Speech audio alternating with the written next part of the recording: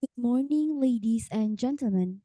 We are delighted to welcome you back to the third Aquatic Science International Conference 2025, organized by Faculty of Fisheries and Marine Science, Universitas Brawijaya, Indonesia. It's an honor for us to introduce and welcome Your Excellency, Rector of Universitas Brawijaya, Professor Bos, Widodo, Kak Bos, Kak Bos. of Science. Your Excellency, Dean of Fisheries and Marine Science Faculty, Professor Asep Aldin Rihanto. Your Excellency keynote speakers, Professor Soda Satoshi from Ritsumeikan University, Japan, Dr. Ainur Muzalina Mustafa from University Malaysia Terengganu, Malaysia, Professor Dr. Hab Joanna Mankiewicz Bosek from European Regional Center for Ecohydrology of the Polish Academy of Science, Poland, Associate Professor Dr. Amy Tenyihui from Institute of Biological Sciences, Faculty of Science, University Malaya, Malaysia, Mohan, Master of Science PhD from Beijing Genomic Institute, China, Associate Dr. Insinyur Umi Zakia, Master of Science from Universitas Brawijaya, Indonesia. The respectable all invited guests and all participants of the third Aquatic Science International Conference 2025. First of all, let's praise God Almighty who has given us mercy and blessing so that we are able to attend this very meaningful event. Secondly, all prayers and are presented to our Prophet Muhammad, the greatest leader who has guided us from the darkness to brightness. Ladies and gentlemen, all the guests and the audience, we would like to say welcome to the third Aquatic Science International Conference 2025. Under the theme, Pollution, Protection, and Progress, Navigating Water Sustainability in a Changing World. Thank you very much for attending our invitation. I am Dominic Antoine Erika Putri Sianipar And I'm Muhammad Gavin Alan Maribowo. as the Master of Ceremony, and we would like to read today's agenda as follows. The first agenda is opening. Second agenda is sending national anthem, Indonesia Raya. The third agenda is welcoming speech by the head of 3rd ASIC 2025. The fourth agenda is opening remark by the rector of Universitas Brawijaya. The fifth agenda is plenary session 1 until 3 of keynote speakers. The sixth agenda is break. The seventh agenda is plenary session 4 and 5 of keynote speakers. The last agenda is closing for day 1. Before we delve even further, let us open our agenda today by praying according to our belief and religions. Please, time is yours.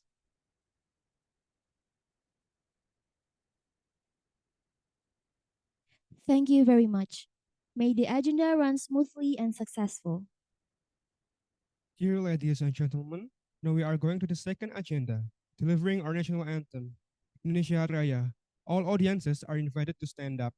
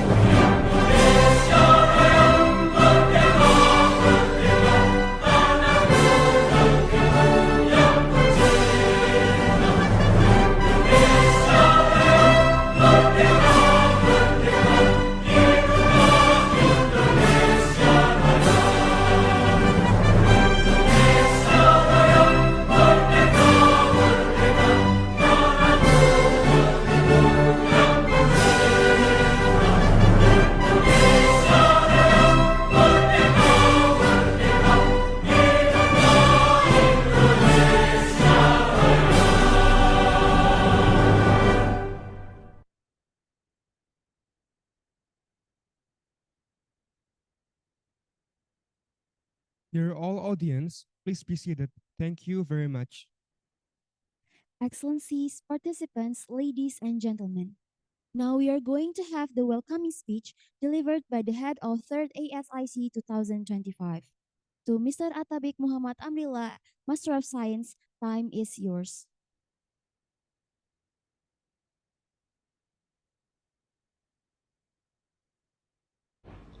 Assalamualaikum warahmatullahi wabarakatuh. Good morning, ladies and gentlemen. Honorable keynote speakers, distinguished guests, esteemed research ladies and gentlemen, a very warm welcome to you all.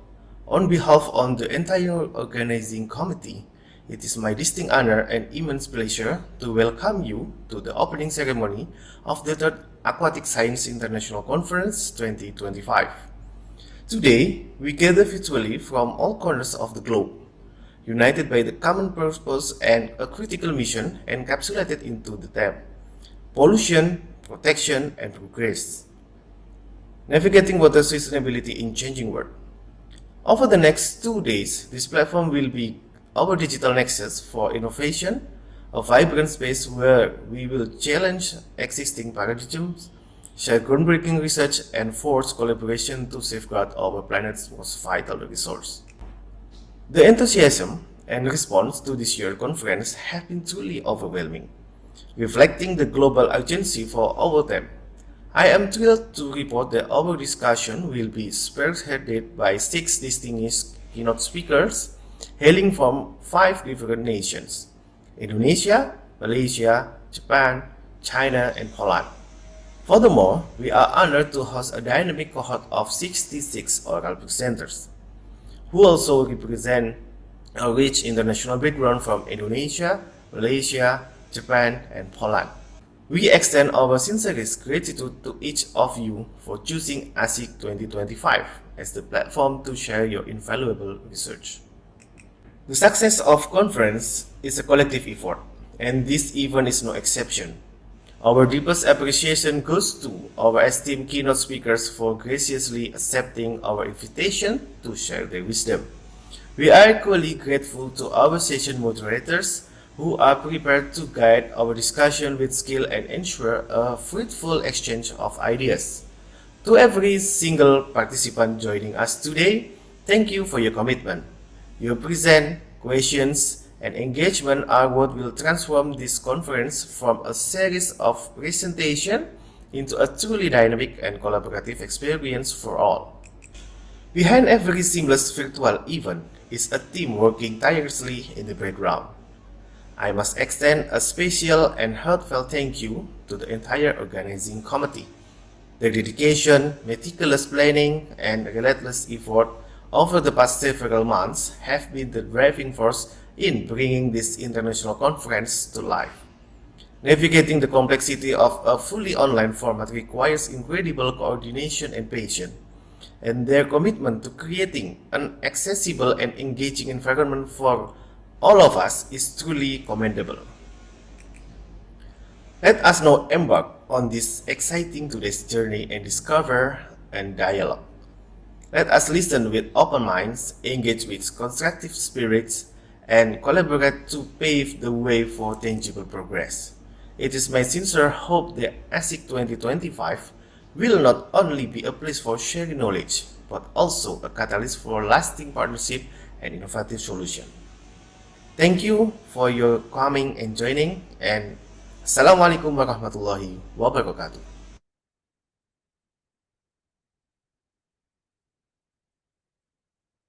Thank you very much, Mr. Atabik, for the welcoming speech. Fourth agenda is opening remark by Director of Universitas Brawijaya to Professor Widodo, PhD of Medical Science. Time is yours.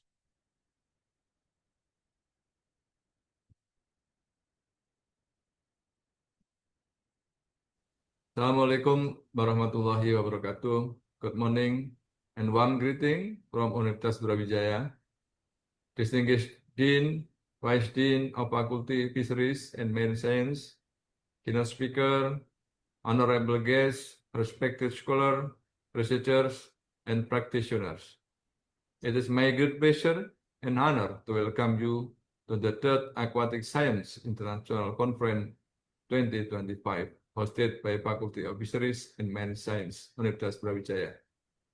So this biennial conference is really important for medium to exchange ideas and discoveries in aquatic science, a field that holds the key to our planet sustainability.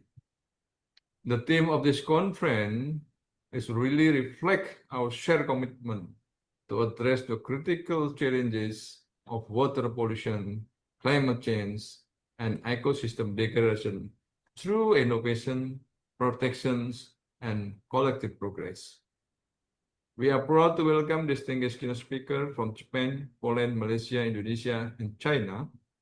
This is representing the global excellence in aquatic and environmental science. The Honorable Professor Shoda Satoshi from Ritsumeikan University, Japan, Professor Joanna from Polish Academy of Science, Poland, Dr. Emianur Mustafa from University Malaysia, Terengganu, Professor Dr. Emi from University of Malaya, Dr. Umi, Universitas Brawijaya, and Dr. Mohan from Beijing Genomic Institute of China. So your presence here today embodies the global spirit of collaboration with us. Collaborate together to solve our human problems. Universitas Brawijaya is one of Indonesia's leading university. We have 18 faculties and 198 study programs. And nearly all of our programs have received national or international accreditation. So this is reflecting our strong commitment to the global quality and excellence in education. We also actively promote research collaboration, visiting professor and adjunct professor program, and also, of course, student and staff mobility with our international partner. The ultimate goal of this program is to produce top-tier publication and innovation that drive industry and solution that empower community. Therefore, we would like to invite all of the participants, especially distinguished partner and speaker, to have more collaboration with Universitas Brawijaya. So in the context of aquatic science, the world faces alarming realities. Around 80% of global wastewater flow back into ecosystem untreated. 1 in 4 people still lack access to the safe drinking water. Marine biodiversity is declining faster than at any time in human history. So this number, not just statistic, they are a call to action. They remind us that water is not only a scientific issue, but a moral responsibility.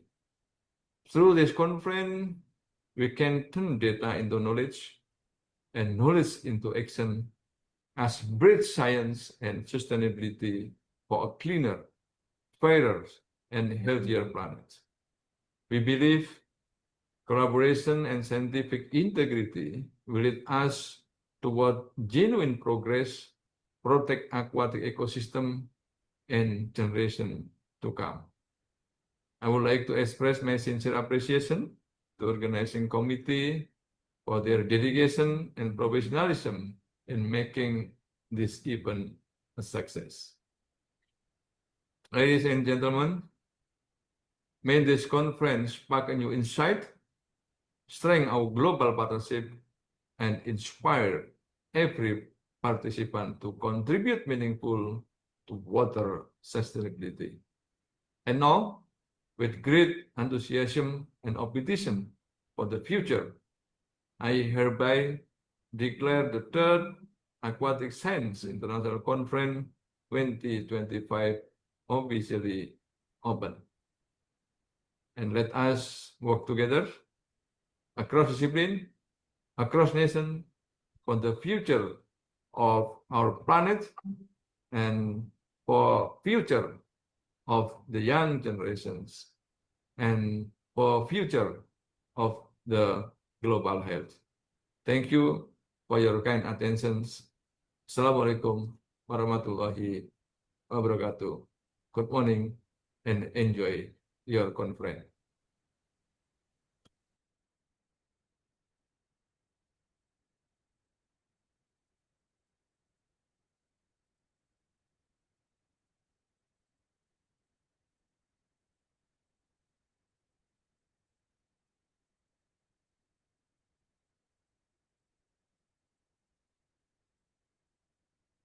From the Marine Fisheries College, founded on October 28, 1962 by the Probolinggo Education Foundation. October 28 became the anniversary celebration of faculty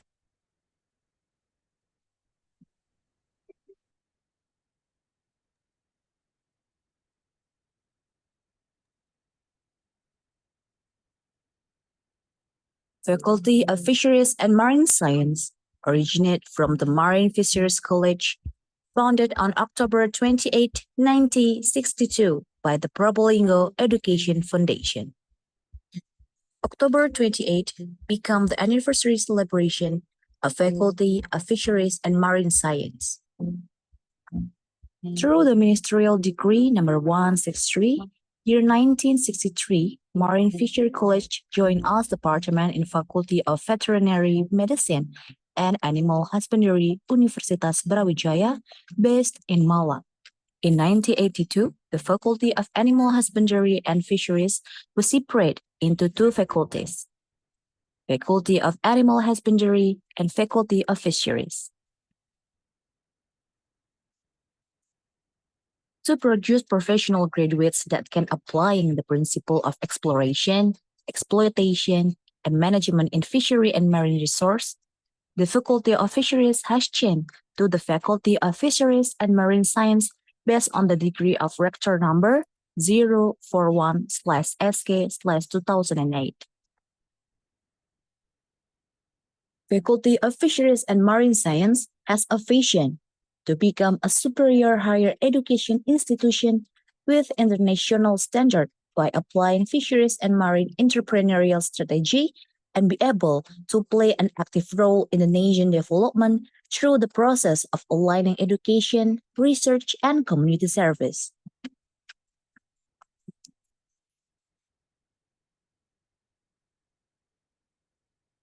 The Faculty of Fisheries and Marine Science at Universitas Brawijaya has a long and proud history. We started as a College of Fisheries at Probolinggo City in 1962, then became a department in 1963. In 1982, we transformed to become an independent faculty at Universitas Brawijaya. Finally, in 2008, we officially became the Faculty of Fisheries and Marine Science at Universitas Brawijaya. This long history defines who we are: dynamic, forward-thinking, constantly reinventing through innovation.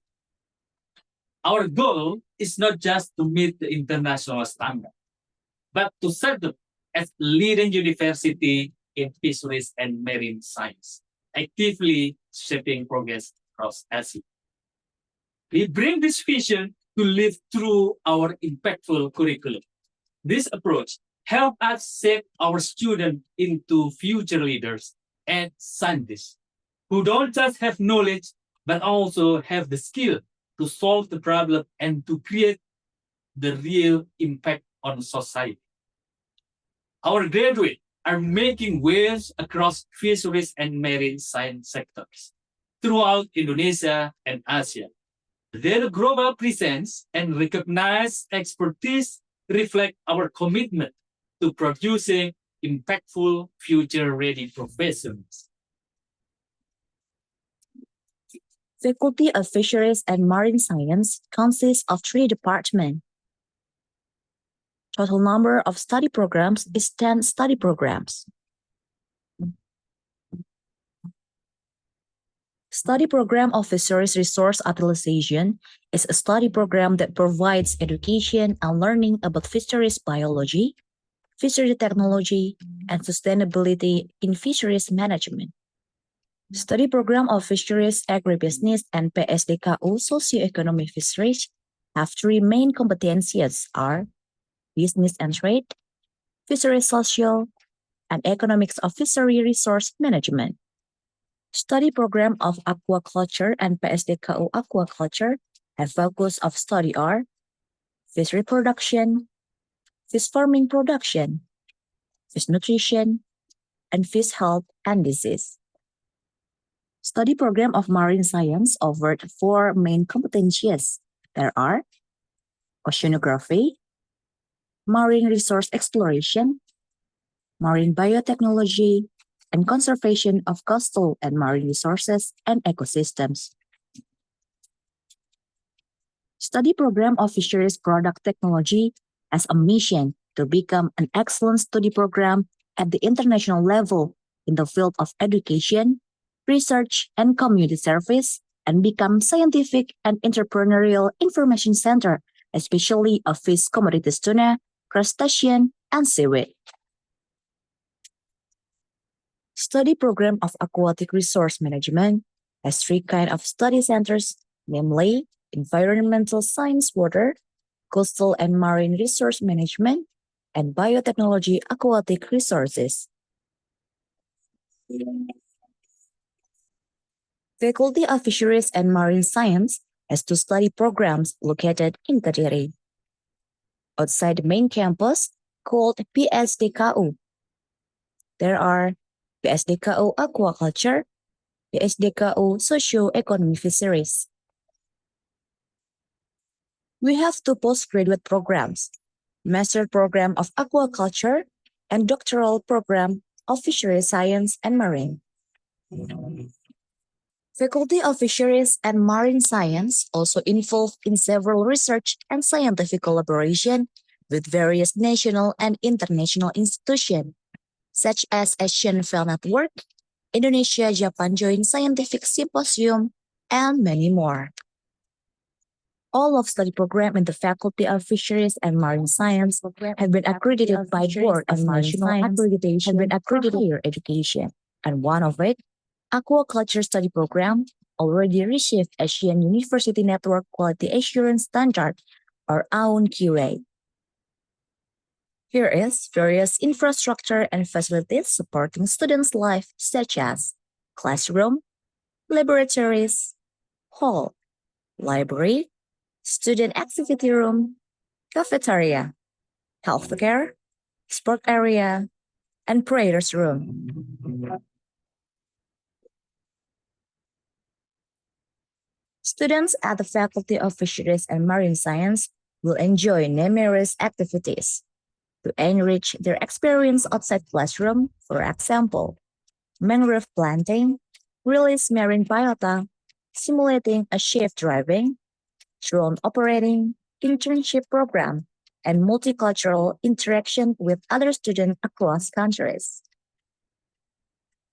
Many research groups at the Faculty of Fisheries and Marine Science, resulting in intellectual property rights productively. The alumni already recognized both at national and international level, proven the vision of the faculty to produce students with the best academic capability, international standard, and good personality.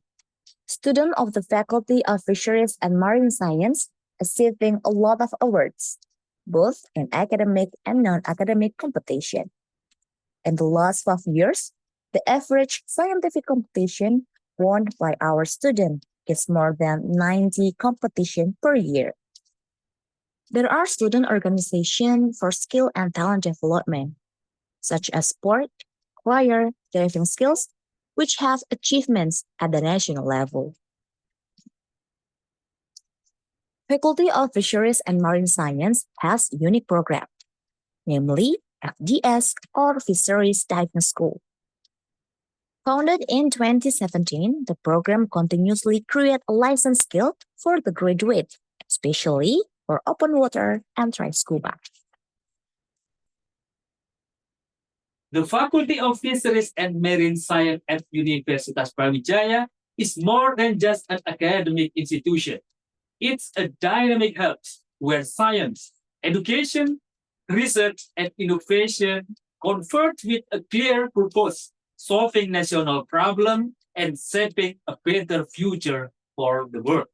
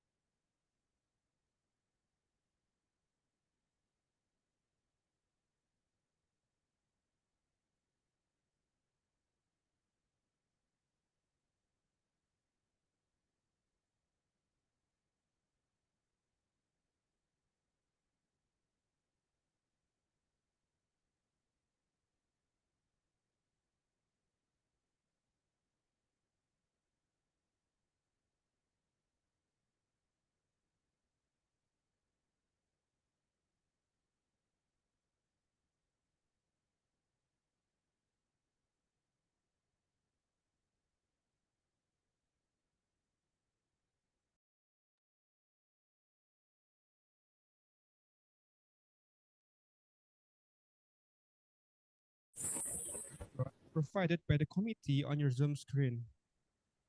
We would now like to introduce the moderator for our first plenary session.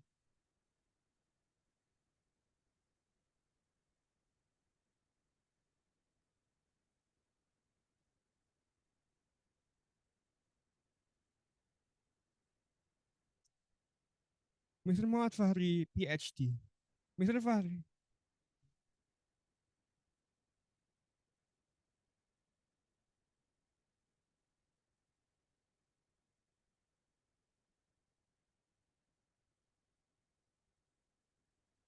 Mr. Fahri is senior lecturer specializing in fish nutrition and feed.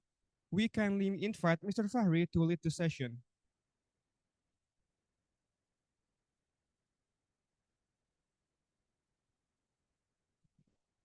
Bismillahirrahmanirrahim. Assalamualaikum warahmatullahi wabarakatuh.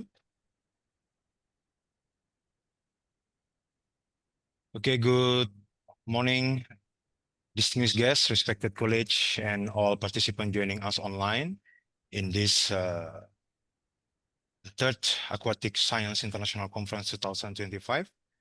Welcome to the third Aquatic Science International Conference held by Faculty of Fisheries and Marine Science, Universitas Brawijaya Malang, Indonesia. My name is Muhammad Fahri. It is a great pleasure for me to be here as a moderator for the first plenary session. Thank you all for the participants for being us in the online platform. I hope you are comfortable wherever you are connecting from. For this session, we are honored to have a distinguished invited speaker from Japan, Professor Satoshi Soda. Satoshi Sensei, are you here with us? Yes. Okay, thank you so much for being here with us today. I would like to briefly introduce the curriculum vitae of Soda Sensei.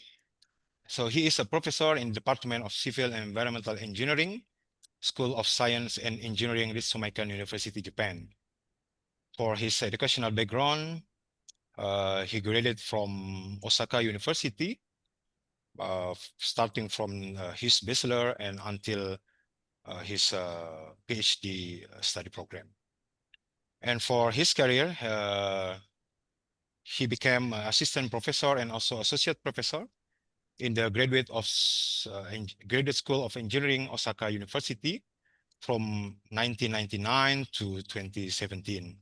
And starting from 2017 until present, he is a professor in the College of Science and Engineering, Ritsumeikan University, Japan. How are you, Sensei? I'm fine. Yeah, ohayo gozaimasu. おはようございます。 Yeah, we are 2 hours behind in Indonesia. Yeah, now we are in 9 a.m. Yes. Yeah, in Japan, Oh. it's Now, Yeah. 11 a.m. 11 a.m. Yeah, konnichiwa, Sensei. こんにちは。2 hour difference. はい。 Yeah, よろしくお願いします。あ、お願いします。はい。So today,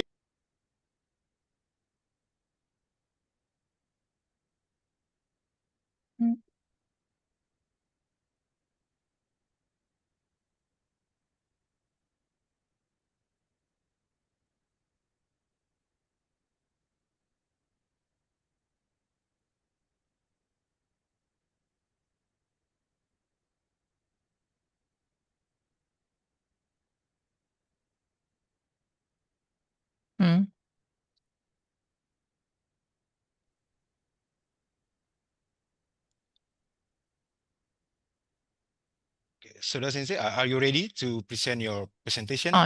Yes. Hi, Yes. you have 30 minutes for the presentation, and we will continue further for next 15 minutes for the Q&A. I see. Okay. Can I share my slide? Hi, Sensei. はい。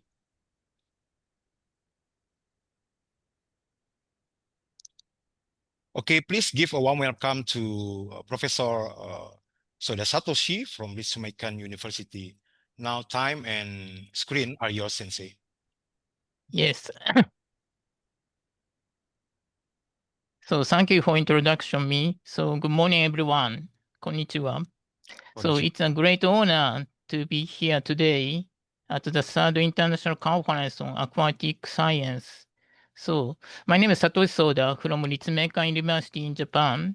Today, I'd like to talk about our study titled Fertilization Effects of Magnesium Ammonium Phosphate, namely MAP, recovered from shortage on Zostera marina seedlings. So this study connects two important environmental topics. One is nutrient recovery from shortage, and the other is restoration of seagrass beds with the aim of achieving a sustainable circular use of nutrients. First, take a look at my agenda. So I'll start with introduction of background and motivation of this study. And then shortage treatment and nutrient recovery in Japan, and eelgrass ecology, and aims and hypothesis of my study, and results and discussion. And finally, I'll conclude my study and show you future perspectives. So let me begin with short introduction of Ritsumeikan University. So this map shows Japan. So you may know Japan, Hokkaido area, Tokyo, and Kyoto, Osaka, and Kyushu Islands. So here there is Lake Biwa. This is the largest lake in Japan. So near Lake Biwa, so our university, Ritsumeikan University, Biwa Kokusatsu campus located like this. So Lake Biwa is the main water source for the Yodo River which flows through Shiga, Kyoto, and Osaka.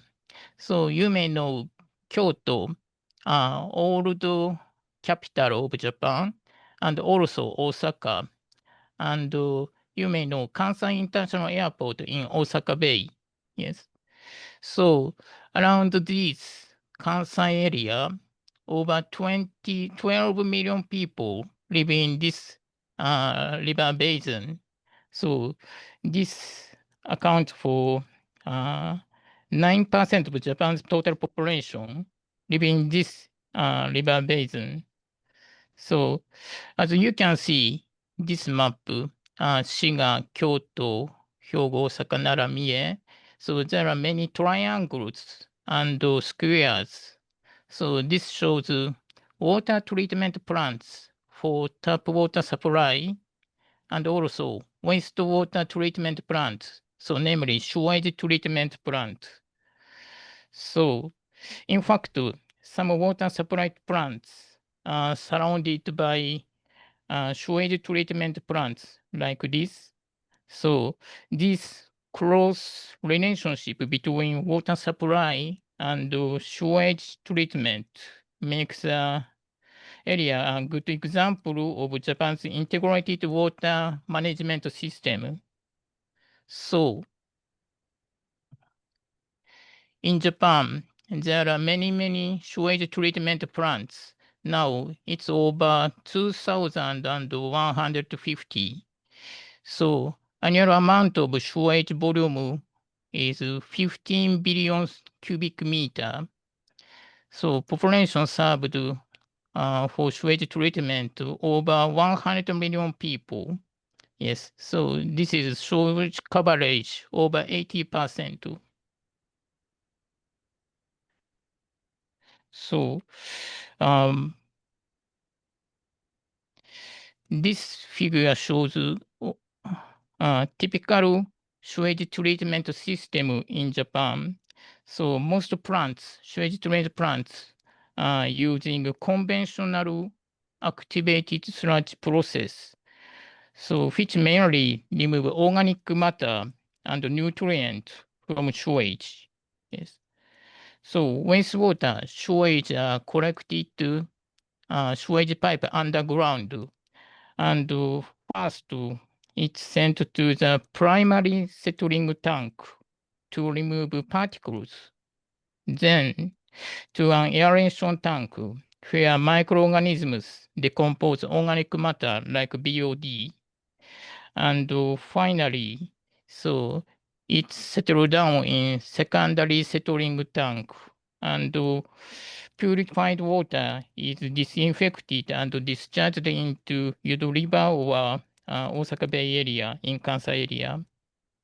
So however, so during this process, a large amount of sewage sludge is produced.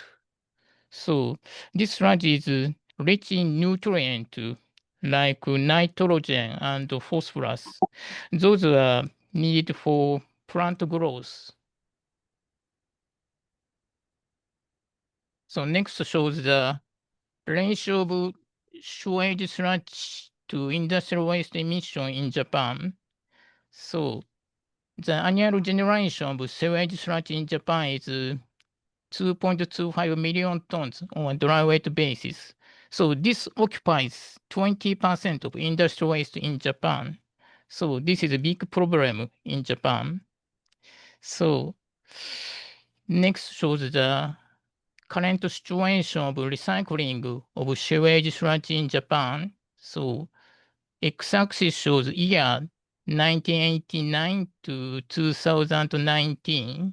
So left y-axis shows the generation of sewage sludge, and right axis shows the recycle of sewage sludge percentage. Yes. So in 1980s, so sewage sludge were mainly treated by landfill, and recycle ratio increased in 19th and 2000 because of recycling of cement material or construction material like this. And this blue line shows recycle ratio of sewage. And it's dropped in 2011. So do you know this reason? So this rapid drop is caused by great earthquakes in East Japan. So tsunami destroys the sewage treatment plant in Japan. So recycle ratio dropped. And now, so sewage sludge recycle ratio is increasing and increasing. Yes. So, however, the sewage sludge utilization as fertilizer, this green bar shows recycle ratio of fertilizer. So this is only 50% in Japan. So most sludge is used for cement material now or solid fuel. So large portion is still landfilled like this. So given the high nutrient contents, this is a missed opportunity for resource recycling. So if we can recover nutrients efficiently from sewage, we can turn sewage sludge into valuable fertilizer. So now let's look at the MAP, magnesium ammonium phosphate, namely MAP. So MAP can be produced by adding magnesium to wastewater containing ammonium and phosphate ions. It's precipitate like this equation as white color crystals. So this is a typical configuration of MAP production, MAP recovery from digested sludge in Fukuoka City. Yes. So this table shows the main component of MAP derived from Higashinada wastewater treatment plant in Kobe City. So nitrogen about 5%, phosphorus about 27%, and magnesium 50%. Yes. So MAP is highly soluble at very low pH, like pH 2. So therefore, it can be used as a slow release fertilizer. Yes. So providing nutrients gradually, very gradually to plants in sediments. So next, I'd like to introduce the plant eelgrass used in this grass. So eelgrass, its scientific name is Zusteria marina. Yes. So eelgrass formed eelgrass forms seagrass bed in shallow coastal areas, and those ecosystems play a crucial role. They serve as habitats and nurseries for marine species, stabilize sediments, and absorb carbon dioxide, contributing to blue carbon, this carbon storage, and climate change mitigation. This is very important recently. However, unfortunately, eelgrass beds have been decreasing in Japan due to the pollution, land reclamation, and coastal development. So, for example, this is a coastal line in Osaka Bay area. Yes. So, coastal urbanization through port and factory development has drastically reduced the natural shoreline via reclamation like this. So in this map, here is Osaka Kansai Airport and Osaka area, Kobe area. Yes. So Osaka Prefecture now has a coastal line stretching 2,230 kilometers. However, with only 0.8% remaining natural coastal line. And also next shows the changes in the seagrass bed area in the Seto Inland Seas. Yes. So x-axis was year from 1960s to 2015. So green bar shows the area of eelgrass, and purple shows Sargassum bed, and blue shows the total. So the area of seagrass and seabed in Japan has decreased due to the port development or land reclamation like this. Yes.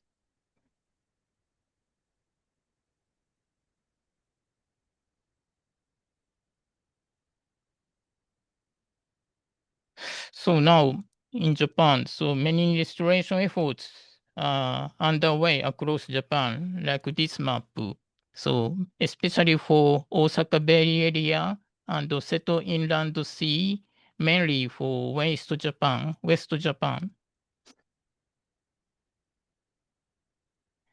So many restoration efforts are underway, such as seed collection of eelgrass and seed storage and seedling growth and transplanting and actual growth in sea area. Yes. However, the recovery is still far from sufficient. Yes. So next shows the typical restoration of seaweed beds via gentle slope coastal rivulets. So this map shows the Kansai International Airport. So here is one of the world's largest gently sloping revetment with approximately 50 hectares of eelgrass bed formed by across phase 1 and phase 2, accounting for over 10% of all eelgrass area in Osaka Bay area, like this. So eelgrass absorb nutrients both through its leaves and roots, and it can survive in sediments that are often low in nutrients. However, successful germination and growth require appropriate nutrient availability near the roots. So therefore, we focus on the using MAP, recovered from fertilizer, sewage as fertilizer, as a nutrient source for eelgrass restoration. So if MAP can promote eelgrass growth without causing nutrient pollution, it would be a great example of nutrient recycling between urban wastewater systems and natural coastal environments. So now let me explain the aims and hypothesis of my study. Yes.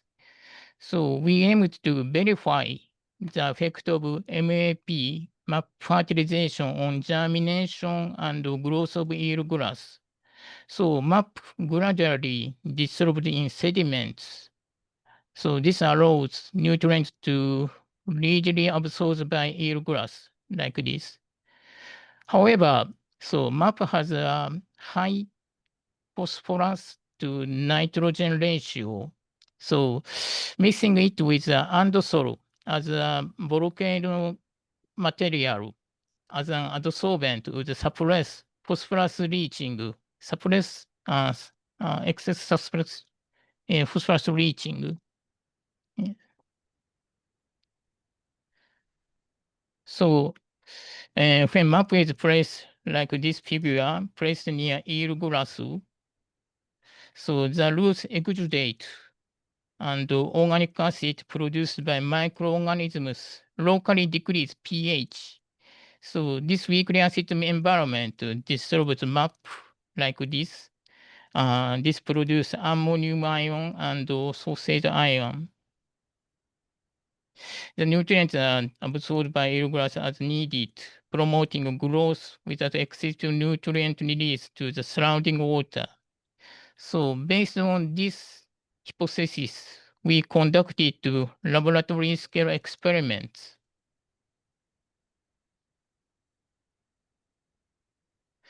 So eelgrass like this.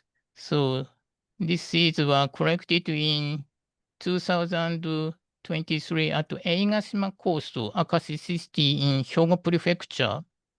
And also, a map was recovered from Higashinada wastewater treatment plant in Hyogo Prefecture in the same region.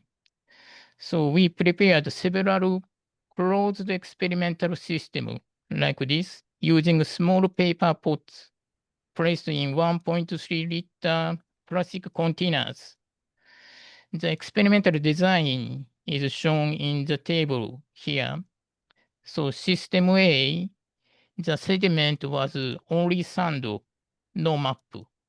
And system B, sediment only sand with map of 50 milligram. And system C, sand mixed with andesol, no map. And finally, system D, sand plus andesol with 50 milligram of MAP map. So each condition had 3 replicates and 10 seeds per pot were sown. So we grew them for about 100 days, changing the water weekly. So the goal was to evaluate how MAP and andesol affect the germination, shoot growth, and root growth development. So I'll move to the results. Yes. So please take a look at this figure. So we found MAP fertilization clearly enhances germination. In this figure, x-axis shows the time from day 0 to day 100. So y-axis shows the germination ratio. So apparently, the MAP fertilizer treatment B, so closed square, showed a higher germination than treatment A, so open circle here. So this is a clear effect on high germination. Yes. And also, the MAP fertilized treatment D, this closed square system D exhibited the highest germination and shoot growth higher than other treatment A, B, C. Yes. So this high growth of shoot result from the nutrient supply from the MAP applied. So next figure shows the yield growth after about 100 days, system A, B, and C, D. So apparently, so yield growth growing system B showed better growth. And also, yield growth in system D was showed better growth than that of system D. So MAP enhanced both germination and growth of shoot and root of eelgrass like this. And the next table summarizes germination, shoot number, root length of eelgrass on day 98 after sowing. So system A, B, C, D. Yes. So enhanced sealgrass germination was caused by biochemical oxidation, oxygen consumption, lowering ORP. I will show you next. So germination rate in system B was higher than system A. Also, germination in system D was significantly higher than system C. And also, shoot growth. So,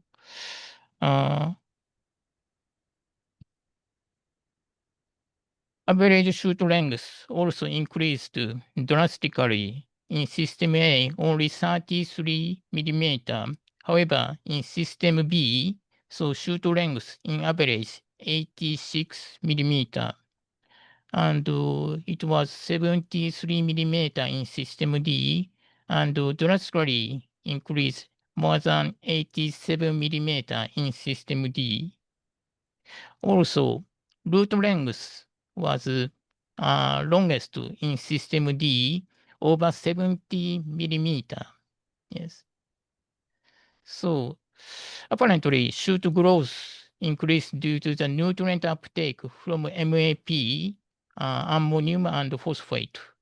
And root elongation in system D resulted from MAP fertilization and also possibly higher sediment porosity by andosol.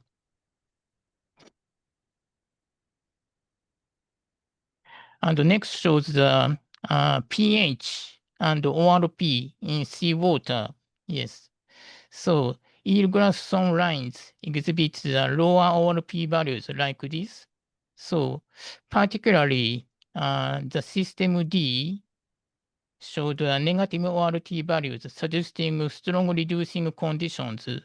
So it is well known eelgrass had a high germination ratio under anaerobic conditions. And also, this figure shows ammonium concentration and phosphate concentration. So system D, so where MAP was mixed with sand and soil, so ammonium concentration remained about 1 milligram per liter through the experiment period. And andosol with phosphorus adsorbing property helps suppress excess phosphate release like this. Yes. So in Japan, so water quality environmental standards are established in depending on marine areas. For example, of Osaka Bay area, so environmental standard for total nitrogen and total phosphorus are set up like this. Yes. So mixing with andosol well suppresses the leaching of suppressed phosphate.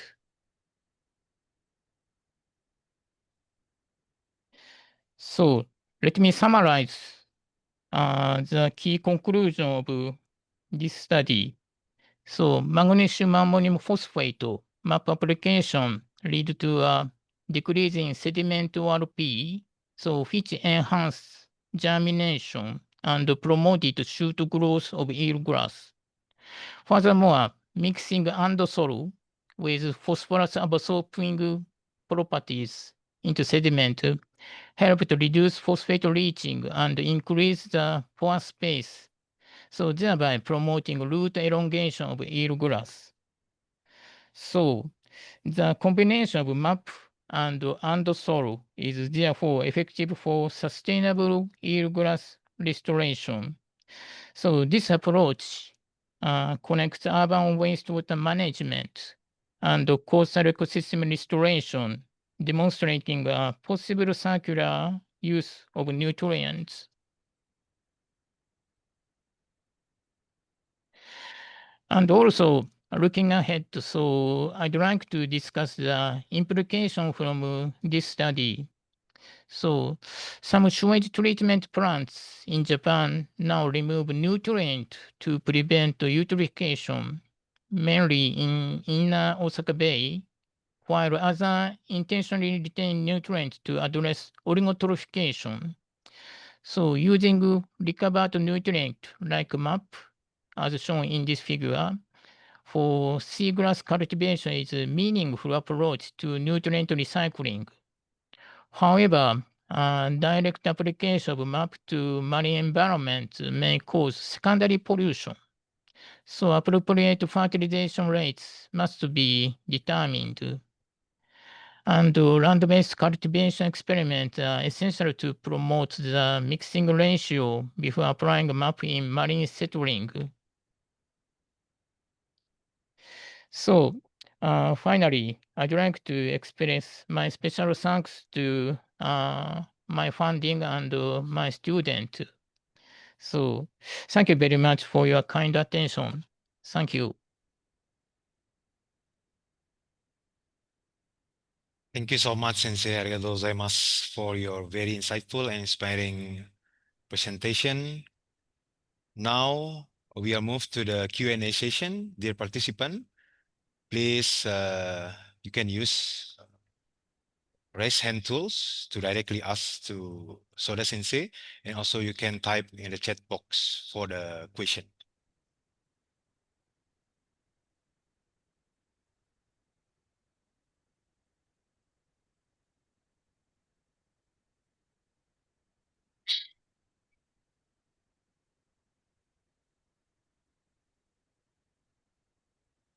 Okay, Sensei, waiting for the question from the participants. Yes.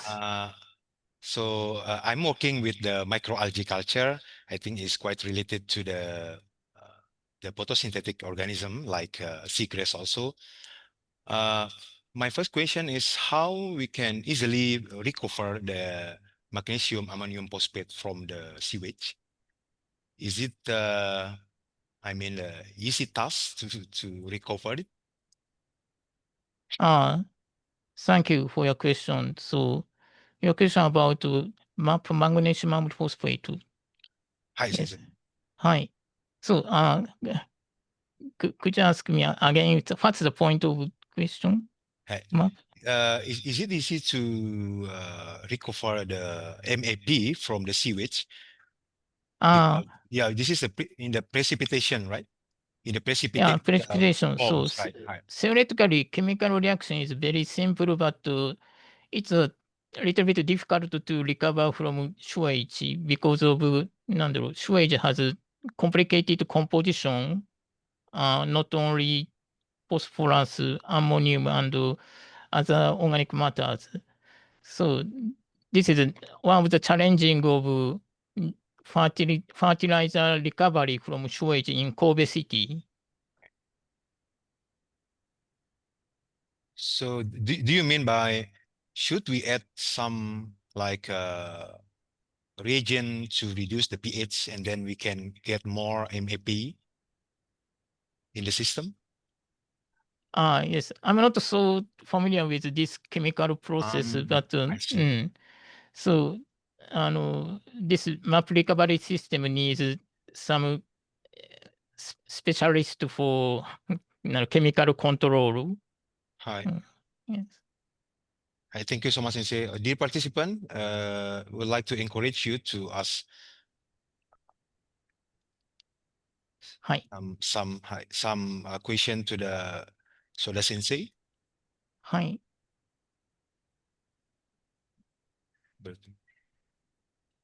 Okay, Ibu Lutfi, Miss Lutfi, please. Konnichiwa, Sensei.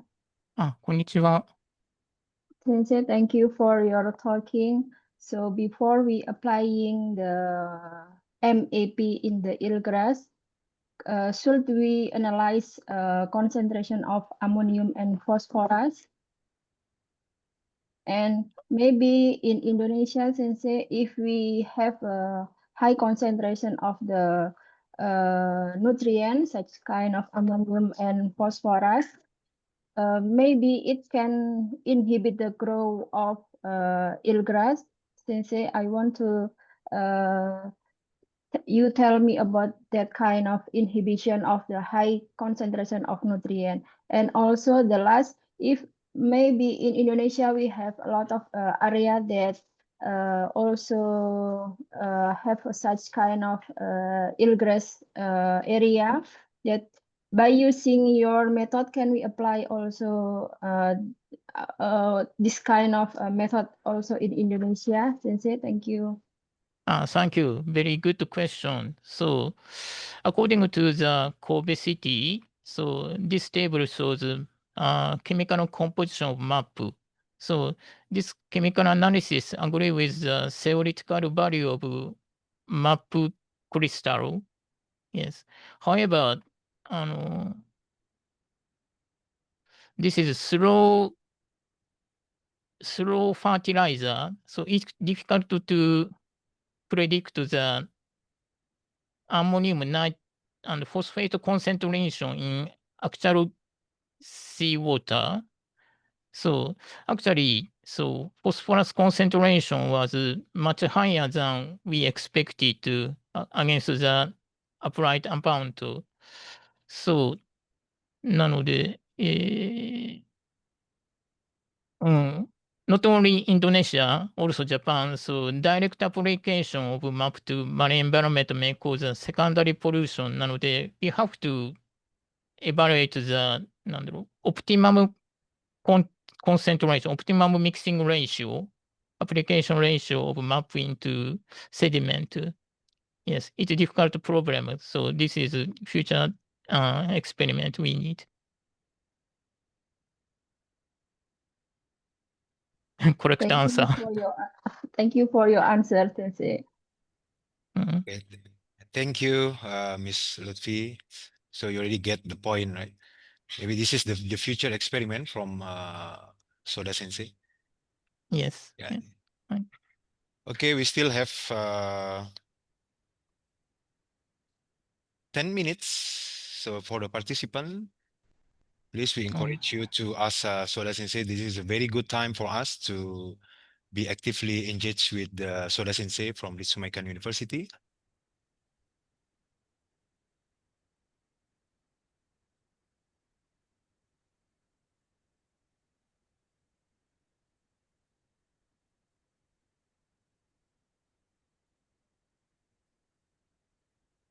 Okay, we have one question from the chat box, Sensei. So Yes. yeah, I would like to. Okay, from Zikri Firdausi, dear Soda Sensei, thank you for the excellent presentation. I would like to ask, is the study can applied in other species of seagrass? Because basically in Indonesia, Zostera marina are not found. Yeah, maybe still not detected. And the sample are must be sampled from the polluted areas or maybe the Fijian, the original ecosystem maybe. So the first question, is it possible to apply the MAP in the different species of seagrass, Sensei? It's a good question. Yes. So this time I tried to Zugria marina, but I think it's possibly なんだろう another kind of seagrass. I think like Sargassum. I'm not familiar with this seagrass, but I think it's possible. I think. Hi, Sensei. We found a lot of sargassum in Indonesia. Yes. Mm. This is a kind of seaweed. Yes. Yeah, it's similar. It's Mm. similar Mm. with the seagrass also. Yes. It's possible to apply Yes. it, right? Mm. Okay, hi. Yes. So because in Osaka Bay Area, so we are trying to restore eelgrass bed and some area now under project for restoration of sargassum. Yes. Hi, hi. はい。うん。Okay, thank you so much, Sora Sensei. Dear participant, we still have 8 minutes. Please, this is a very good time for us, very good opportunity to directly discuss, active engage with the Soda Sensei. Please, you can use the chat box or just ask directly to Soda Sensei.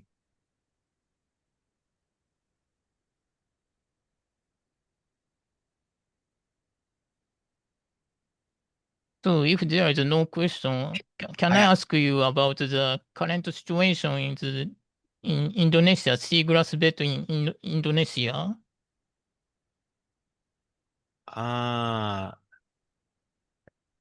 Seagrass high. So in Japan, so 1960, 1970, its area decreased. How about in Indonesia?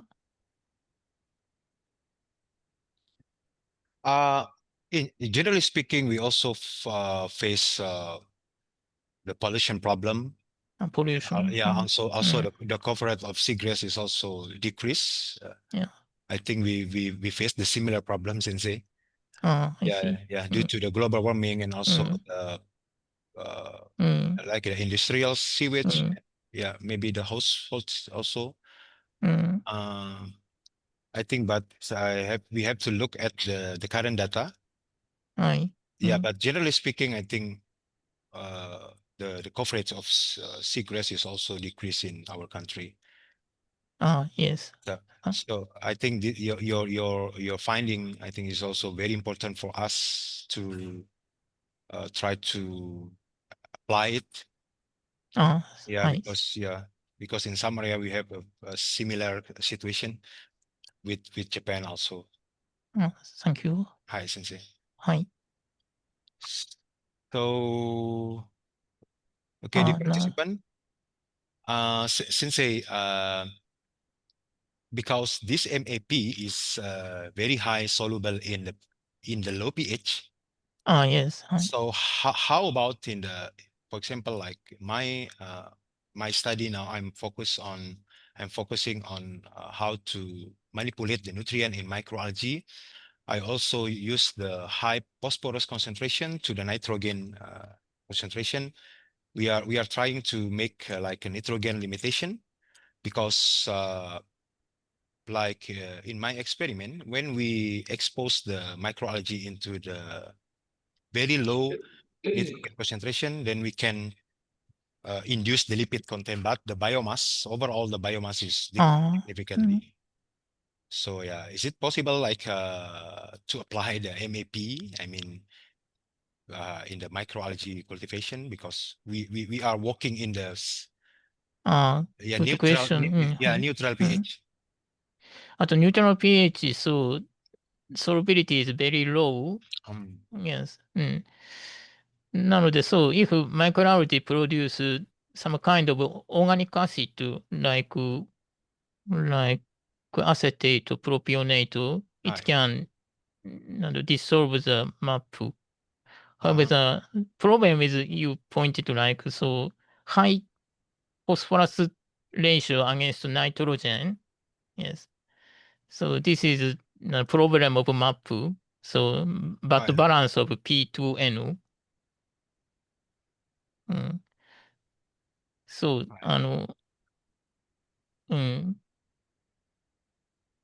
it's difficult. It's difficult to apply directly to algal growth. So, in this study, I added andosol as adsorbent. Yes. Right. So we have a question from the Dr. Umi, Associate Professor Dr. Umi. Dr. Umi, Yeah. are you with us? Okay. Assalamualaikum. Waalaikumsalam. Thank you for the opportunity, dear moderator. Good morning, Sensei. Good morning, Sensei. My name is Umi, and I'm from this Faculty of Fisheries and Marine Science. My question will be, if I'm not mistaken, the MAP is actually the product or result from a sewage. Is that right, Sensei? Yes. Yeah. So in this study, we use map recovered from sewage. Yes. Yeah, it's from sewage. Yes. And it contains ammonium phosphate. My questions will be, do you think that that the most not the most actually, but majority of the coastal problem in terms of pollutions is also coming from a fish pond? Do you know a shrimp pond in the coastal area, Sensei? You know Sorry, shrimp pond? I don't know. Shrimp pond. Shrimp pond, we call it tambak. Like shrimp culture. Like we have a shrimp culture in the inland, in near the coastal area. What does it in Japan probably, Mas Fakhri? Shrimp pond. Shrimp pond. I'm not. I don't know shrimp pond. So Shrimp ponds is could you explain? yeah. Abino Ike, Miss Sensei. エビの池、あ、シュリンプポンド。I Hi, see. Sensei. Hi. Hi, hi. Hi. Hi, Ebino Ike Sensei. Hi. エビの池、 Yes. シュリンプポンド Thank is not you. popular in Japan. Yeah, thank you, Lutfi, for helping me. Yeah, you know that I do believe that sewage from shrimp pond also contain some ammonium phosphate as well. Do you think that this is also so? In my mind, this is kind of wastewater treatment, isn't it? Technology, isn't it, Sensei? So can we apply it for shrimp pond sewage, wastewater from shrimp pond? Yes, so it's a good question. So shrimp pond is not popular in Japan, we know. So many shrimp are imported from Indonesia to Japan. So it's, Yeah. なんだろう。it's, so in this case, so we used anaerobic digestion before map production.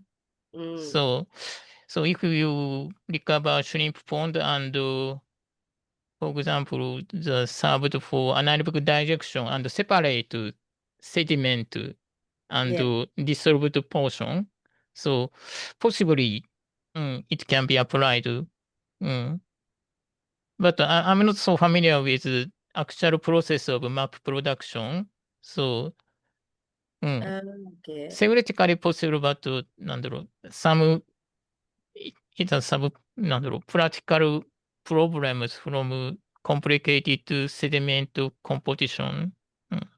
I see. So Mm, it means that it was this MAP is processed from sediment. yes, Is that right? I see. Yeah, yeah. yeah. Yeah, I was thinking because we have a lot of shrimp pond in Indonesian coastal area. So I'm thinking like we can use this eelgrass in the treatment plant before it reach the coastal area. Yes.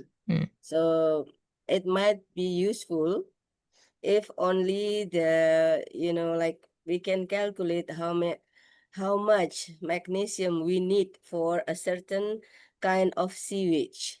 For instance, like we see from the production of the sewage, and then we can calculate how many magnesium we use so that we can produce MEP.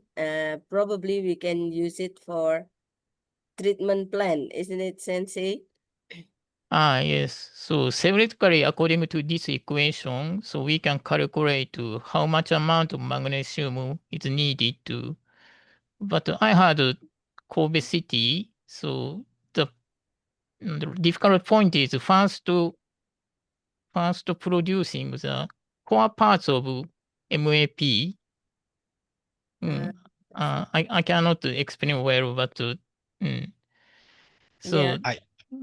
Thank you so much, Dr. Umi. Thank you. Yeah, Yeah, I think this is a very good opportunity. We can discuss it later, maybe. Now our time is over. Hi. Hi. Now we are come to the closing session. So thank you so much, Sensei. Arigatou gozaimasu. Thank you very much. So, terima kasih. Terima kasih, Sensei. Sama-sama, Sensei. Hi. see. So now we are coming to the closing session of this ceremony, this first plenary session. So with this, we conclude that the first plenary session of the third Aquatic Science International Conference. We hope that you will continue enjoy the next session. So once again, thank you so much, Soda Sensei and the participant for your actively engagement. Now time is to the MC. Hai, yoroshiku onegaishimasu, Sensei. Thank you so much.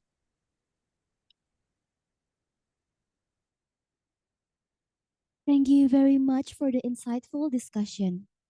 We hope this knowledge will inspire greater awareness and collective action toward reducing water pollution and promoting sustainable practices.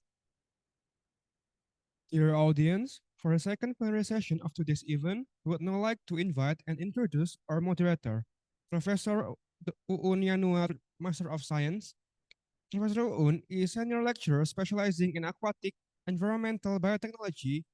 We kindly invite Professor Uun to lead the session.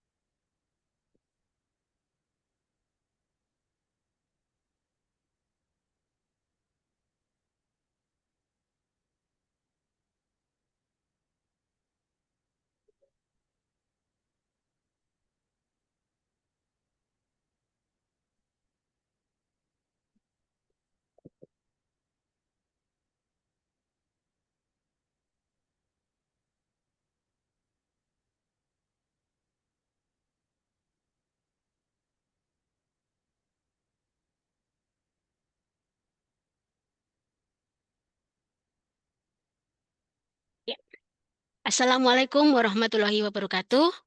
Good morning, distinguished guests, ladies and gentlemen.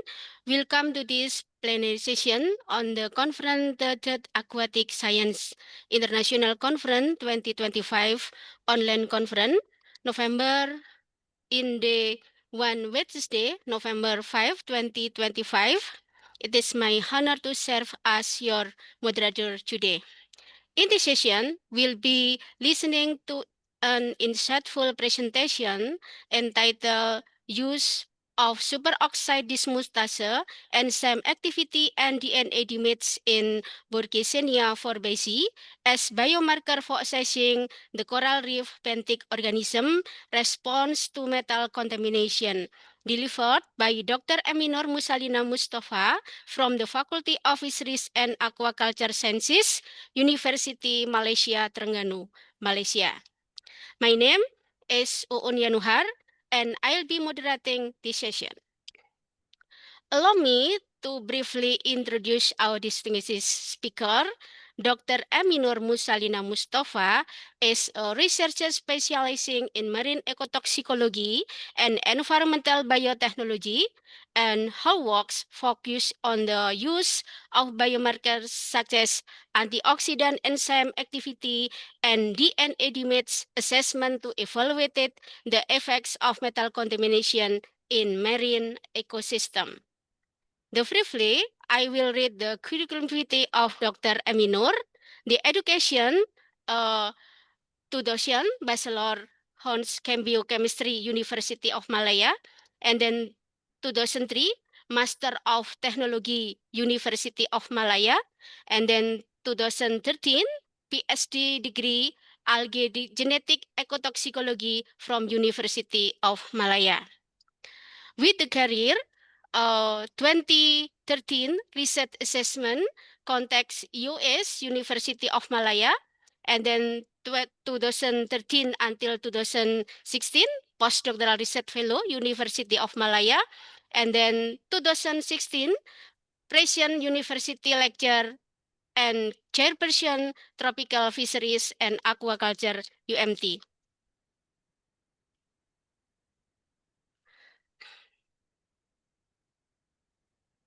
The area of expertise from Dr. Aminur, like this, the algae genetic ecotoxicology, algae physiology, algae cultivation, and environmental biotechnology, biofuel production and optimization from microalgae, and ex situ conservation from University Malaya, Algae Culture Collection University, Malaysia Terengganu, Algae Culture Collection. With the subject talk like this, marine pollutant and fisheries, and then live feed technology, and then botany aquatic, and wastewater treatment technology for fisheries and aquaculture industry.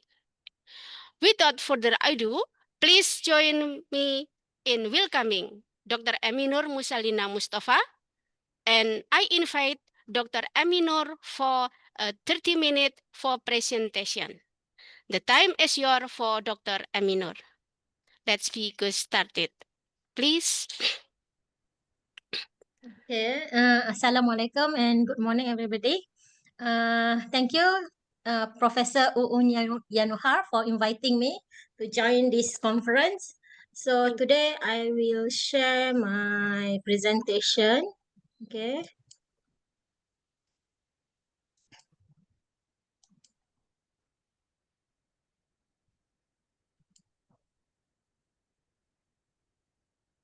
Okay. Okay. Today I will present my work on this topic, use of SOD, enzyme activity, and DNA damage on Bergisinia as biomarker for assessing the coral reef benthic organism response to metal contamination. So, as you know, the chemical contaminants can be defined as a substance or chemical elements or compounds or group of substances that are toxic, persistent, and liable to bioaccumulate and other substance of groups or group of substance which give rise to an equivalent level of concern. So in this case, the detection and monitoring of toxic contaminants in the aquatic environment become very expensive and complex, especially when they are in very low undetectable level.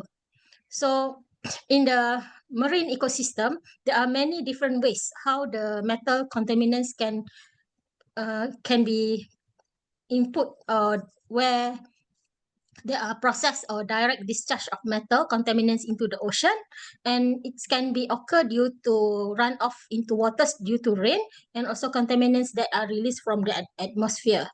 So there are many sources of metal contamination in the marine system. For example, human that waste that discharge the waste.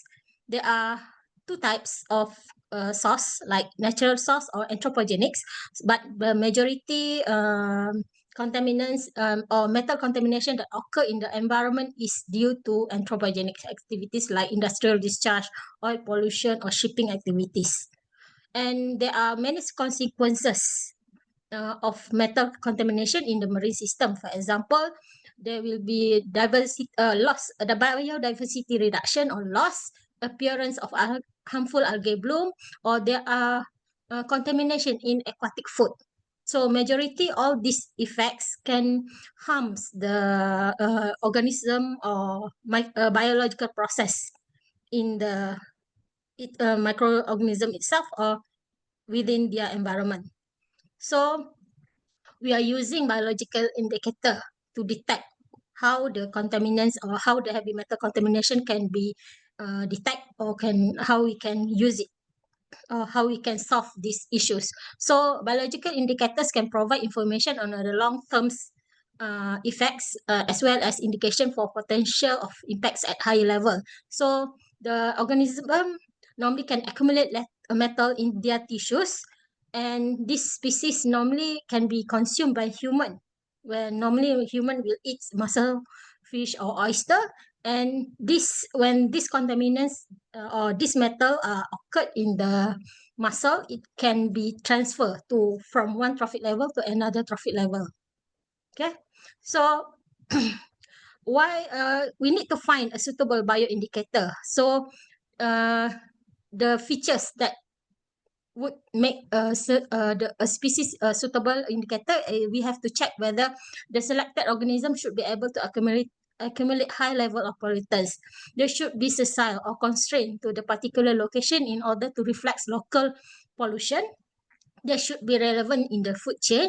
They also must be abundant, and also they should be widespread. So in Malaysia, normally for this study, we use a seaweed as a bioindicator to detect metal pollution. So in Malaysia, we have different type of species. There are around 460 taxa of seaweed recorded, and which comprise of chlorophyta, rhodophyta, and also ochrophyta. So this map shows the distribution of seaweed in Malaysia. Majority they are grown in the rocky shore, estuarine, mangrove area, mud flats, and also in the coral reef area. So for this study, we focus on the seaweed that grow in the coral reef area.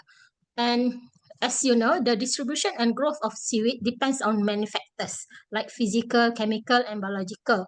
For example, the physical factors that can contribute or can give adverse effects to the growth of seaweed or distribution of seaweed, depends on the substrate, temperature, light quality, and also light quantity, tidal activities, wind and storm, the depth, shore characterization. For the chemical, we have to look for the plant pigment, their salinity, pH, temperature, nutrients, gases, and also pollution level.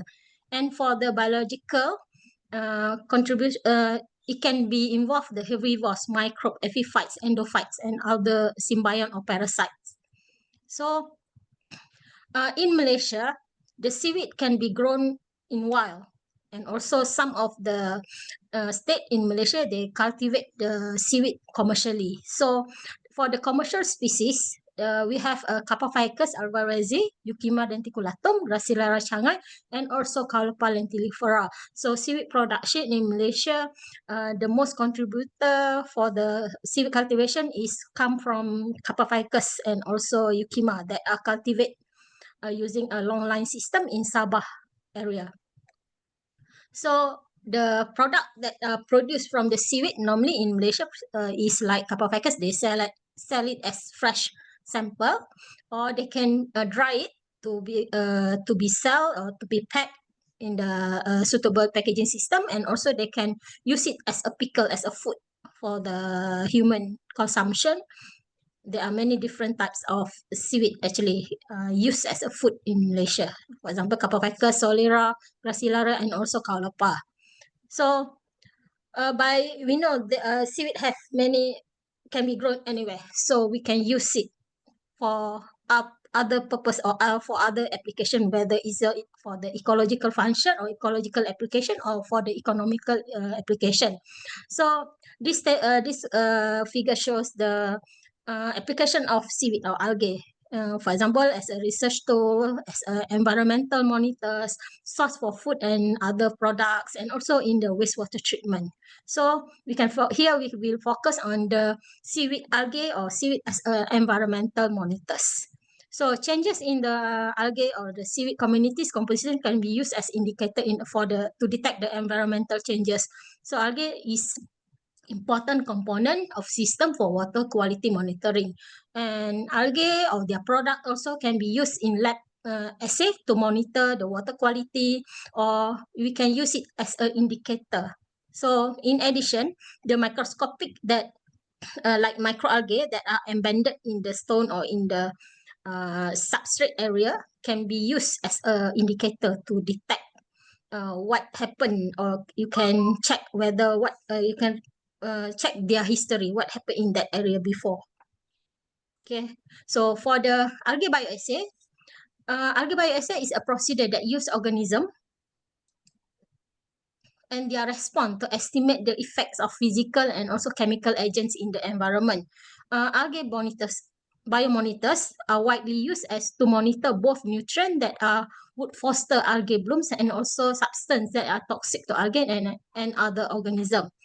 Algae are effective bioassay because they are more sensitive than animals to some pollutants, including detergents, textile, dyes, and also herbicides. So the algae toxicity tests have become important components of aquatic safety assessment for chemicals and also effluent that are required for the like WFP Pollution Control Act, and also for the registration of pesticide. So in Malaysia, we also have like a water quality standard that we need to fulfill to make sure that the metal content or the water quality content in the marine waters are suitable, are not dangerous to other people or to other aquatic organisms. So for this study, I'm using the Bergesinia fabaceae. Bergesinia fabaceae you can find it in the coastal area, especially in the coral reef area. But nowadays, this species is a bit difficult to find, especially there are like land reclamation incident that usually occur in the coral reef area. So this species is nowadays not many people like to study on this, but it's very important organism in the coastal area. So Bergesinia is a co-inocytic thallus, have a colonial structure, and normally it's about 1 to 1.5 centimeter or more in height. It's attached on the substrate by the rhizodial hoofus. So it's commonly found in the shallow reef flat and also epiphytic on larger algae.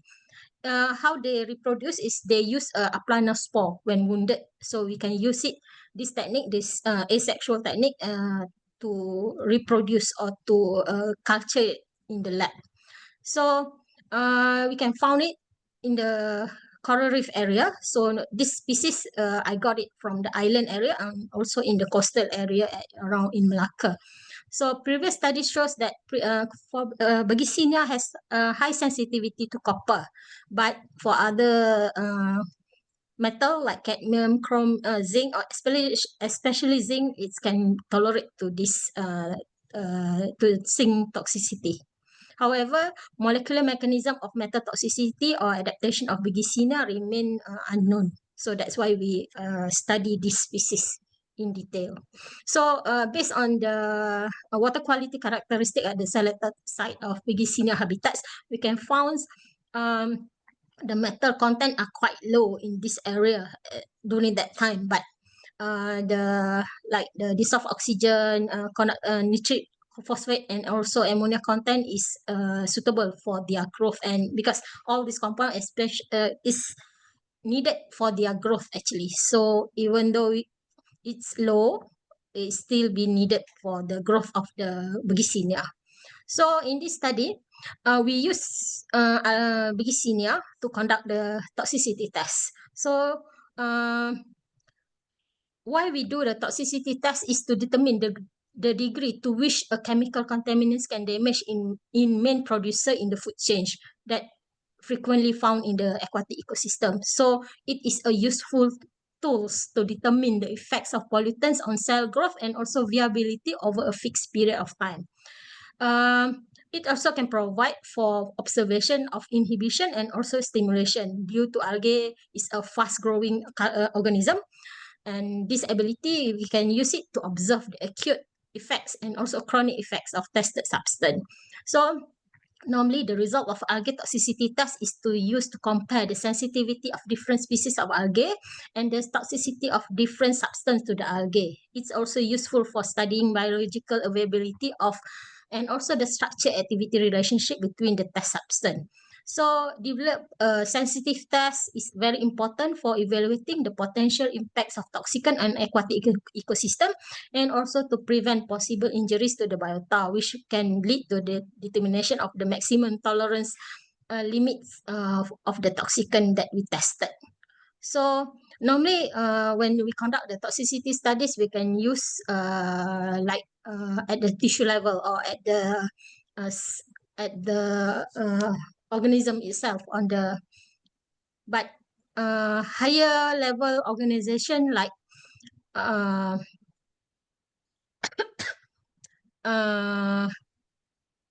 like you culture the seaweed itself, we can just see the response on the viability or whether it's life or it's death. But studies on the low level, like cellular level, provide insight into mechanism of toxicity that can be valuable for making prediction among related compounds or species and establish cause-effect relationship in field studies for generating useful biomarkers of chemical exposure and also effects. And also it can provide insight into higher level, particularly population level and their effects. So this lowest level of organization normally are associated with the regulation of genes transcription and also translation, biotransformation of xenobiotics and also deletion biochemical effects of xenobiotics on cellular constituent, including protein, lipid, and also DNA. So this research in this area has been performed for a variety of reasons, including the elucidation of mechanism of adaptation and toxicity, understanding species similarities and also their difference, especially to compare selected species with standard plants or standard organism, and to identify particular sensitive species, and therefore we can develop a useful biomarkers of chemical exposure and also toxicity for environmental assessment. So how Begisinia respond and adapt to the metal contamination? So in this study, we use different types of biomarker where we use algae growth rate, algae sensitivity based on IC15 data, IC15 value. We measure the biochemical composition, which include carbohydrate, protein, lipid, and also fatty acid profile. We detect using DNA damage and also check the level of SOD activity. But for the antioxidative enzyme activity, there are many enzymes actually that involved in the biological organism. But for this study, we just use, due to the constraint in the cost or in the budget, so we just use the SOD activity as a biomarker in this experiment. So what we do is we collect the seaweed sample from the coral reef area in the Peninsular Malaysia. We culture it in the lab before we use it for the experiment. So we expose the different concentration of metal under control condition for the short and long term duration. So after that, we study their growth and also conduct a toxicity test. So what we do the DNA damage detection assay, biochemical composition analysis, SOD enzyme activity, and the output we analyze it using statistical analysis and also conduct a detailed discussion on this.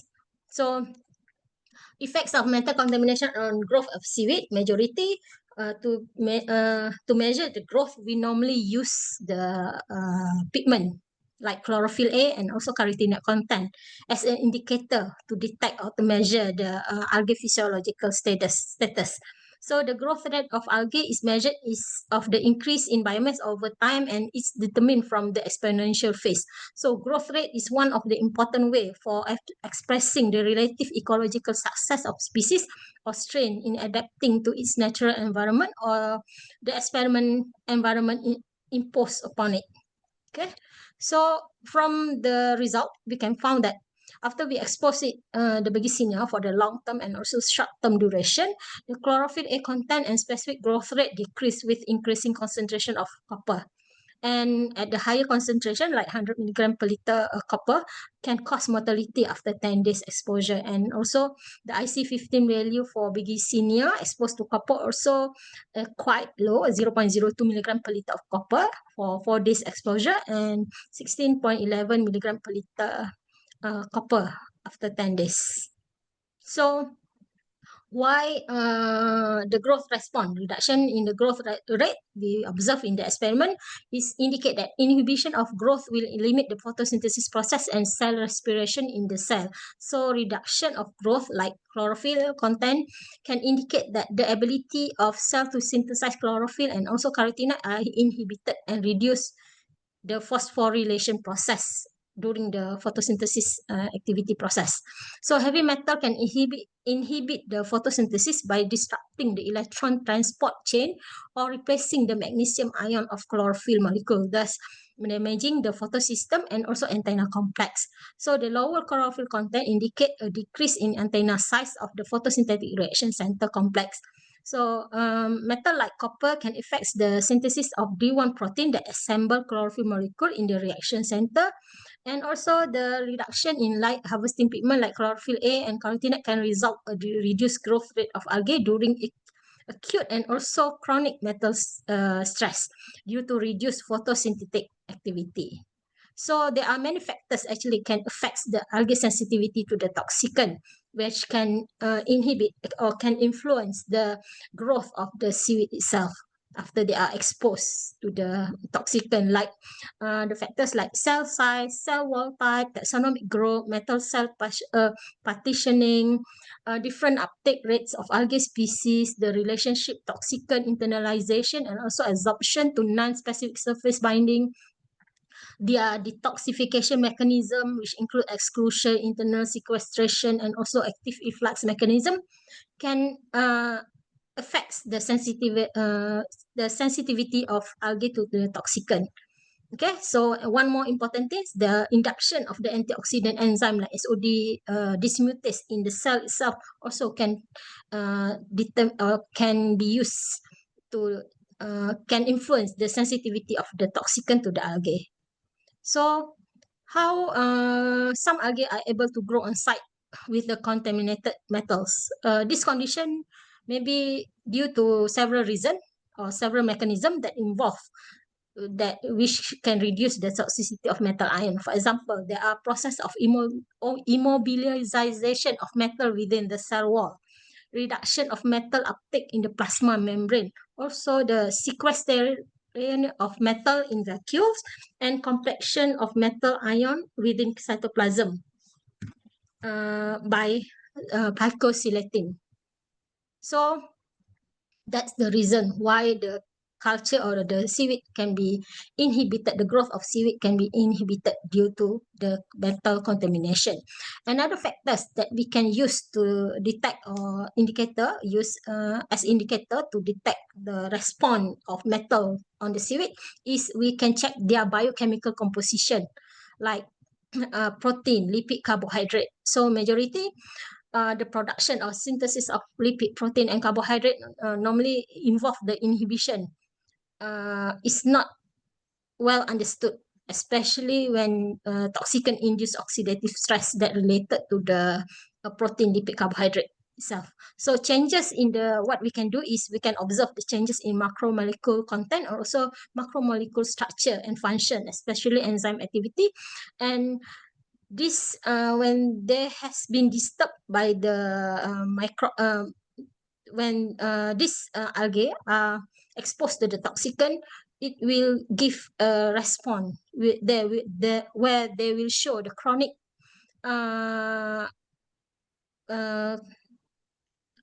they can show the response by altered their growth and also can reduce or increase their production of lipids, protein, and carbohydrate itself in the cell.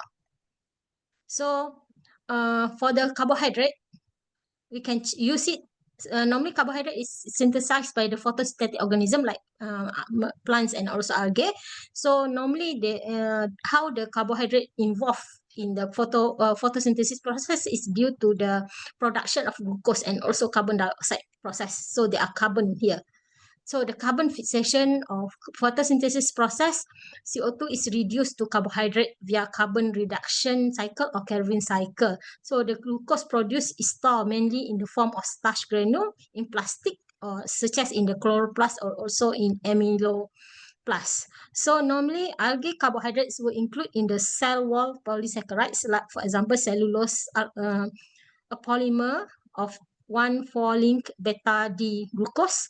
Reserve carbohydrate, for example, you can found the carbohydrate content in the fructans, low molecular weight carbohydrates, and also as a extracellular carbohydrate, for example, glucose, galactose, mannose, and also xylose in the cell itself, in the algae cell itself.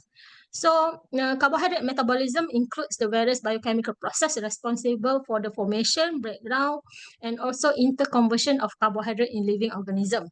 So the energy obtained from the metabolism, for example, oxidation of glucose is usually stored temporarily within cell in the form of ATP. And the conditions such as nutrition, temperature, metal toxicity, and other environmental stress will affect the carbohydrate content in the algae and also in the plants. So from this study, after we exposed to the Bergesinia, to the copper, the carbohydrate content, we have a different range of lipid, carbohydrate, and also protein. We can see there are trends, it reduce or decrease significantly or decrease with increasing concentration of the toxicant. And we found that lipid is in a range around 60 to 65%, carbohydrate is 60 to 90%.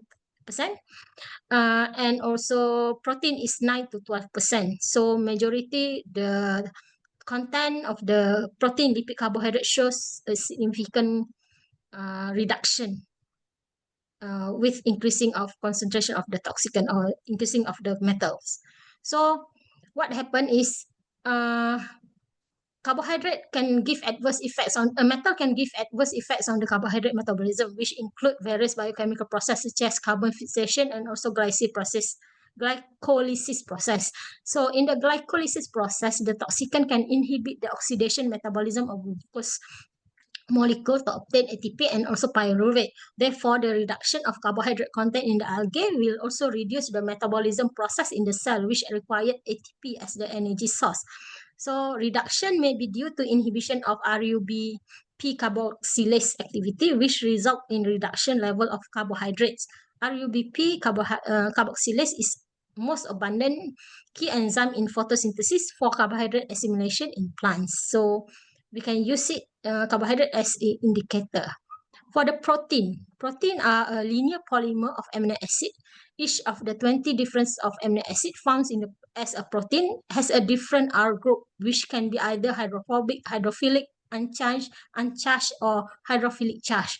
So these amino acids can link together in the sequence via peptide bonds to form a wide variety of polypeptides that make up a monomeric and also multimeric protein. So most proteins are enzymes that can catalyze a biochemical reaction and also involved in plant metabolism. Other proteins maintain or function as to develop a cell shape and also provide signaling function within the plants. So there are different types of protein. We can have a secondary structure, tertiary structure, or as a quaternary structure. So it depends on the types of protein that we want to study. So for the protein content, after we expose Bergesinia to the copper for long-term and short-term exposure, the protein content we can observe here that there are reduction also. Okay, it decrease with increasing concentration of the toxicant, and copper have significant effects on total protein content at after we expose it more than 10 milligram per liter. So it's maybe due to association with the breakdown of protein structure. So reduction of protein also due to failure of protein maintenance. So give it can give adverse effects on the protein metabolism, where the reaction of reactive oxygen species ROS can be and also reactive nitrogen species with both amino acids side change and peptides backbone could cause protein oxidation. So protein function can be weakened when conformation or structure is altered by the interaction with the toxicant. Many protein have critical moieties, especially thiol group, which are essential for catalytic activity or for assembly or polymerization to macromolecule complex.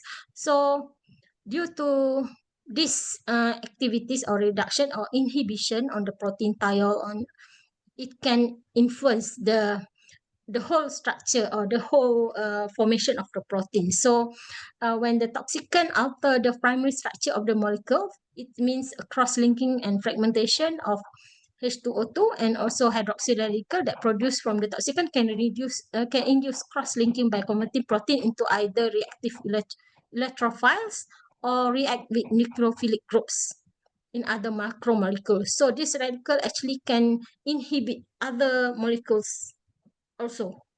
So inhibition in the protein can affect the whole metabolism or the whole mechanism for the production of other macromolecules in the seaweed itself. So how the protein can be adapted? So this also indicate when from the result we can see that some at the low range or low concentration of when you expose it to the low dose of toxicant or the low dose of metal, we can see some of the algae are not respond. They didn't give they just give a little response. They can still grow very well, and they didn't influence the growth or the total protein content in the cell. It is due to they have the ability to adapt to the certain condition, because there are repair mechanism that occur in the cell. So damaged molecule may be repaired in different ways. For example, using the chemical alteration or by using a simple reverse the process. So for the protein repair mechanism, thiol groups are essential for the function of numerous protein like receptors, enzyme, and also cytoskeleton proteins, and also for the transcription factors.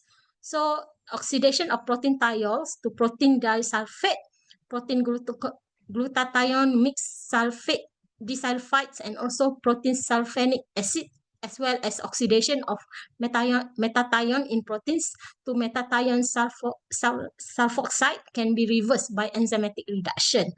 So in this process, protein glutathione which mixed with disulfate are reduced to glutareduction, which also called thiotransferase. So because of the catalytic thiol groups in this protein become oxidized, they can reduce the NADPH, which generated by NADP plus dependent isocitrate dehydrogenase localized in various cell compartments like cytosol, mitochondria, and peroxisome. So there are ability for the protein or for the cell to reverse back the process of the protein destruction. Okay, and for the lipid, we know that is composed of the main component is the fatty acid. Okay, fatty acids are the lipid consists of a long hydrocarbon chain of 12 to 20 carbon atom with the carboxylic acid group at the one end. So they are energy-rich molecules found in the triacylglycerol that make up phospholipid forms in the all cellular membranes. So normally, fatty acids are synthesized by plants and also in algae. So in plants, when there is excess carbohydrate, it will convert it to triglyceride. And this involves the synthesis of fatty acid from acetyl-CoA and the process of esterification of fatty acids in production of triacylglyceride, a process called lipogenesis. So normally, when the process of lipogenesis or synthesis of fatty acids is very important in the cell or in the algae itself. So when we expose the Bergesinia to the copper, the lipid content, okay, we measure the total lipid content or also the fatty acid profile. We found that the percentage of total lipid decrease with increasing concentration of copper. This suggests that among other biochemical composition parameter, lipid is the most sensitive parameter affected by copper contamination. So when we check the profile, the fatty acid profile also, there are 3 types of fatty acid: palmitic acid, stearic acid, and also oleic acid in the control culture. But after being exposed to the copper, Excuse only me, 2 types of fatty acid 5 can be minutes again, detected. Dr. Amy. Okay, so from this data, okay, we found that, okay, reduction of lipid, okay, maybe can inhibited or can be directly, the copper can directly inhibit the process or the production of the lipid content in the cell. So another technique we use to conduct the test or to test the effects of metal on the Bergesinia is using the genotoxicity test. So in this process, we use API analysis. Okay, there are many methods actually to measure the DNA damage in the cell. So for this study, I use the API analysis, and API is a location in DNA that did not have either purine or pyrimidine base due to DNA damage, and this damage can be occur due to the hydrolysis, oxidation, and also electrophilic attacks. So we can use the API content measurement to detect the effects on the, after we expose the copper to the Bergesinia, we can check. We found that API content in the cultures exposed to the metal are higher compared to the control, which indicate that the DNA damage was occur in the algae after short-term and also long-term duration. Increase in API content indicate that DNA strand structure in the cell was increasingly damaged following the increasing concentration of toxicant until 100 milligram per liter copper, and at higher concentration, the total damaged DNA structure, we cannot see the DNA template anymore. Okay, so that's why we cannot actually detect at all the DNA. We cannot measure the API content in the highest concentration of copper. So there are many causes of DNA damage, or you can use different type of detection atau method to detect the DNA damage. Like you can measure, check their base mismatch, single strand breaks, double strand break, and also interstranded crosslink. So all this method or all this technique, you can use it for different purpose or different, or based on your cost or different based on your budget. So normally, once DNA damage has occurred, whether from chemical exposure or other causes, okay, several subsequent outcomes can occur, including the DNA damage can be properly repaired or can lead to the cell death or resulting changes in DNA structure. So normally, DNA can be repaired. It can repair itself. When they exposed to the toxicant at the low level, they have the ability to repair itself. So normally there are different mechanisms Okay, for example, base excision repair, nucleotide excision repair, and also mismatch mediated repair method. Another one, okay, we can use SOD. SOD is occur in the cell itself.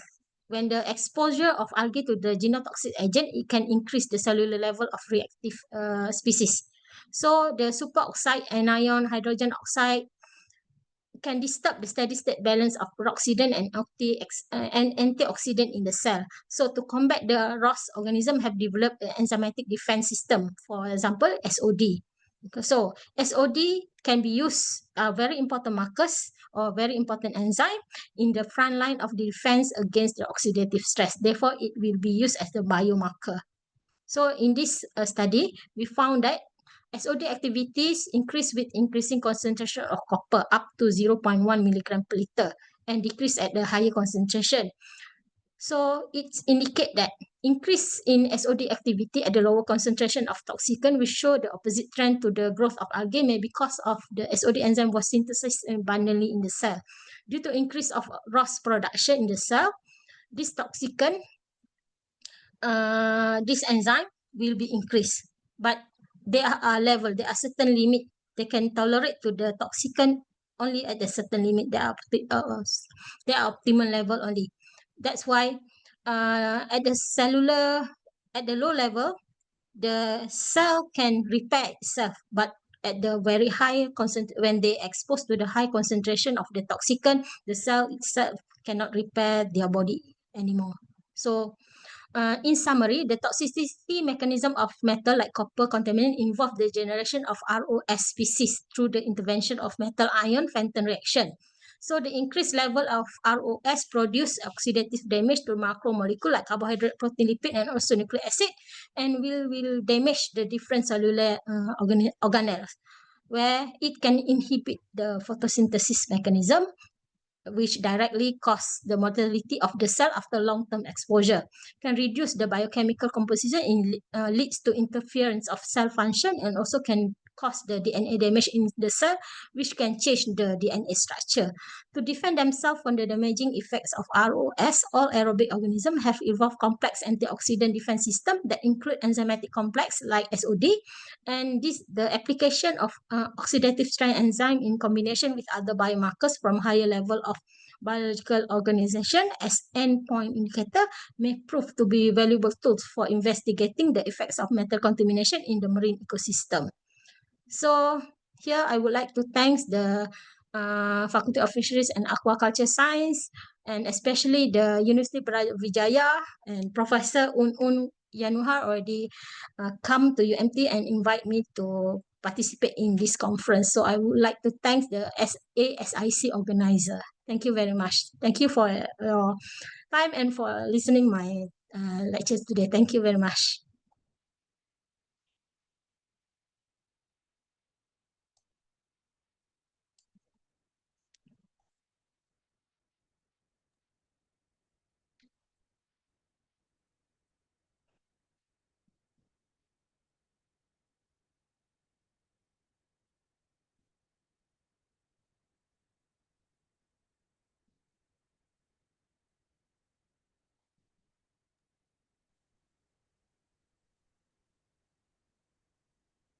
Oh, sorry, we cannot hear you.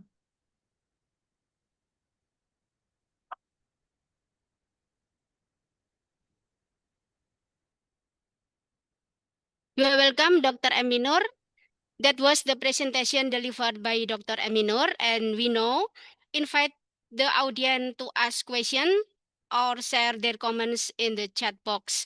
We have 10 minutes for discussion now. Please.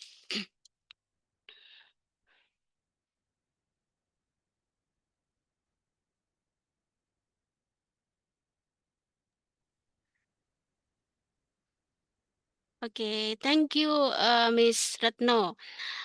From Fisheries and Marine Science, Universitas Brawijaya, I would like to ask you, may I kindly ask for your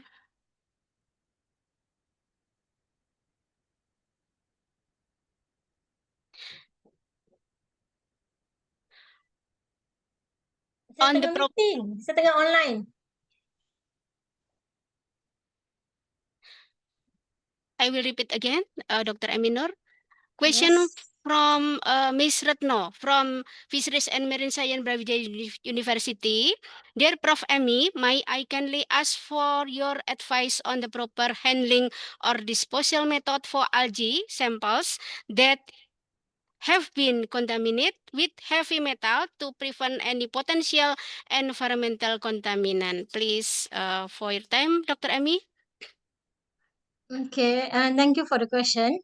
Actually, for my case, normally in our lab, what we practice or what we do is after we conduct the experiment, we know that we already exposed the plant or the algae to the different types of toxicant, so we cannot directly discharge it or throw it like a normal garbage or normal how you throw your garbage. So you have to treat it as a clinical waste, like a clinical waste. So whether you have to put it in the incinerator or send it to the center that collect the clinical waste. Thank you for answer, Dr. Aminur. And question for me, how different mechanism for the reduction about the carbohydrate and then protein and the lipid for the reducing for the heavy metal with the Herpesenia forcei, Dr. Amy? Can you repeat? Yes, how the mechanism of reducing between carbohydrate, protein, and then lipid for the reducing metal, heavy metal like this, with the seaweeds.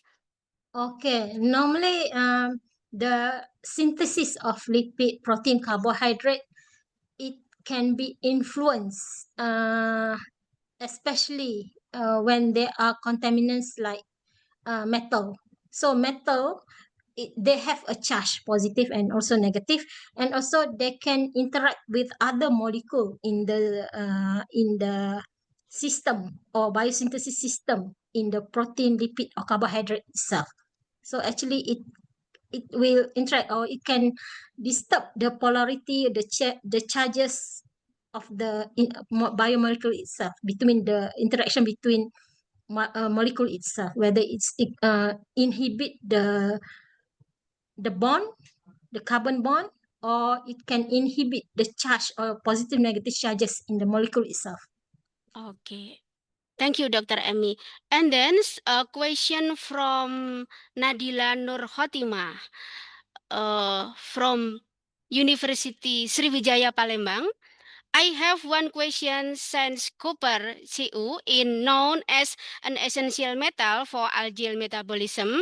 Your results show that Cu appear to the most sensitive and possibly toxic element to the test algae. Could this be related to its bioavailability, concentration range, or species-specific tolerance? Time is Yes. yours, Dr. Amy. Okay, thank you for the question, Nadila. Okay, normally it depends on how the algae itself. If, for example, some of the algae are normally or already exposed to the toxicant from their young age, so they can tolerate to the toxicant itself. But some of the species, okay, you got the species from other area that are not exposed to the high level of copper, for example, they are quite sensitive to the copper itself. So it depends on the species, specific species or species, different type of species, and also it can depends on whether they already adapt it to that environment itself. So for my case, I in the preliminary studies, we already tested the algae itself from one side. We collect it from the island, and another one is from the coastal area, which have different environment. One is very toxic or very polluted area. We call it as polluted area. One is from the island, is not polluted area, but their response in the growth is quite different. So it depends on how they already adapt from their juvenile stage, actually. Okay, answer is very clear, Dr. Emmy. And then maybe is enough for this session today. And ladies and gentlemen, we have reached the end of the keynote session and the conclusion presented by Dr. Emmy Nur in the research presentation. The study concluded that exposure to heavy metal negatively affects the tropical seaweeds Bergensenia forbesi by reducing its carbohydrate, protein, and lipid contents, increasing the adimits, and elevating SODI enzyme activity up to a critical threshold before cell death occur. These findings suggest that Borgesinia forbesi can serve as an effective bioindicator for detecting and monitoring metal contamination in tropical marine ecosystem throughout its biochemical, molecular, and physiological responsive. On behalf of the organizing committee, I would like to extend our sincere gratitude to Dr. Aminur Musalina Mustafa from Terengganu University and sharing her valuable insight on the use of the enzyme activity and DNA biomarker to assess marine metal contamination. Thank you to all participants for your active engagement and please stay tuned for our next session. And once again, I would like to thank you, Dr. Aminur, and congratulations on your excellency's presentation. Thank you so much. Wassalamualaikum warahmatullahi wabarakatuh. Thank you. Terima kasih, Dr. Emi.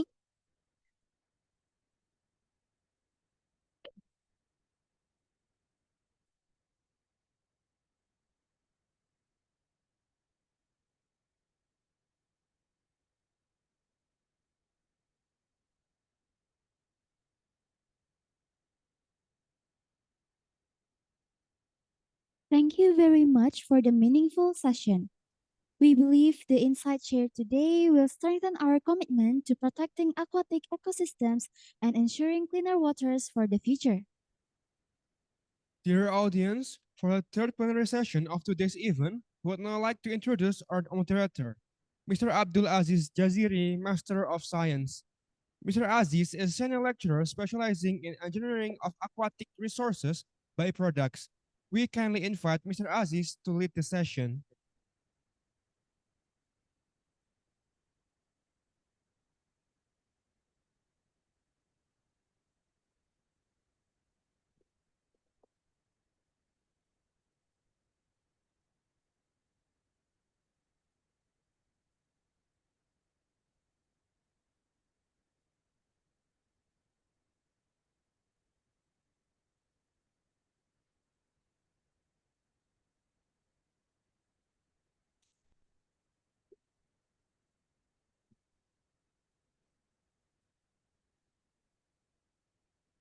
Bismillahirrahmanirrahim.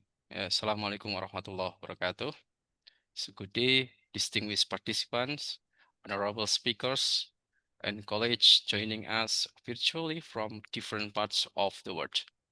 Welcome back to the third keynote session of the third Aquatic Science International Conference, ASIC 2025, hosted by the Faculty of Fisheries and Marine Science, Universitas Brawijaya. Yeah, I'm as a moderator will be guide in these sessions. So actually this year's conference carries the theme pollutions, protections, and progress, navigating water sustainability in the changing world, emphasizing our shared commitment to promoting innovative solutions for aquatic resource productions and sustainable developments. It is now my pleasure to introduce our third keynote speakers, Dr. Umizakia from the Department of Fisheries and Marine Resources Management, Faculty of Fisheries and Marine Science, Universitas Brawijaya. Dr. Umizakia will deliver keynote presentations on the title Heavy Metal Dynamic in the Coastal Zone, Monitoring, Bioindication, and Strategies for Sustainable Management. Her research focus on aquatic pollutions and ecosystem resilience, particularly the dynamic of heavy metals in coastal zones, the use of bioindicators for environmental monitoring, and the development of sustainable management strategies to protect marine biodiversity. For today's sessions, Dr. Umi Zakia will have approximately 30 minutes for presentations, followed by the 15 minutes for Q&A sessions. So to our all beloved participants, please feel free to write your question in the Zoom chat box during presentations, and I will read and address them to our speakers after the talk. We are very much looking forward to her insight, which will surely enrich our understanding of marine sustainability and pollution management. So without further ado, please join me in warmly welcoming Dr. Omizakia. Ladies and gentlemen, let's give her a warm virtual applause. Thank you. Assalamualaikum warahmatullahi wabarakatuh. Time is yours.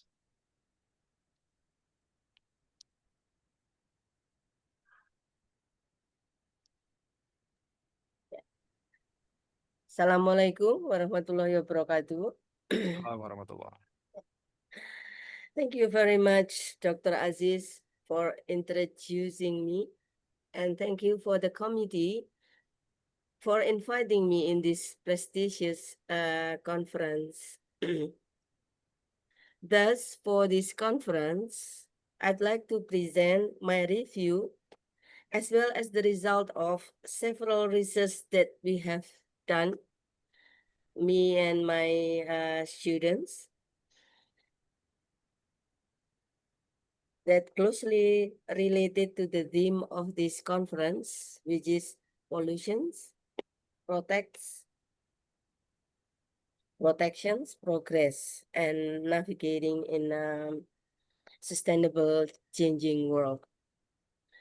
Surely, this topic is very huge and very magnificent, so it will be very impossible to cover all of the topic. So I will concentrate my talk in part of it, and the title would be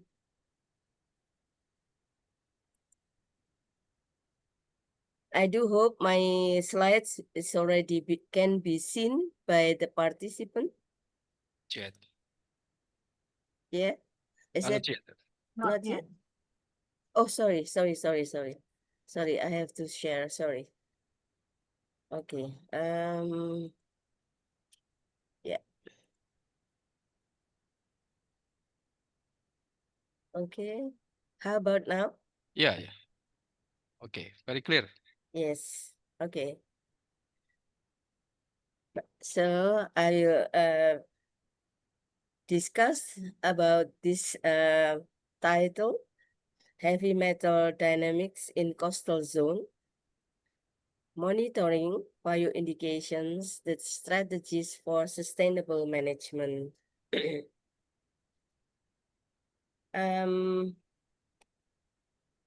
Yeah, years ago, sustainable populations was recognized as a central global ecological agenda.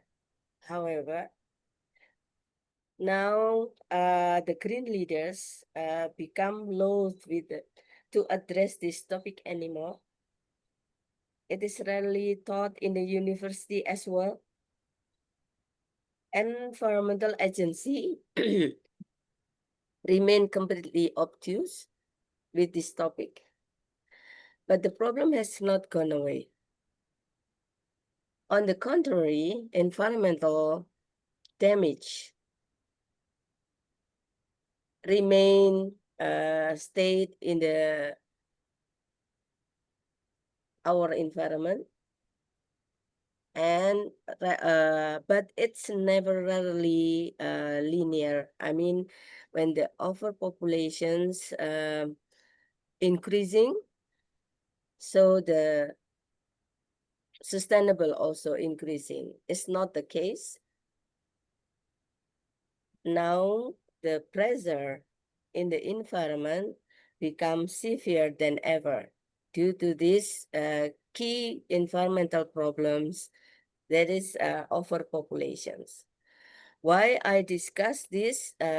Since this is the actually a reminder what is actually the key of the environmental problem that we face right now.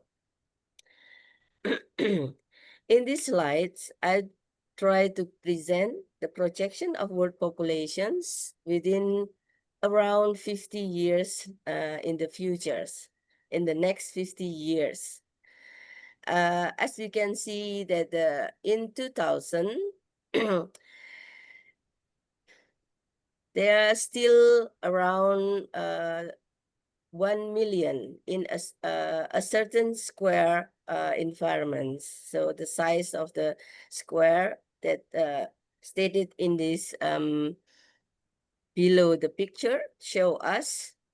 And now the population has already like multiplied 5.585, sorry, 5.58 within 50 years in the future. See, so this is actually, I got it from the United Nations Populations Division, and it was published in 2024, even though the data is from 2020. So, yeah. Yeah.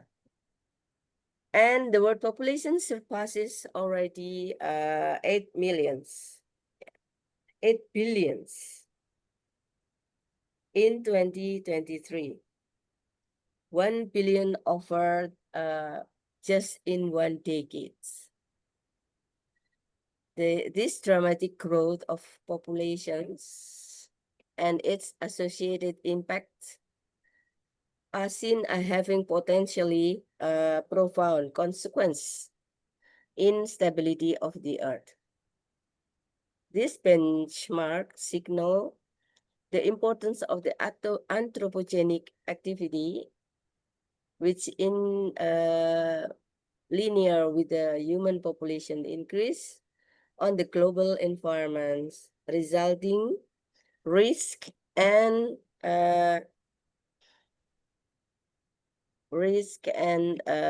damage for the earth and human inhabitants. In the slides, I stated that the 6 plus most pressing environmental crisis for for humanity is, as we can all see, this is 6, and the other one is habitat fragmentations, overhunting, and air, soil, and water pollution. Among factors that shaping this anthropogenic activity actually is the spatial distribution of population, especially concentration in sensitive location as coastal regions. So I will be concentrate my talk, especially in the coastal environments, due to the overpopulations that has been projected and predicted. As we can see, people or human are more closer to the coastal area recently due to the natural resources that they want to exploit, and also a huge opportunity to increase the level of wealth in this human life. This graph also expressing or showing how much the pressure in the coastal area due to the increase in populations. In the first graph on the left,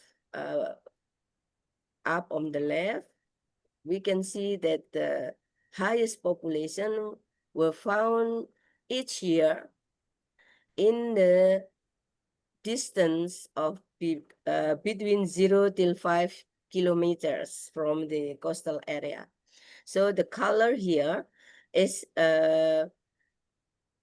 showing where or the distance from the coastal area. And we can see that the highest is in a very closest area to the coastal. The other graph also showing the percentage of increasing population in coastal area regions in less or equal to 50 kilometers. So here, another graph again, showing us that the projection here are still in 2018 by article by Cosby et al. 2024. Yeah, this is actually the pattern in the location of near and ultra coastal region. So this is showing a typical global acceleration of the coastal populations with the greatest impact along the coast of Asia and Africa. So actually, Indonesia is one also in the country of Asia, which is having this impact as well. Here, another population map of low elevation coastal zone.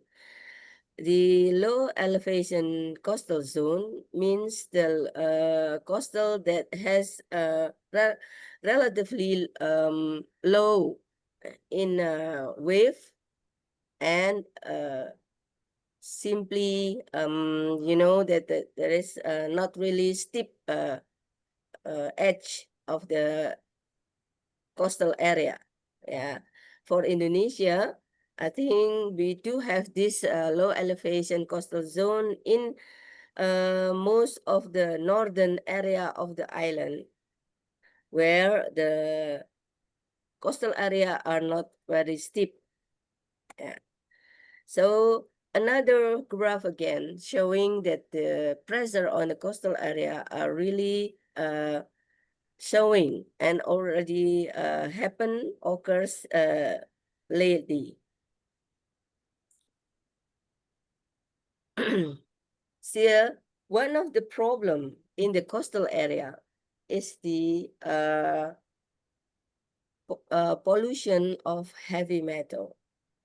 See, this is showing the pathway and how the heavy metal enter the coastal area by not only the natural causes, but also mainly from the anthropogenic activity. By looking at this graph, we can see that most of the heavy metal pollution in the coastal area are based from the anthropogenic activity. So what we call as anthropogenic activity is, for instance, like urbanizations, agriculture, nutrient runoff, engineering work, industrial sector, fisheries as well, oil and gas production, dredging, and another various form of pollutions. Still, we're talking about the global distribution of heavy metal in the world. We can see here that Indonesia is part of the area of the world that has significantly heavy metal pollution in its coastal area. So by looking at the color here, they are all countries which has significant heavy metal pollution in their country. When we are looking at the coastal area, we then question where are these heavy metals sources from? And in this slide, basically showing us the sources of heavy metal and especially their impact on the biotic component in the coastal area, such as mangroves and other living creatures. We can look at these slides. Basically, all those pollutions are coming from anthropogenic activity and entering the coastal area and then give an impact on especially several main ecosystem in the coastal area such as mangrove and then seagrass and coral reef. Yeah. And then what can we see? What is the proof of these conditions? Before we go to the bioindications, so we can see that the coastal marine area are highly productive ecosystem. So, and store almost like the highest biodiversity among other ecosystem in the Earth system.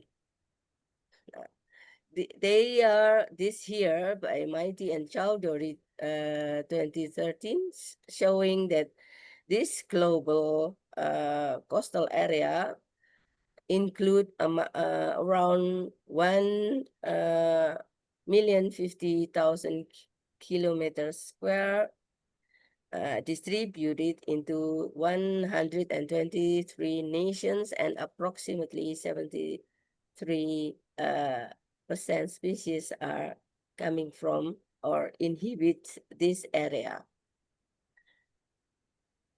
Why this coastal environment become very important? So we can see here that the coastal area or this it's inhabited by most important species such as mangrove species, as I stated before. So they have a very important function as well as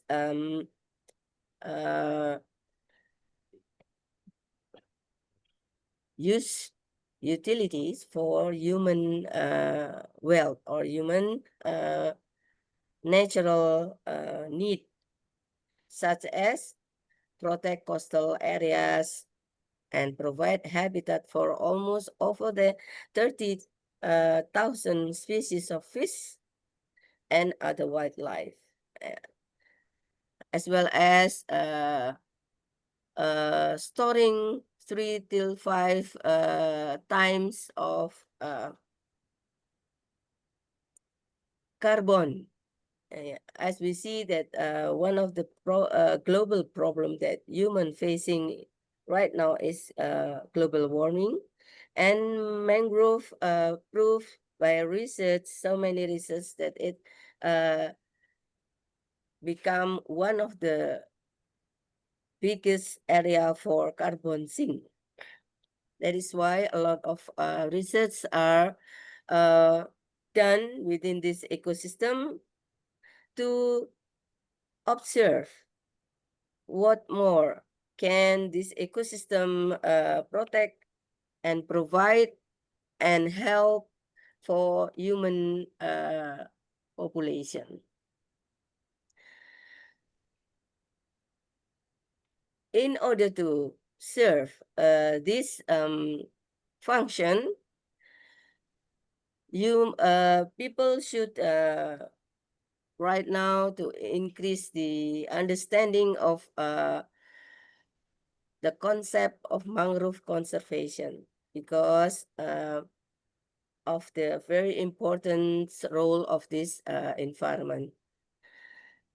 So However, without proper management of this ecosystem, increasing pollution will be threatened or a big threat for human as well as aquatic organism. Then here are this table showing us what kind of heavy metal, what kind species of heavy metal that can be impact on mangrove ecosystem in all the country of the world. We can see here that there are some essential and non-essential heavy metal, such as cadmium, chromium, and mercury as well. Actually, here they didn't state it, but mercury is the major, actually, also the main heavy metal pollution that occur in coastal area. Okay, and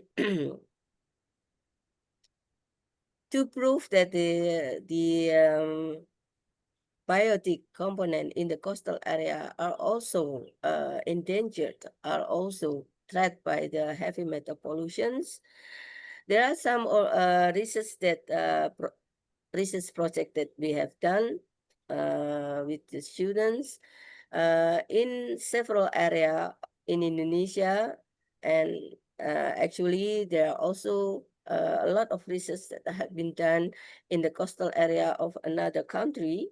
But in here, I just showing some of the research that has been done a few years ago until recently, and it is still showing that actually mangrove can be utilized and can be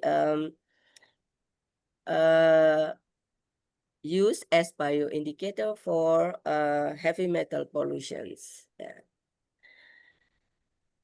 Mangrove as a vegetations, it has a capability to absorb from the environments. In here, we try to find the lead pollutions and how it occur in one species of mangrove, Soneratia alba, in Situbondo area. And it's said that the concentrations is already higher than the standard set by the regulations of the governments, number 22 to 2021, which should be only like 0.008 ppm. But in Situbondo, in just one species of mangrove, it's reached until 0.1. As well as in sediment, we try to find the heavy metal in the sediment, and even though it's still below the sediment protection standard, but in the sediment of nearby mangrove ecosystem, we can find they are contained of lead. Further, we try to find what is the role of mangrove in the heavy metal absorption. Because in every research that have been done, we never heard that because or due to the heavy metal, we never found that mangrove area, mangrove species of vegetation will die or damage or impacted severely, even though the concentrations is very high. So there must be some related to the technology or the technique how these vegetations can exclude the heavy metal concentrations from the body or from the vegetation itself. One of the another way to see how the transportations and how the heavy metal moving in this vegetation is by looking the bioconcentration factor, and by analyzing the BCF, then we can indicate that the mangrove can be considered as accumulator or excluder. It means that the mangrove, even though in a very polluted area and contain a very high concentration of heavy metal, they are still can manage or purify themselves by exclude the heavy metal, some of the heavy metal concentrations in their leaves and become out of the system when the leaves are down or become dead and go away from the vegetations. Another research also done within another mangrove area, such as Rhizopora mucronata. Sorry, Dr. Omi? Yeah? Yeah, 5 minutes left. Oh my God. All right. Okay. Okay, I would not just go deep into every research, but only showing that there are so many research that we have done indicating that mangrove as can be considered as bioindicator for heavy metal. So I will just go quick by so many research that we have done here. This is still in Situbondo area, and this one as well. See, it's still having the same impact. And one of the research also done in Probolinggo City, another city in East Java, and has the result almost the same as what I have said before. And this is research that has been done in Bali, in Tahura, Bali, which is the condition are similar to what occur in East Java. Here, with another species in Bali, showing also the same result. Here also another species, different species. And some of the bioindicator that we can be used for presenting or represent that the coastal area are also in threat of heavy metal pollutions is fish. We try to find some fish in Kenjeran Beach, Surabaya, and examine the histology, the gill histology, and also showing us that there are some degenerations in gills cells, showing what happened when the fish are accumulating lead or heavy metal in their gills. Okay, and this is the concentrations that we can find in this fish. Okay, due to this fact that I have shown, so one of the thing that we are thinking about how to manage the conditions. So we try to find from the conservation point of view, and most of the coastal area that has mangrove ecosystem, they applied what we call like ecotourism with the main objective of this ecotourism in mangrove area are to conserve the mangrove. And this some of the research showing that actually the ecotourism are applied also within using this index, the tourism suitable index, the mangrove can be conserved by applying or initiating the ecotourism activities. Okay, this is some of the research of ecotourism that we have done by using some index, and we find that the strategy is quite well, even though there are some weakness, but the initiation of ecotourism as a conservation objective is very helpful or very useful in sustaining the mangrove ecosystem. So there are some of the management strategies that we found within this research, and also another research that have been done. So this is one. This is three items, like we should make more concentration on regulations and monitoring, and integrating community involvement in these activities. Here also some of the activities that can also conserve the mangrove area. So some of the heavy metal management strategies by doing this kind of research. So I cannot probably put in detail of that.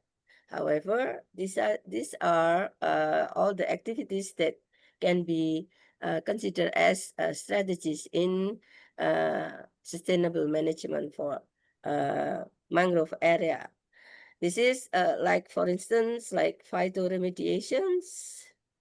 So by using phytoremediation, we can see this is how the phytoremediations are done by researching all the aspect in the vegetation itself, how far and how much the vegetation can uptake and can observe.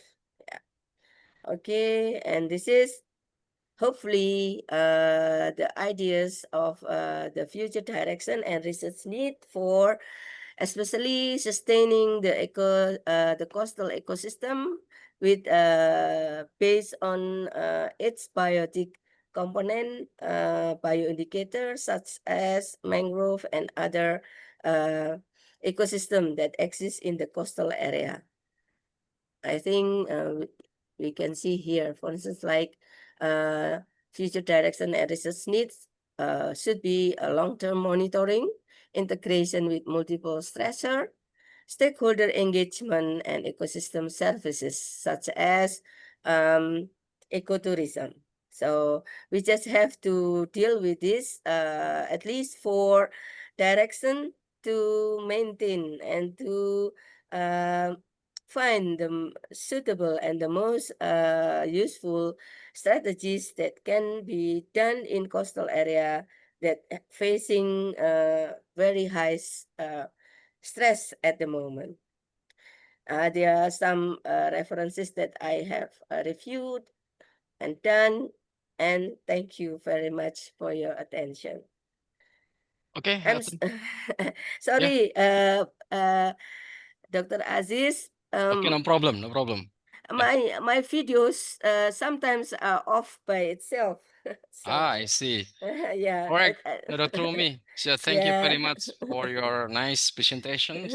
Give us very clear how to manage our ecosystem. So we are open for Q&A session.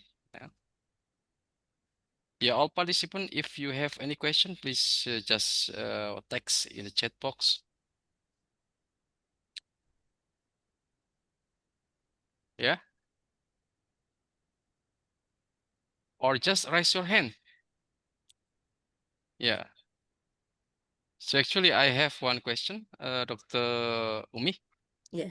So regarding your idea about the mangrove restoration, yeah, and we should plan, yeah, plan mangrove, yeah, Yeah. much more, yeah, to protect our coastal area. Yeah. In another hands, our government, Indonesia, yeah. So currently, our government will construct a giant seawall, yeah, in our coastal area. Yeah. Yeah. How about that issue? Yeah. What is your opinion about that? Yeah. I do guess that sometimes governments take the short ways to do that. You know that when we try to plant mangrove, actually we just can be considered as green belt. You know, green belt area is also one of the issue in the government regulations, but it takes some time to do that. As you see that sometimes the changes in coastal area due to the global warming or due to the rock, for instance, it's much faster than we try to conserve by the coastal area by planting the mangrove. So I do understand if in some area which is very dangerous, yeah, because of the water increase, the seawater increasing, some part of the even Java Island already vanished and become a sea right now due to the increase of seawater. So that's why they built like more like the shortest way to protect this coastal area first by building like sea wall or something like that. I guess it's considerable accepted this kind of activities. This Yeah. is what according to my opinion, Dr. Aziz. Okay. All right. So we open for our participants. You just raise your hand. Yeah. Yeah. Please. Yeah. Deliver your question. Selesai. Oh. Oh, I see. Dr. Uun, do you raise Yeah. your hand? Yeah, Dr. Un.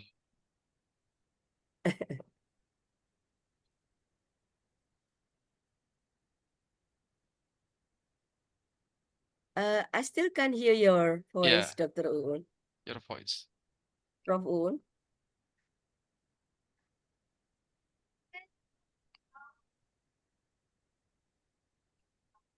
Can you? Prof. Un, please unmute. Yeah.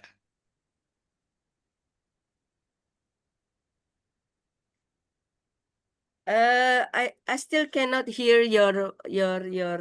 Are you still in mute, Prof. Uun? Prof. Un, please. So sorry, it's a technical problem. So please wait. Yeah. Yeah, still we cannot hear your voice, Doctor.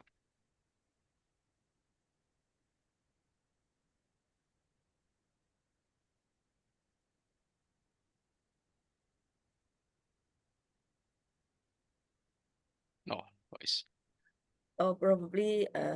Dr. Aziz, are you So in the same? maybe yeah, in the same but different words. So please wait. Yeah.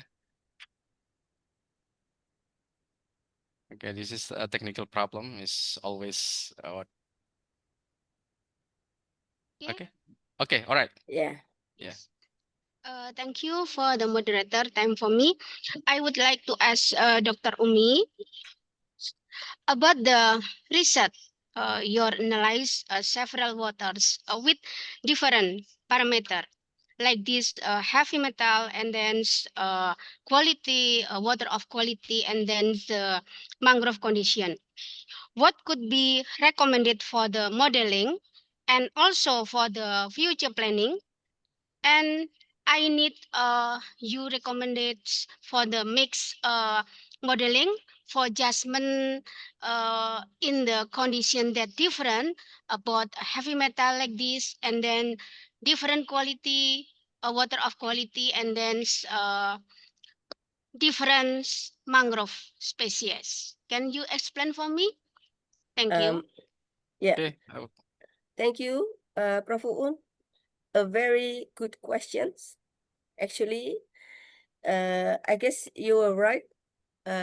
Nowadays, for sustainable management, we should use very easy explanations based on the fact, based on the research that have been done using modeling, environmental modeling. In my opinion, for modeling the environmental sustainable management, we should first pointing or collecting all the parameters that stated as the cost and or the cost and the impact. So first we have to identify the cost of the coastal pollution and what sort of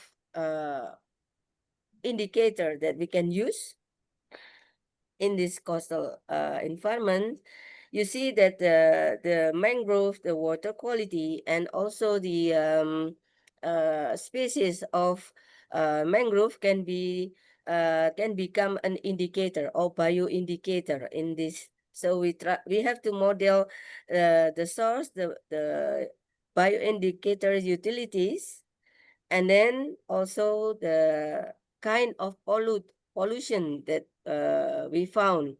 Heavy metal is just one of the pollution that we can find in the coastal area. So using this bioindicator, we can see, or we can almost conclude that in this area are already polluted with heavy metal. And then the third, or the output, as the input, as the course, the process is by using indicator, what kind of indicator, and what sort of technology that we can use. And then the output should be like how to manage, or how to give the strategies for management.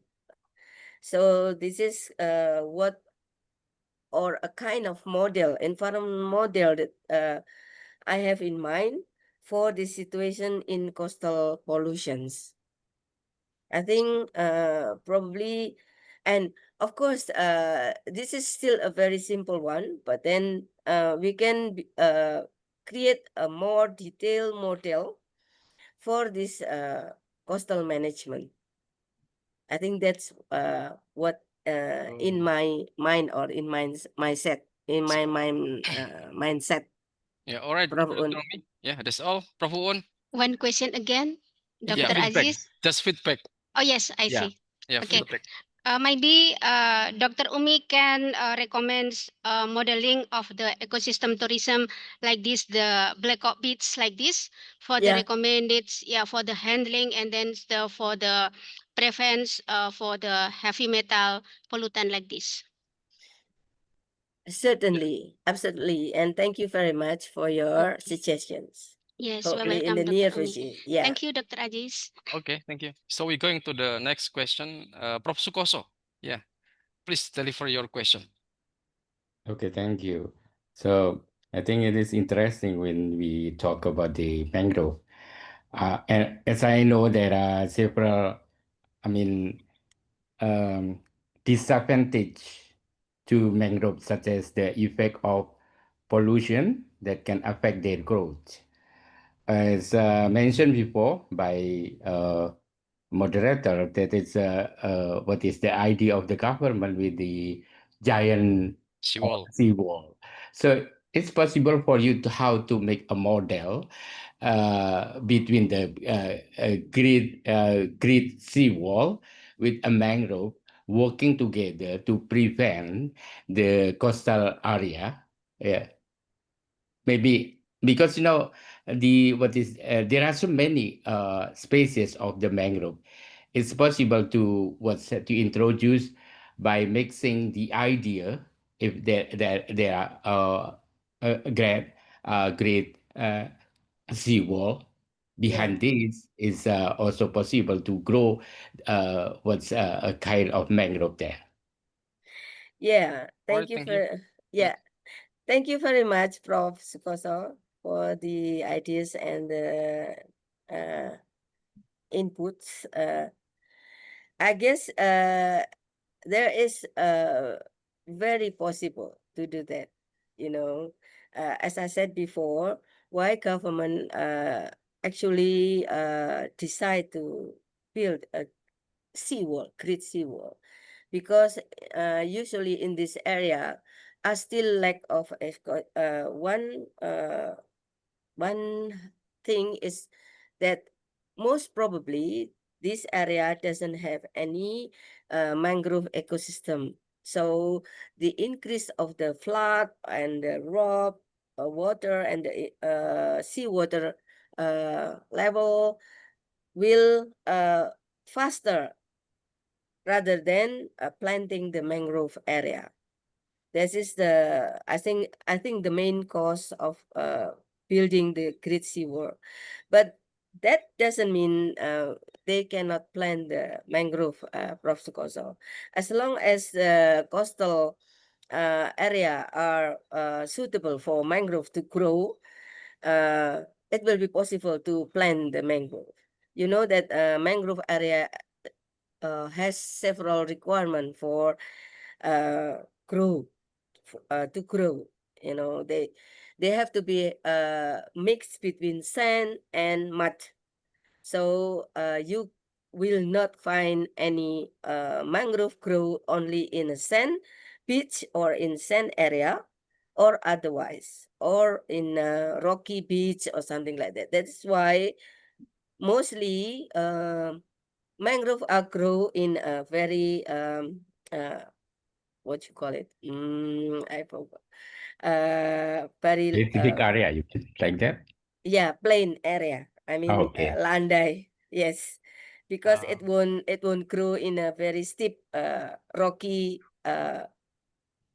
beach or what you call it, reef or tebing. What you call tebing? Okay. Yeah, so it will be possible, Prof. Thank you for your idea, but I guess it is still mostly and it's still um, can be done by the government to do both by creating seawall so that the water not increasing or decreasing the coastal area, but also try to find some area within the wall to build some mangrove ecosystem. I guess that's possible. So that's all, Prof. Umi. Yeah. How about Prof. Sukoso? Do you have Yes, any okay, feedback? but in my idea, if we build the grid seawall, then we can create what's engineering the environment for growing the mangrove. Mangrove area. Yeah, Yeah. as you, Yeah. as you mentioned before, that is the mangrove need some of area with the specific condition. So Yeah. it's possible to create the mix together with the grid seawall there. Yeah. Yeah, of course, there will be really Mm. possible to do that. But Mm. probably, Prof. Sukoso, one thing that we have to consider in mind, sometimes in the area that are not suitable for mangrove to grow, it will be very what you call it expensive to create one area with mangrove to grow. So, you know, like for instance, like if the environment are not suitable for mangrove to grow, and if you want to make it one of them, it will be very expensive to do that. The project will be very high. it happens in some area in New Zealand. When I was there, they tried to build a mangrove area, but then because of the climate, because of the condition of the beach, it's very expensive to do that. They have to import some to mix the sediment that can grow mangrove over there. So it will be then probably the government will should be considered like that. What is the importance to create mangrove ecosystem in that certain area? If it is worth it, then probably can be done. So, okay, I think enough this session. Yeah. Thank you, So, Prof. Sukoso. so thank you, Prof. Sukoso, and also Dr. Omi, yeah, for Yeah. nice sharing.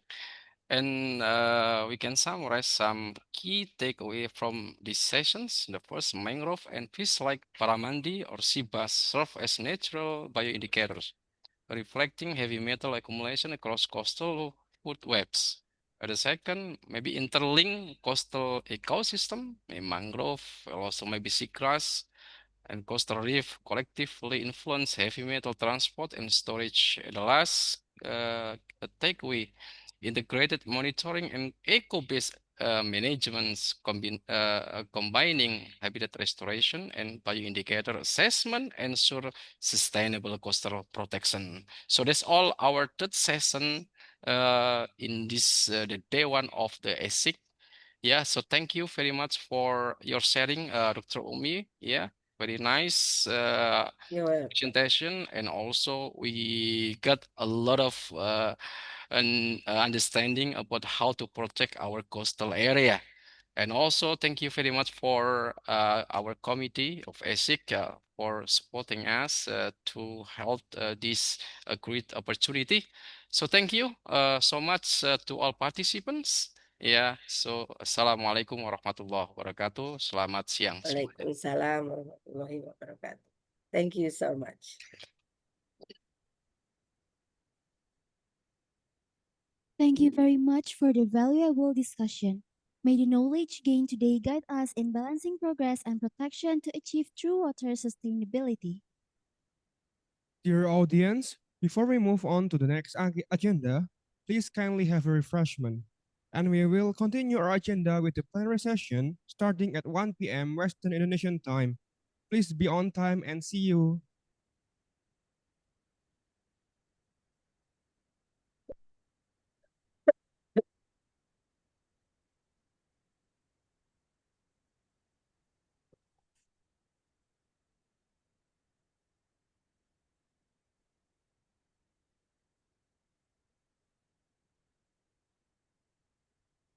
Originated from the Marine Fisheries College, founded on October 28, 1962 by the Probolinggo Education Foundation.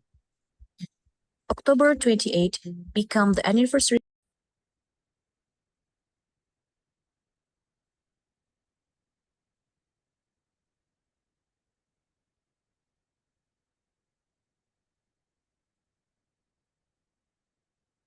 Additive. We kindly invite Mrs. Jenny to lead the session.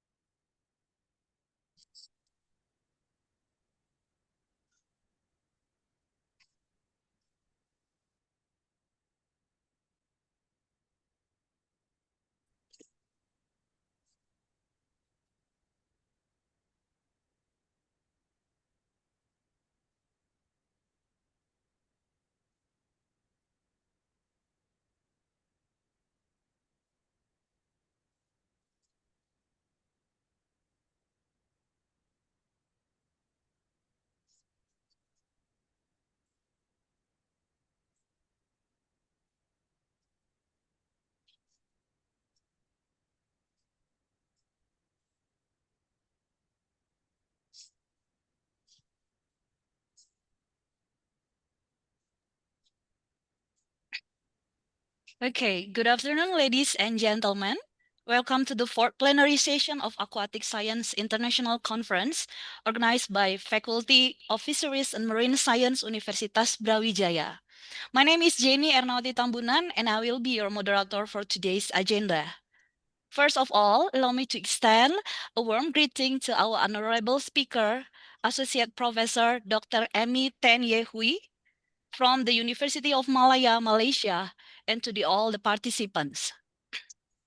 In today's agenda, Dr. Amy will deliver topic about change in fisheries resources in the southern South China Sea under climate and fishing scenarios. Before we dive into this topic, please allow me to read a brief CV of Dr. Amy.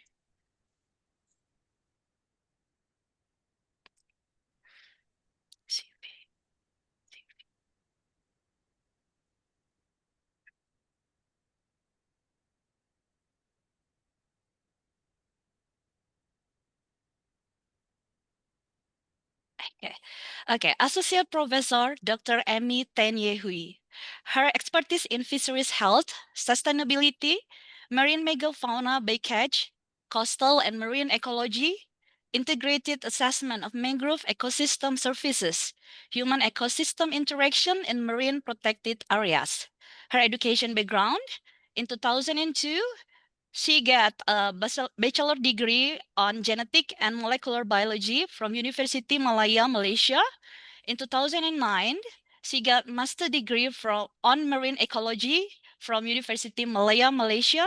And in 2014, she got PhD degree on fisheries science from Virginia Institute of Marine Science, USA.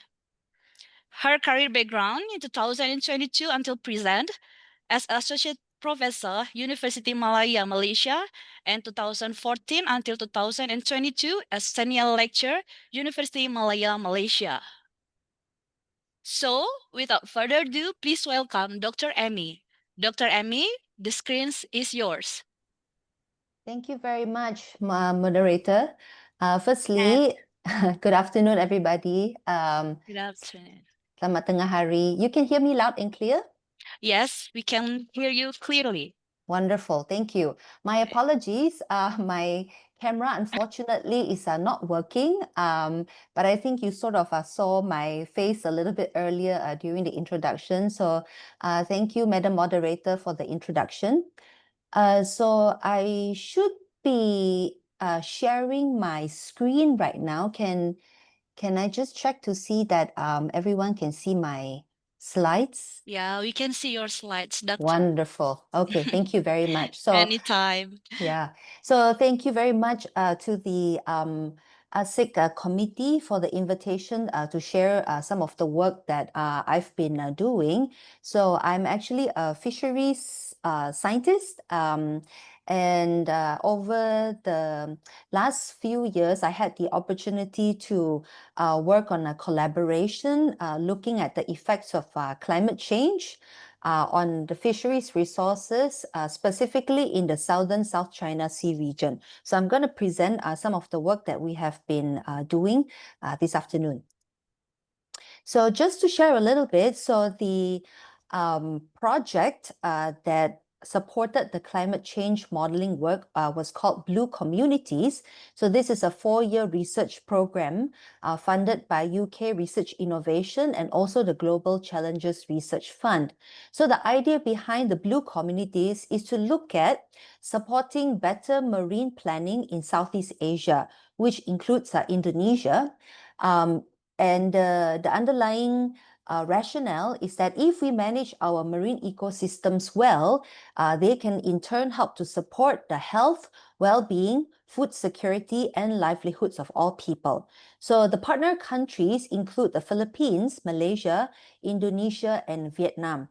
And the focus areas are in different marine parks. And actually in Indonesia, it was Taka Bonarate. So I think hopefully most of us in the audience here would be familiar with the region where we call the South China Sea. I understand that some other countries call it by different names, for example, the South Asia Sea.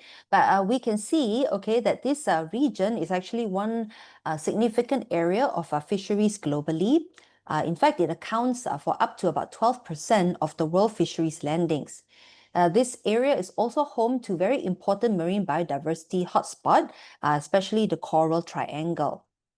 I think for all of us that loves to eat seafood, we know that this region is also home to a number of major Asian fishing nations that are among the fastest growing economies that have also been conducting, very intense fishing exploitation within this region. So I'm going to focus on the Malaysian case study. Okay, for those of us who may not be so familiar, so basically the southern South China Sea is mainly bordered by Malaysia and also Indonesia. So for some context, Malaysia is one of the top seafood consuming nations globally. So in Southeast Asia, we're actually ranked #1. We have been estimated to consume about 55 kilograms of seafood per capita based on an older statistics. But also, we have been a net importer of fish since the 1990s. So our local fishery scientists actually, after assessing our stocks, they have indicated that our fish catch has been exceeded what is sustainable. And generally, we use the indicator of maximum sustainable yield as MSY as a level for which fish catch is sustainable. So basically, not very good news for the Malaysian fisheries. So when we look at the Malaysian fisheries profile, our main water bodies is the Malacca Straits of Malacca, which we also share with Sumatra in Indonesia, the South China Sea and the Sulu Sea. But actually, the South China Sea contributes about 50% of our country's total catch.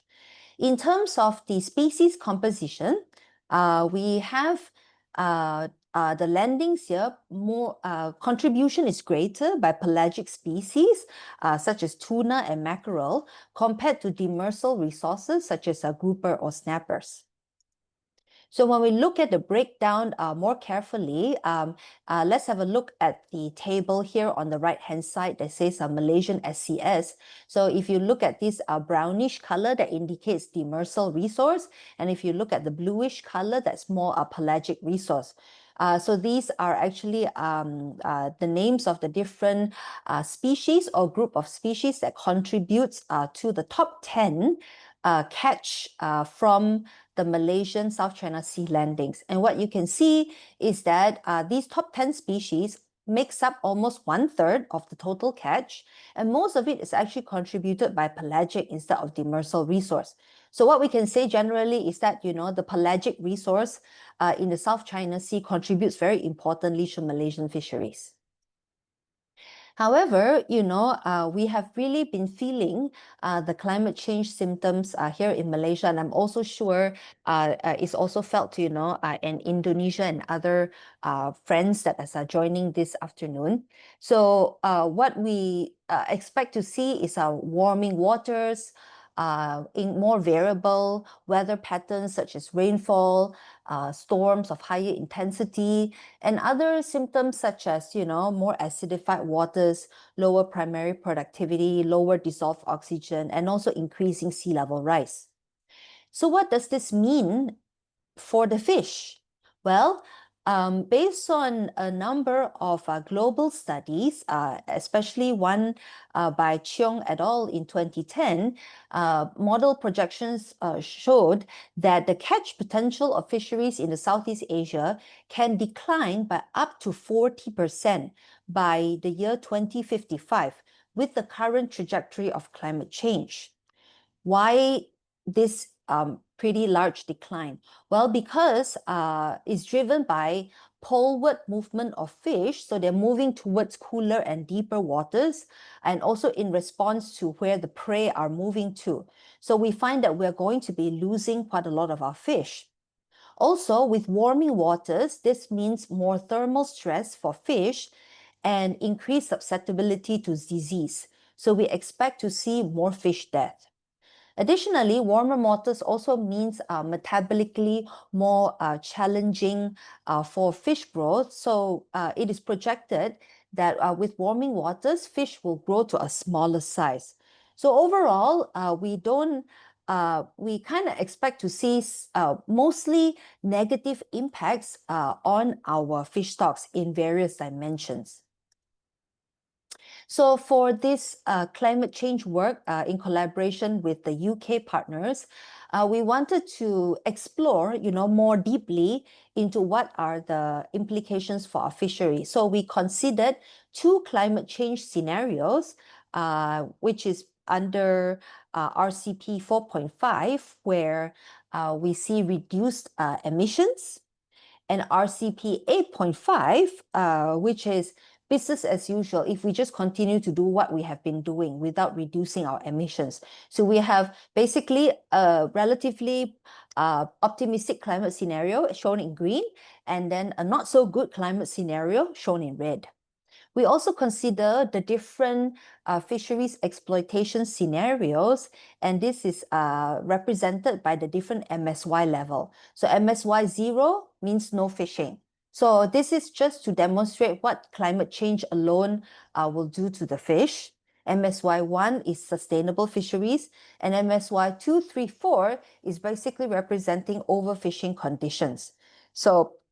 And what we wanted to do is to see what these 2 combination of scenarios, how they will impact marine fish production, comparing the present day, which is around 2009, to the end of the century, which is 2099. So I'm just going to talk briefly about the climate models that we're using. So these are IPCC class climate models that look at natural processes in both the atmosphere, the ocean, and the biosphere. And this paper actually has been published already. So Kay et al., that's the UK partner who did this work, created a regional version of the climate model for the South China Sea.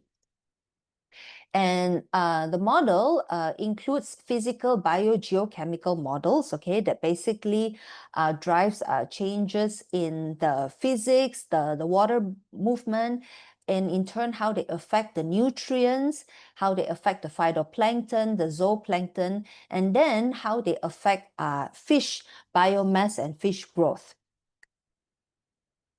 So as I mentioned just now, the 2 climate scenarios we looked at, okay, is the business as usual as well as the reduced emissions scenario. And then the output from these models then force a fish species distribution model. So visually, it sort of looks like this, right? So we changes in temperature, primary production, oxygen driven by climate change, in turns affect what happened in the lower trophic level and affecting fish in terms of their biomass and movement. So this is just an elaboration again of what the different fishing scenarios represent. And just to clarify, when we do the fish modeling, we couldn't possibly accommodate all of the fish species that occur in the South China Sea. So we selected, based on discussion by partner countries, around 90 species that are commercially important to the different country partners. So some of the species may not actually be most representative of the most common species that occur in the waters of the South China Sea. But I think that, they are relatively quite representative of what we expect might happen. So this is the published work showing what the climate change will do to the waters. The projections for what will happen to the fish is still in preparation for publication. But I'm happy to share some of the findings that we have gotten. So basically, if you look over here, this is on the y-axis, if you will. Okay, this is basically showing different regions within the South China Sea. So we have Pulau Cham from Vietnam, Sabah in Malaysia, Palawan in the Philippines, and Takabonerate from Indonesia as sort of like representative regions to look more carefully into the climate change effects.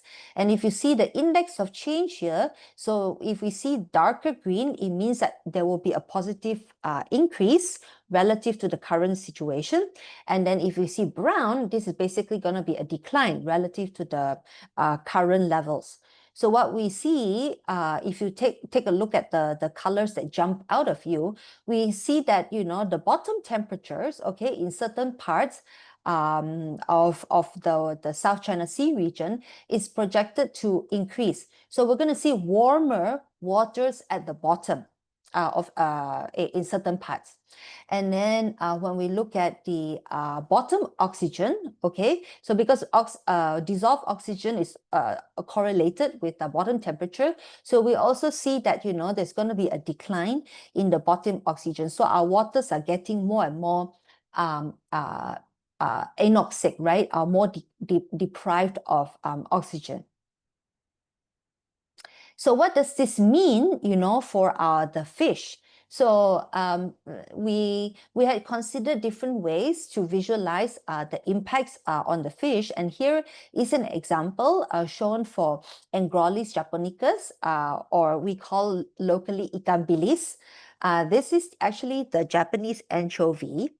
Not actually a very common species in Malaysia. So if you look over here in the year 2000, there's not a lot of this fish within the South China Sea. And that's because the main distribution of this species is actually in the cooler waters up north within the Japanese waters.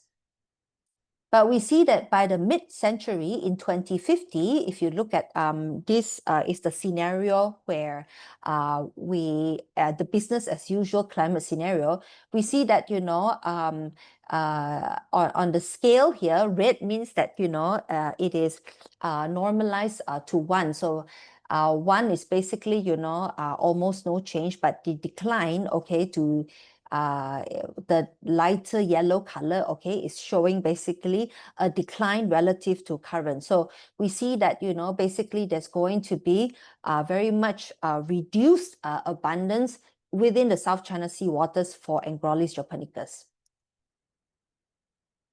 So interestingly, we see that, you know, for this species, there's going to be a decline of about 20% in terms of the abundance relative to the current day.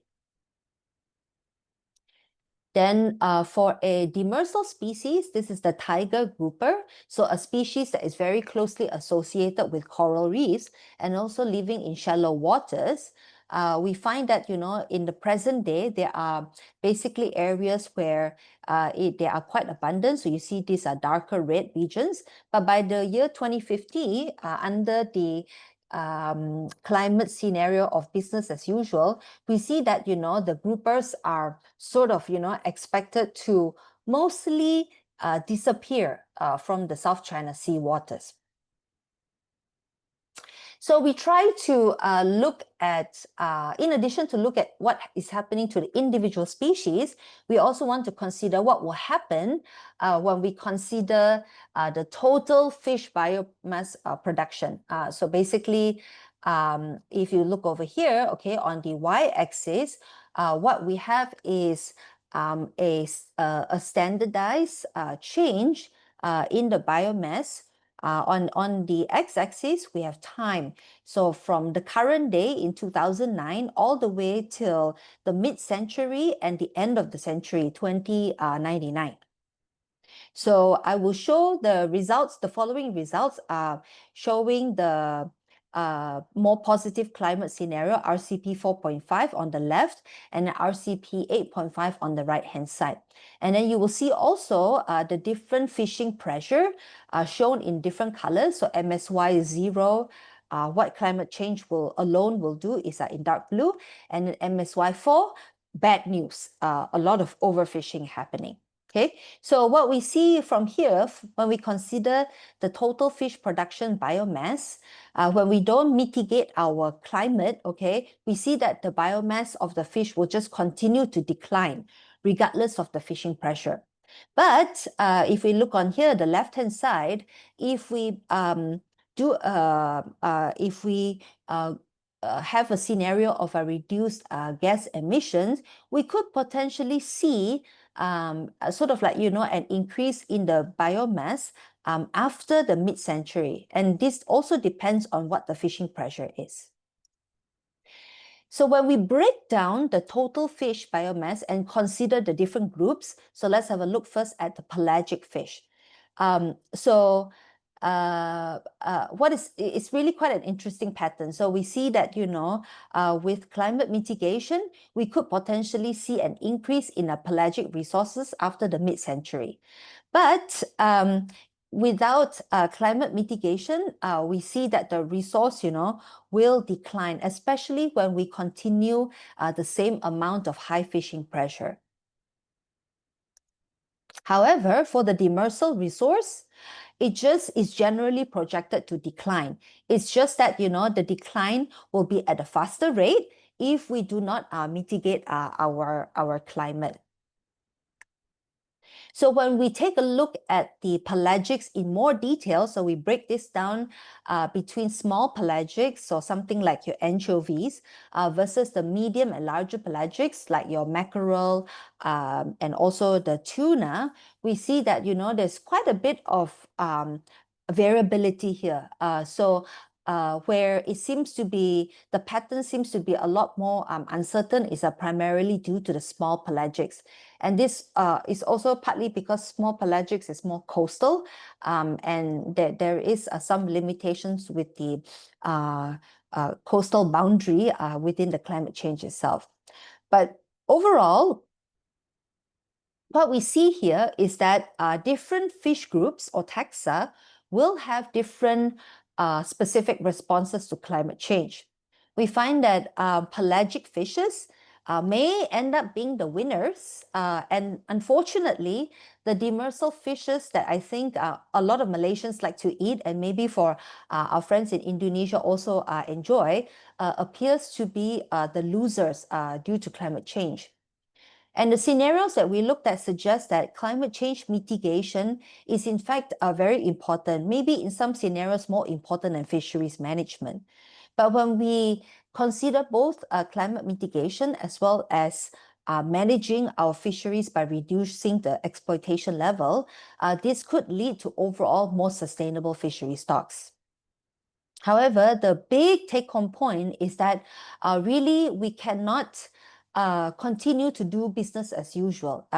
This cannot be our future business model. We really have to seriously look at mitigating the effects of climate change and seriously reduce the effects of greenhouse gas emissions, because it clearly can impact our fisheries resource as well as our food security within the region. So I think I can say a lot of things, right? We know what's going to happen if we don't have fish to eat. So, and especially since, South China Sea is a water body that is shared by many countries, there's a lot of things that, we need to consider dealing with, in addition to reducing fisheries exploitation, we have to look at combating illegal, unreported, and unregulated fishing, where we have, shared resource, especially for resources, that migrates, highly migratory. We have to consider a cross-boundary solution to managing these resources. And of course, also considering aquaculture, for example, as a way to reduce pressure on the local wild fish stocks. And, I think I won't focus too much on climate mitigation because that's not really my area of expertise, but there's really also a lot of things that we need to consider, right? Like strengthening both mitigation as well as adaptive capacity. But overall, this is it has very important implications because this affects our food security and also, affecting coastal livelihoods of many fishers for Malaysia and I'm sure Indonesia as well. We have a lot of small scale fishers that rely on these resources. So there are some work that we are doing now also where we looked at modeling effects of climate change on on aquaculture. So we basically want to see within the waters of South China Sea, are there any places that can be climate resilient for placing fish cage farms in order to do farming? We are also looking at local coastal community knowledge to understand how they have been dealing with climate change in order to inform our policy changes. So this today, what I'm presenting is a part of a larger body of work that we're looking at. And I hope that, we will have more to share when the work gets published later on. But I think with that, thank you very much for your time. I share here the website link if you're interested to find out more about some of the work that has been done under Blue Communities. I also put my email down here. Hopefully you can see. If anyone has any questions, feel free to reach out to me. Okay. And so with that, thank you very much. I pass the time back to the Madam Moderator. Okay, thank you, Dr. Emmy, for your explanation. Now we move to the Q&A session for all the participants. If you have any question or comments and want to deliver it directly, you can press the raise hand button or you can type your question in the chat box, please.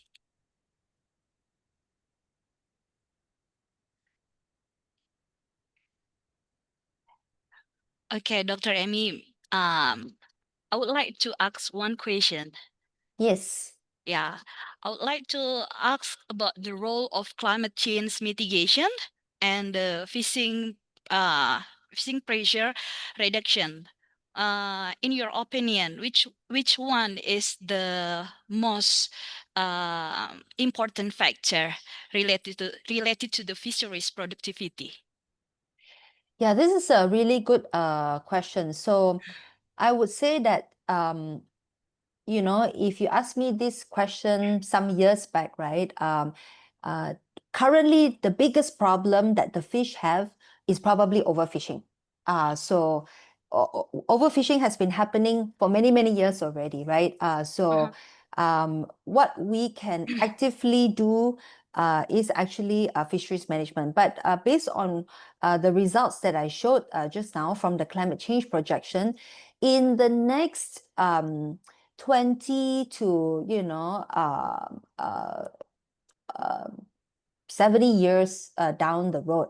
So basically what's going to affect our children and our grandchildren is actually climate change mitigation. So it depends on which time scale we're talking about. So I would say that, what we can really actively do at a local scale is managing the fisheries exploitation. But climate change mitigation, yes, it is a global problem. It has a local solution, but it affects the global climate. And I think to achieve climate change mitigation, it's like a global negotiation, so a lot more complex, right? But where we are able to manage more locally level, it would be the fisheries management. So I think this is a complex question and not so straightforward answer, but I would say that actually both is important. But what the projection is showing is that in the longer run, climate change mitigation seems to be more critical than fisheries management. But if we don't manage the fisheries now, it's going to be even more bad news in the future. So, yeah. Okay. Okay, thank you for the explanation, Dr. Annie. No problem. Okay. Okay, for the all participants.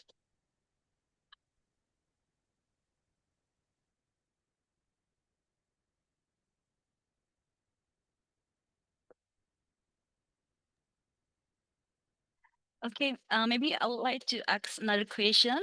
Dr. Amy, based on your explanation before, your research is already done for the demersal and pelagic organism. How about the other organism in the sea? Are you already done research also about that? Yeah.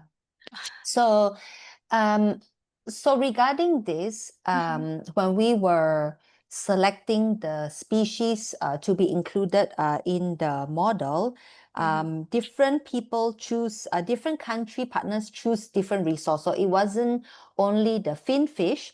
We included crabs. We did include the cephalopods, and a few other resources. But unfortunately, some of the some of the modeling runs did not happen, and some of it we didn't have enough information. So it's like we don't know much about their biology to be able to make a very good model for these. So basically, what I'm showing here is based on fishery species that we have more information on. And so I suppose there is certainly a lot more work to be done. You know, this just represents probably one of the first or few work to be done within the South China Sea region. But, you know, I think there's so much more that we need to look at. Okay, thank you, Dr. Amy. Okay, Dr. Amy, we have a question from the column chat. The first one is from Anissa Susianti. Dear Dr. Amy, such a great presentation. My question is what ecological mechanism could explain why demersal fish show greater declines than pelagic species under warming and fishing pressure scenarios? Thank you, Anissa, for the question. I think that's a great question. So, what we did with the model, right, is basically simulating what climate change would do under two scenarios, and also obviously for the fishing. So why demersal fish will show greater decline? So part of the reason is that quite a lot of the demersal species that we included tends to be are associated with reef habitat. So with warming waters, and if you see one of the slide, I talked about the bottom temperature becoming warmer. So it now is so the bottom habitat becomes less and less suitable for a lot of the demersal species that's associated with the bottom. So unlike the pelagic, well, some of them can sort of swim away, especially those that are highly migratory. A lot of the demersal species, because they're associated with the bottom, maybe they can move deeper. But then if the deeper is also warmer water, then there's actually not so much place for them to move towards too. So essentially, this is actually sort of related in a way to the physiological limitations and also the habitat association. So, Anissa, I hope that explains what would be some of the mechanisms. I mean, there's a lot of things obviously to investigate it, and you know, not all demersal species may respond the same way, but at least, you know, from what we are seeing from the results, this is what it's suggesting. Okay, thank you, Dr. Amy, for the explanation. We have another question from Maulan Riza Anggi from Faculty of Fisheries and Marine Science, Universitas Brawijaya. Dear Dr. Amy, thank you for the great presentation, and I would like to ask, is the model used in this study capable of capturing large distance in climate and fisheries data, especially in waters with cross-border interactions? Thank you, Marlan, for the question.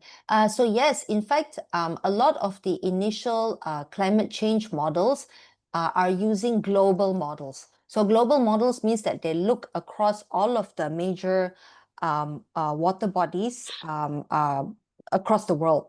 But these models tend to be a lot more, they give you a good picture at a coarser scale, but if you want to look at fine scale changes, you need more regional models. So yes, the model used in this study is in fact based on a larger model, but our UK partner made it to become smaller. So you can have a global model, and therefore it can capture a lot more variability in especially with, as you said, cross-border interactions. In fact, for my talk today, I focus on what's going to happen to Malaysia, but we actually have the data for movement of fish and also the changes in the whole South China Sea. So this includes what will happen also in Indonesia, but I analyze the data only for Malaysia. So I hope that answers your question, Marlon. Okay, so the models can be applied to another religion, right? Oh yes, yeah, because this particular model is focusing on the South China Sea box, if you will. So it does include what will happen to the fish in other countries within that share this water body also. Yeah. Okay, thank you, Dr. Amy. For the last question, Tata, dear Dr. Amy, such a great presentation. May have information about how do fisheries adapt to fluctuation in fish catch caused by climate change. Yes, thank you, Tata. So this question is interesting. So when we look at what's happening to the fish, basically, if we so a lot of the small coastal fishes, this depends on what kind of fishing gear they use, but they tend to catch quite a lot of demersal species. So if demersal fish is the one that's going to decline, to me, this means that, the small scale fishes are going to be a lot more vulnerable. So to adapt, they probably will have to change their fishing gear.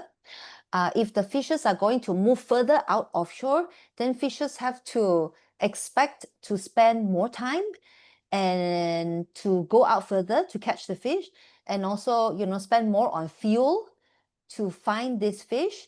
And of course, there's other implications because, as you go out further, there could be concerns about safety. You're also competing with the larger boats, to fish. So I think there are a lot of implications on how fishes, can adapt. So those that can adapt, meaning to say they are willing to adapt. They're willing to take the risk to go out, no problem.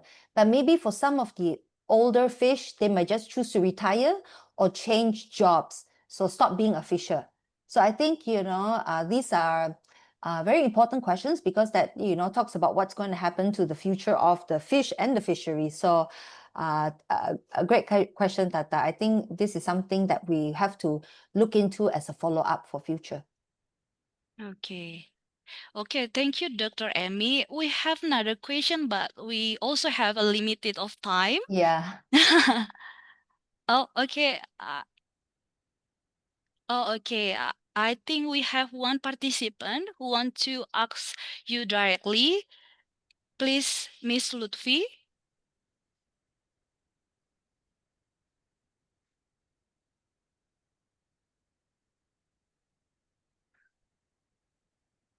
Oh, okay. Okay, maybe one question. It's okay, Dr. Amy? Yeah, all good. Okay, from Made, thank you for your presentation. As we could predict the future and prepare the anticipation, the sooner the better. My question, is there any country that has any best strategy so far that can cope against climate change or overfishing? And can you share about that, Dr. Emmy? Wow, this is a very high level question. Yeah. That's actually a very interesting question. I haven't actually really looked into this. I think that different countries, because we have many countries in the world, some will benefit from the climate change, because especially in the temperate countries, because the waters in the tropics, in the equatorial region is getting warmer, so the fish are leaving our waters to go up further. So you might expect that more of our fish actually are moving towards the poles, and they would benefit from that. But then it's also interesting because they might not have eaten those fish before, so they are starting to see new kinds of fish getting there. So I think how do we cope with this? I think the solution or the answer to this is very much dependent on how different countries would be affected by climate change or overfishing. So I don't think there is only one strategy that's applicable. It needs to be a region or a country specific strategy to deal with climate change overfishing. So not really a direct answer to your question, Made, but I think this is a great question. I don't think there is only one strategy, but every country has to figure out what is best for their own country in the context of their own challenges and priorities for seafood or other related industries.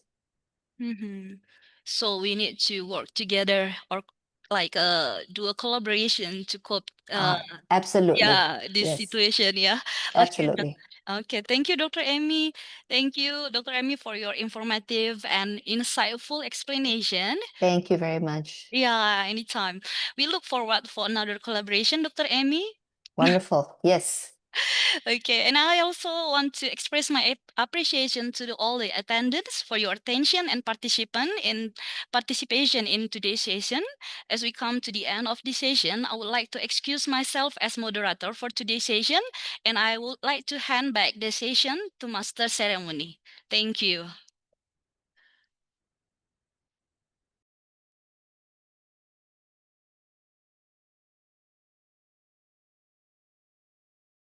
Thank you very much for the inspiring presentation. We hope this discussion deepens our understanding of water challenges and encourage innovation for a more sustainable and resilient environment. Dear audience, for the fifth plenary session of today's event, we would now like to introduce our moderator, Mrs. Aulia Rahmawati, Master of Science. Mrs. Aulia is a senior lecturer specializing in aquaculture soil science. We kindly invite Mrs. Aulia to lead the session.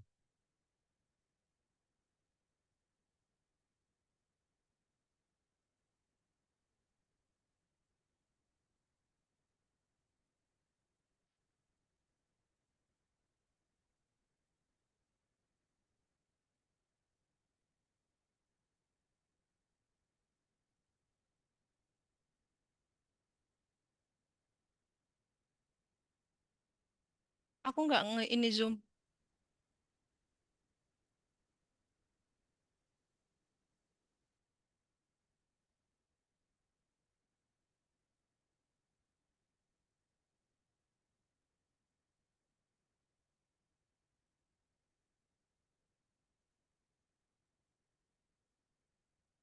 Cek.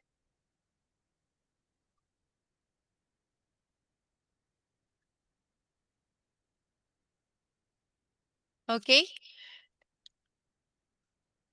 Oh, I cannot see.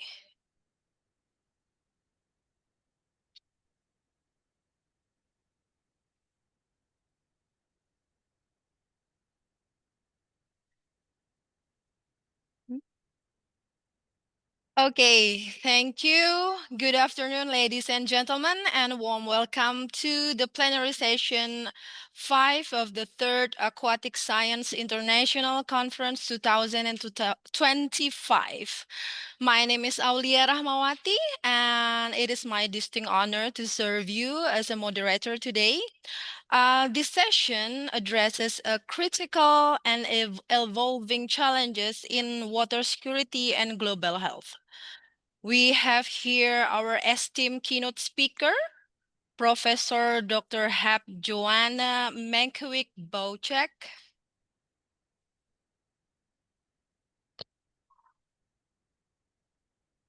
Professor Joanna? Yes, I'm sorry. I didn't. Yes, I'm here. Yes, good afternoon for you. From me, it's good morning because it's still early morning in Poland, and it is nice to see you and to have a possibility to have presentation during this session. All right, thank you. Very good morning. But before we start your presentation, let me just brief read your resume. Yeah, we have here Professor Dr. Hab Joanna Menkiewicz-Bocek, molecular biology and ecotoxicology, ecosystem status diagnosis, early warning of environmental threats, remediation using microorganism, and biotechnological solution. Also has specialty on water quality biomonitoring. Her education is starting from the MSc on biochemical and genetic specialization and PhD on molecular genetic specialization and also postdoc on ecotoxicology specialization. 3 of them are from the University of Lodz, Poland.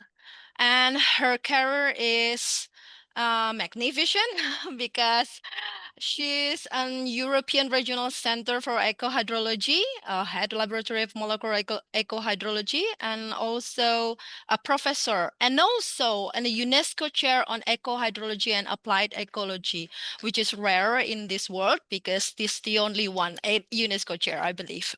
So we have here now, you have about 30 minutes to present, and afterwards we will have discussion.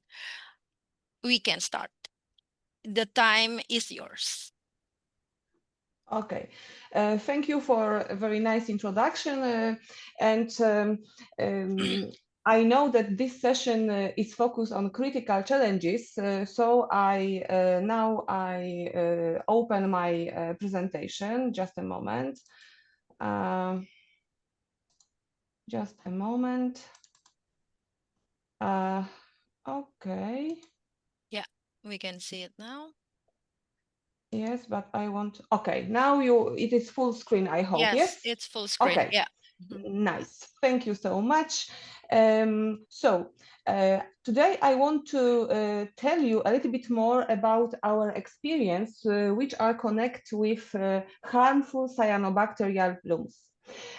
Because this is global problem, and also together with cyanobacteria in water exist many other bacteria, therefore, and also the other microorganisms. But in this session, which is dedicated critical challenges, I hope that I want to present you how important is to prepare proper knowledge about this threat from cyanobacteria, which together with the other bacteria.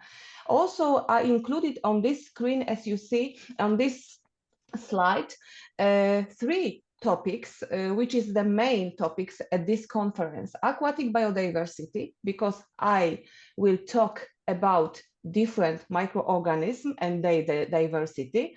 Also, I want to talk a little bit about ecotoxicology, because also I want to present you the threats which increase when we observed coexistence, cyanobacteria and the other bacteria.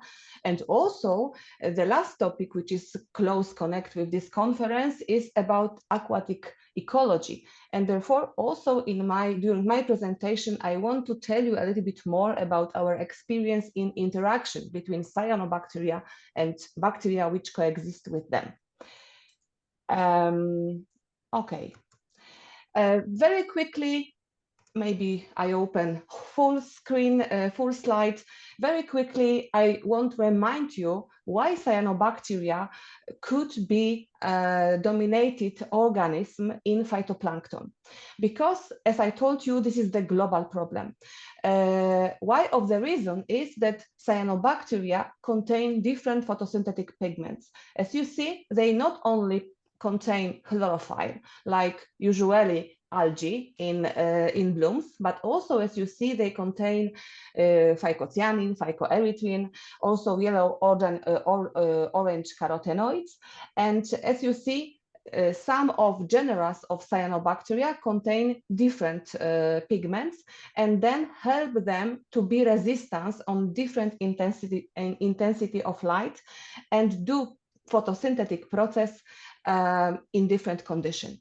The other story is connected with the possibility of moving of cyanobacteria in the water, because many of them contain gas vacuoles as microcystis, and therefore in this case they could be observed on the surface water, like in example of number 1, but also they sometimes prefer the bottom, like cyanobacteria which create benthic mats, like number 8.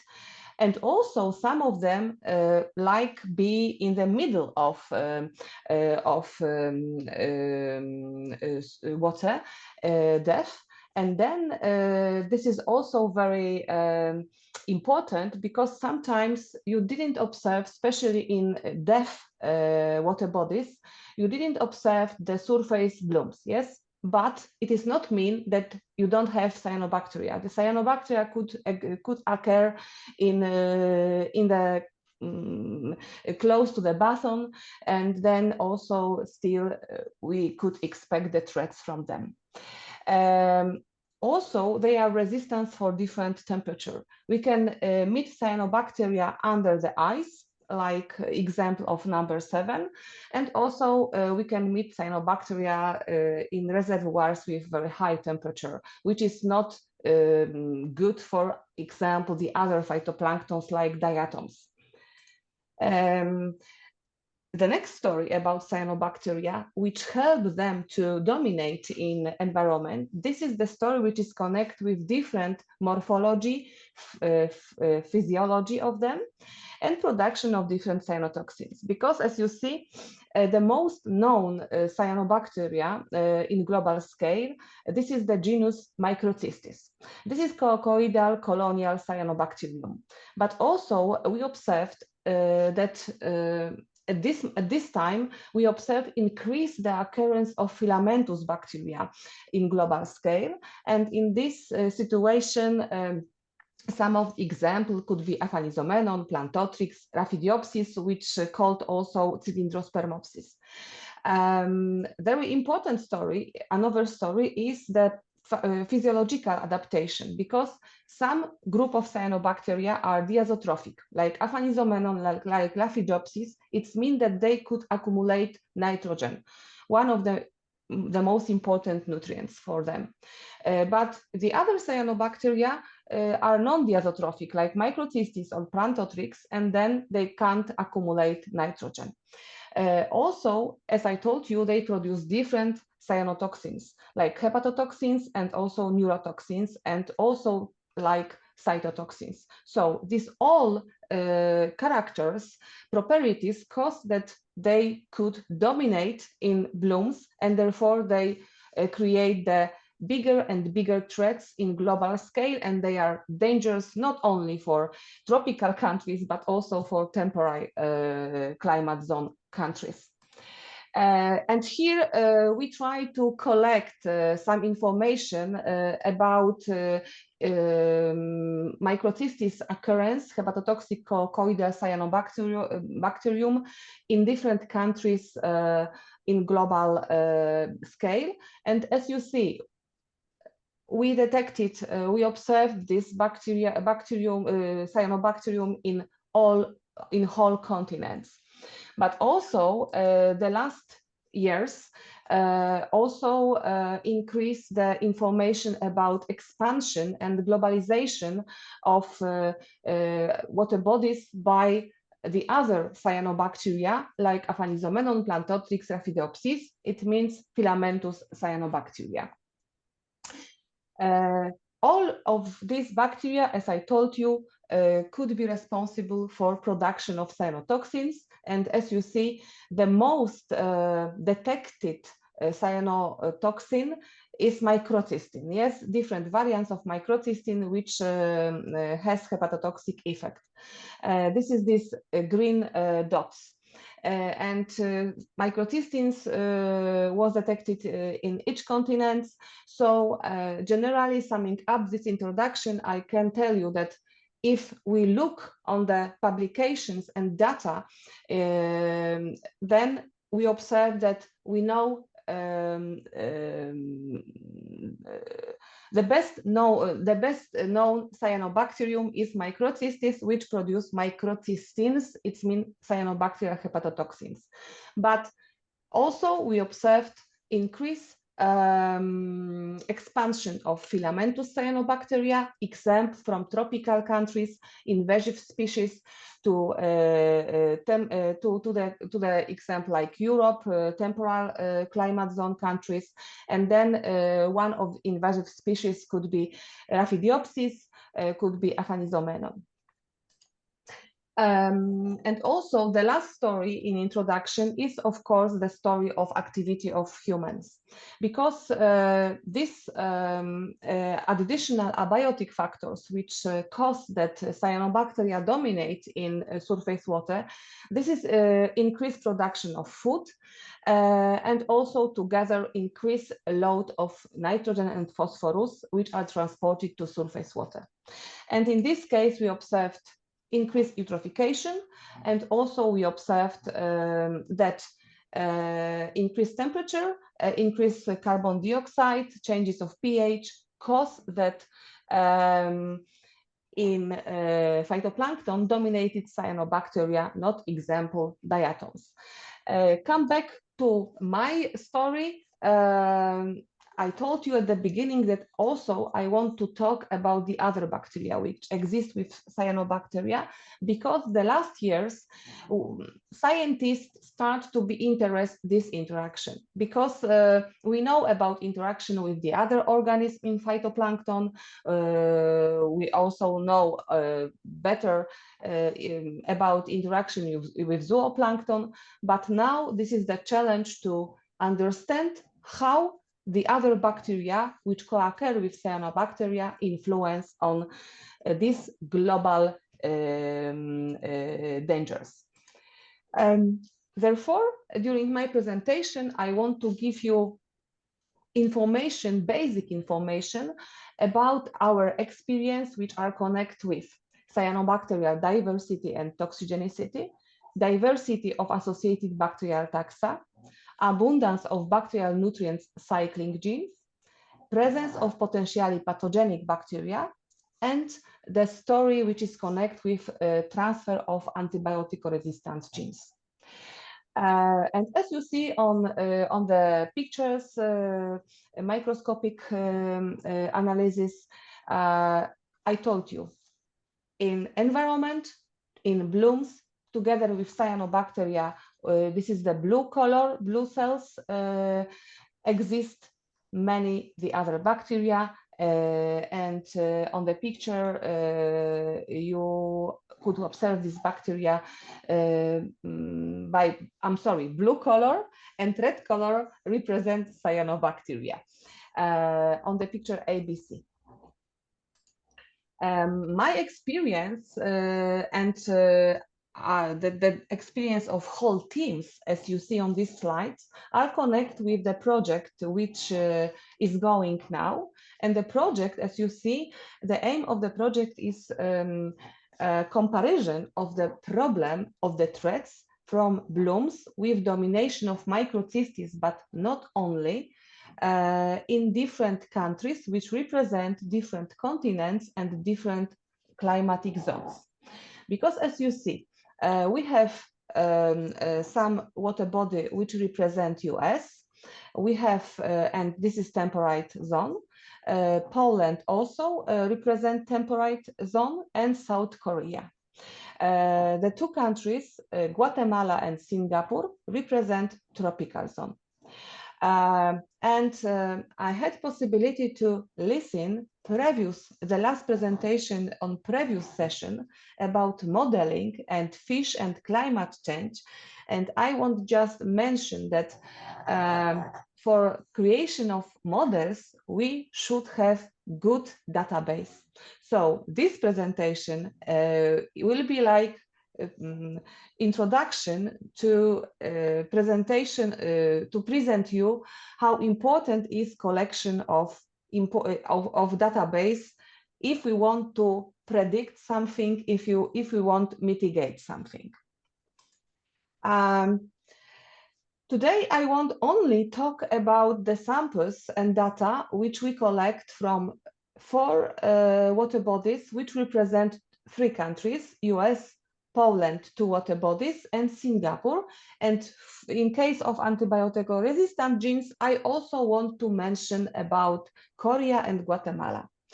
I focus mainly on the data from 2023, but this project collects data also in 2024 and 2025.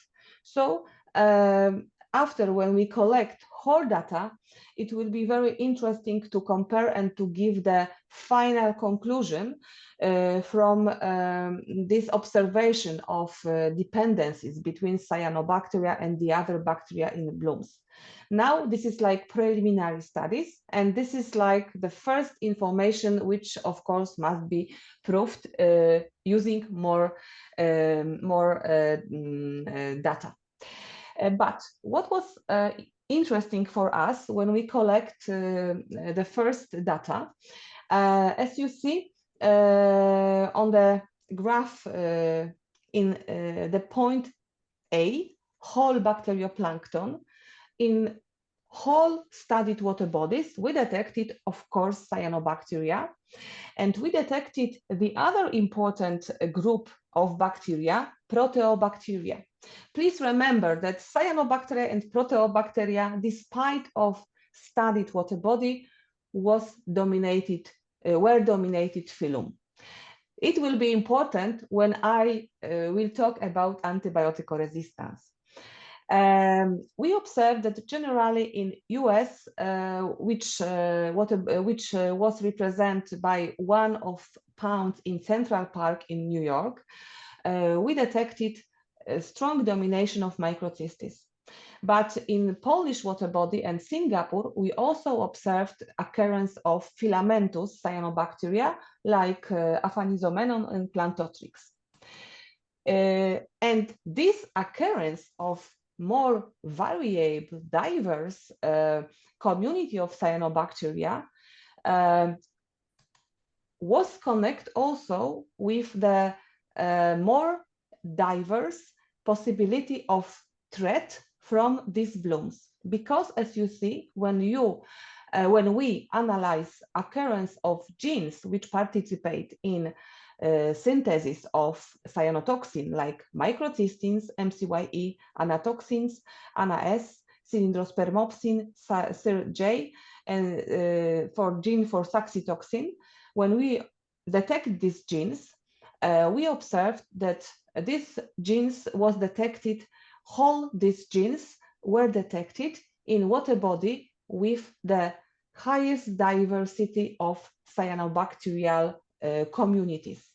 So we want to conclude that climate change and also increased diversity of cyanobacterial genera in water body could increase the threats from cyanobacterial blooms, because then we can expect production of different type of toxins, because as you see, we detect more variable genotoxicity, potential to production of toxins.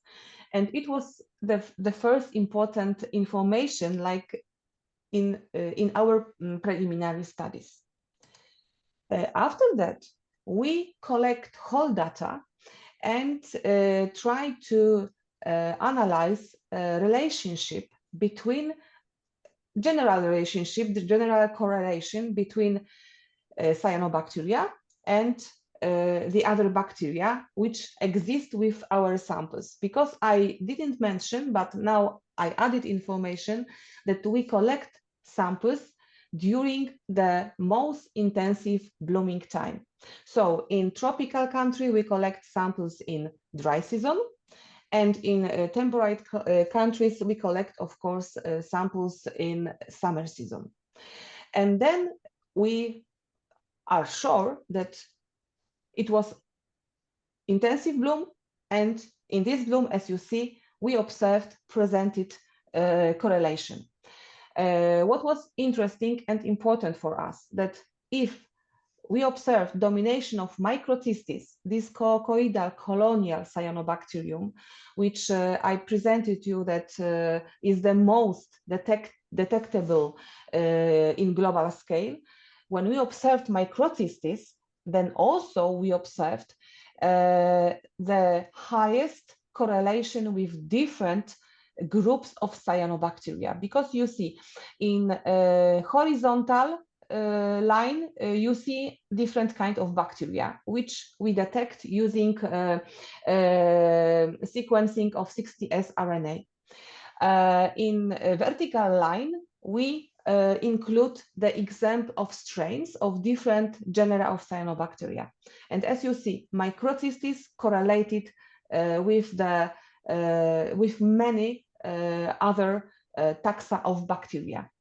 And it suggests that interaction between them could be important for the development of blooms. So this strong correlation. For Plantotrix, it was still many correlation, but it was not so many like for microcystins. For Aphanizomenon, this diazotrophic filamentous form, which could accumulate nitrogen, we observed the lower number of positive correlation, which suggests that this cyanobacterium has less dependence to their microbial consortia. So we observed that probably the non-diazotrophic cyanobacteria need more relationship with the other bacteria for development. They need, example, nutrients, and the other bacteria can help to obtain these nutrients. Yes, and therefore we also look on different genes which are responsible for transformation of nutrients. As you see, for nitrogen cycling, we analyze genes which participate in nitrification, denitrification, and also anamox, using genes characteristic for assimilatory nitrate reduction to ammonium and dissimilatory nitrate reduction to ammonium. And for phosphorus cycling, we observe for phosphorus cycling, we observed also we select some gene markers, especially we focus on solubilization, phosphorus, and also for transformation to the phosphate for accumulation of these elements in the cyanobacterial cells. And what was interesting for us, was the story that we observed that when we again collect whole data for presented water bodies, we found some genes which could be nice marker for understanding on these processes in studied water blooms, despite of climatic zones. Some genes, as you see, are very important, and especially they are very important for diazotrophic, non-diazotrophic cyanobacteria when we look on nitrogen cycle genes. And also we observe that especially mentioned genes for phosphorus cycling, like phosphorus solubilizing and genes for phosphate accumulation are also important markers for analysis of these processes, which help develop cyanobacterial blooms. But again, when we look on Aphanizomenon and the places when Aphanizomenon dominate, this diazotrophic filamentous cyanobacterium, which could accumulate nitrogen, we observed lower population of nutrient cycling genes. This blue color, yes, it means that genetic relative abundance of genes was lower. So we observe lower occurrence of detection of these genes. And again, this suggests that Aphanizomenon diazotrophic filamentous cyanobacterium depends less with associated microbial consortia. And then few information and pathogenic bacteria. Again, when we look on different water bodies with domination of different community of cyanobacteria, we observed diversity in detection in domination of phylums, genus of bacteria, which could be responsible for pathogenicity. In this case, we observed Rhizomonas, which could be opportunistic pathogens for infection for humans. Generally, we observed the higher domination in the water body when where occur microcystis. When we look on water bodies with occur of filamentous cyanobacteria, we observe domination of group Flavobacterium. These bacteria, which represent proteobacteria, and do you remember at the first slide I told you cyanobacteria and proteobacteria is the main group which coexist together. Flavobacterium could be opportunistic pathogenic bacteria for freshwater organisms. When we go to the list of priority pathogens for humans, which is recommended by World Health Organization, generally where we collect data from 2023 and 2024, as you see, because we also collect data in 2024, as I told you, for Guatemala and Korea. Then we observed 4 groups of pathogens, potential pathogens for human. Mycobacterium, Actinobacter, Pseudomonas, and Enterobacter. However, please remember that this amount, this detection of relative abundance of 60S RNA for these groups, the detection was not so high. Yes, so this is not alarming story. Still, they not exist in domination, but this is information which potential pathogenic for humans dominate in studied water body from different continents, from different climatic zones. So these 4 groups are with domination.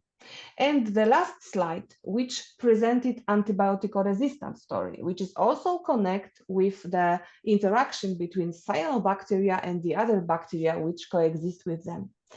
Here you see heat maps. And again, when we observed the stronger positive correlation, it was blue color, red color negative. And then, as you see, we observed interesting, important information, because in horizontal line, you see cyanobacteria and the other bacteria. In vertical line, you see different genes and different type of chemicals, which could be the genes which could be responsible for synthesis, for antibiotic resistance for different antibiotics, okay? And what I want to tell you, that it was maybe not surprised, because also the authors, the scientists from the other countries, from China, from Korea, example, also observed the same, that in bloom of cyanobacteria, the most important group for transfer of antibiotic resistance genes seems to be proteobacteria. And you see that proteobacteria, this is these blue arrows, this group contain many bacteria which presented us positive correlation with different antibiotic resistance genes. So we want to conclude that in cyanobacterial blooms, probably the proteobacteria are the most important taxa, the group of bacteria which are responsible for antibiotic resistance. But as I present you also, usually in blooms, cyanobacteria dominate with proteobacteria. So they interact each other, they like each other, yes, and they help each other probably. And then also the threats could increase. Yes, yes, this is special, the highest correlation. Take home message, but as I told you, please remember that this information are like preliminary conclusion, therefore I not use the word conclusion. Yes, just information to grow in our head.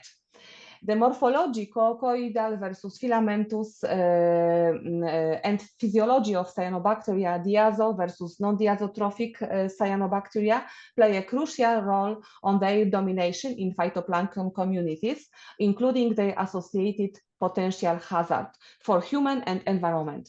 In blooms with greater cyanobacterial diversity, including coocoidal and filamentous forms, the potential for the production of various cyanotoxins, including hepato, neuro, cytotoxins, has been noted. This suggests that the diversity of cyanobacterial genera species in harmful cyanobacterial blooms increases the potential risk posed by various types of cyanotoxins. The cyanosphere of microcystis blooms, coocoidal forms, is the most diverse and rich with associated bacteria. The cyanosphere of microcystis and Plantotrix blooms, non-diazotrophic, showed higher population of nitrogen and phosphorus cycling genes when compared to aphanizomenon blooms, which represent diazotrophic cyanobacteria, suggesting that non-diazotrophic cyanobacterial blooms are more dependent to their associated microbial consortia. Flavobacterium, which may be potential pathogenic to aquatic organism, was recorded with the dominance of Plantotrix and aphanizomenon, filamentous forms in harmful cyanobacterial blooms, which we studied. Mycobacterium, Actinobacter, Pseudomonas, and Enterobacter are potential pathogenic to human health and were detected in harmful cyanobacterial blooms tested, but of course it's not very high amount. Proteobacteria are the main carriers of antibiotic resistance genes in harmful cyanobacterial blooms studied. And as you see, we cooperate with many nice experts in mentioned countries in this project. So thank you for your attention. I hope that I give you some new information which will be also useful in your scientific works. Thank you. Thank you very much, Professor Joanna. It's a very nice presentation. So we are continuing to the Q&A, but I do really highlight about your research right now because it's actually like growing. It's not so we're not focusing only now in the coccus cyanobacter, but also filamentous, and you have also another kind of health threat, not only the hypotoxic, but also the other toxicity that we have to be carefully focusing on. Okay, do we have already the question? Yes, we have here first question. It's pretty long. We have it from Robert, the junior. Thank you for the insightful presentation. I have a question regarding the cyanobacteria data. What is the relationship between the cyanobacterial community diversity and the presence of the toxin genes such as MyC, NSC, Psi, RG, and SXTA based on your data? And he also wants to know what kind of management strategies that you are suggesting to minimize the risk of this exposure in the public water bodies. I think that's the first question. Do you want to respond it now, or are we moving? Of course. Okay, yeah. No. We could talk about it. Yes. Yes. As I try to told you, we observe that if we detect more different genera of cyanobacteria together in one water body, we could expect production of different type of cyanotoxin, not only hepatotoxin, but also neurotoxin. And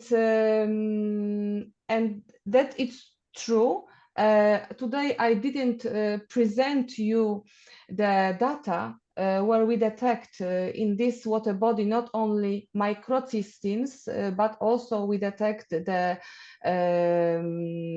anatoxin. It is, we observe the dependencies, yes, between detection of genes and after detection of cyanotoxins. But of course, still, we observed the domination of microcystins, hepatotoxins.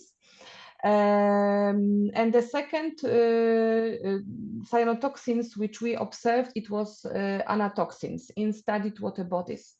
However, of course, detection of anatoxins was not so high, like in the case of microcystins.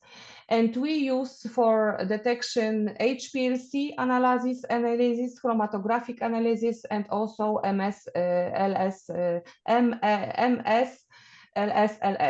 So, So yeah, long. yes, so long. And also, and also we can expect, because also we example in temporal climate, we observed increase of invasive species, and we expect also possibility of synthesis of more neurotoxin, which are usually could be produced by Filamentous cyanobacteria. About strategy. About this also I could tell many hours, because also in our institute we focus on prevention and mitigation against cyanobacterial blooms. Also, I have a possibility to participate in the project Cyano Action. This is the European project, but in this project we also invite the scientists from America and also from Asia. And in this project, the aim is to create the good management for threats of cyanobacterial blooms. Therefore, we try now together split the knowledge, because this is the project to the basic idea is theoretical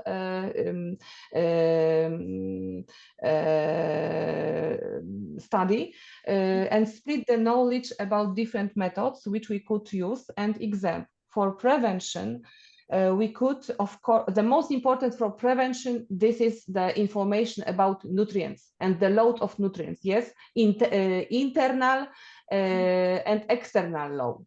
And then this is the first step for prevention. What we do for prevention, we example to try to construct ecotone zones with specific plants, but we also construct in the land the specific zones with denitrification barriers for when they could stop the transfer of nutrients from agriculture areas. This is prevention, yes. When we think about mitigation, we think about some solution which we could introduce when we observe the bloom. Of course, now very popular is to use different kind of peroxides, H2O2. Yes, this also peroxide, hydroxyperoxide is also apply, not only test it, because we know application, but also we try to use some specific sedimentation filtration system with substrate and with microorganism, which could transfer, degrade cyanotoxins, and also degrade cyanobacteria. So it's many solutions, but of course I agree that many of them still are not well studied use in different kind of water bodies in different zones. But if you want to obtain more information, please send me the message by email, and then I can send you more materials. Yeah. Yeah. That's interesting because mitigation is very important, but not every country can apply that kind of mitigation also. We also have to see others area. But now we have a lot of questions and also participants who raised hands. So I'm going to choose because we are limiting time. So everybody has the fence of you, Professor Joanna. We have here Dr. Retno. She is asking about why cyanobacteria show a positive correlation with bacterial taxa and how the relationship occurs.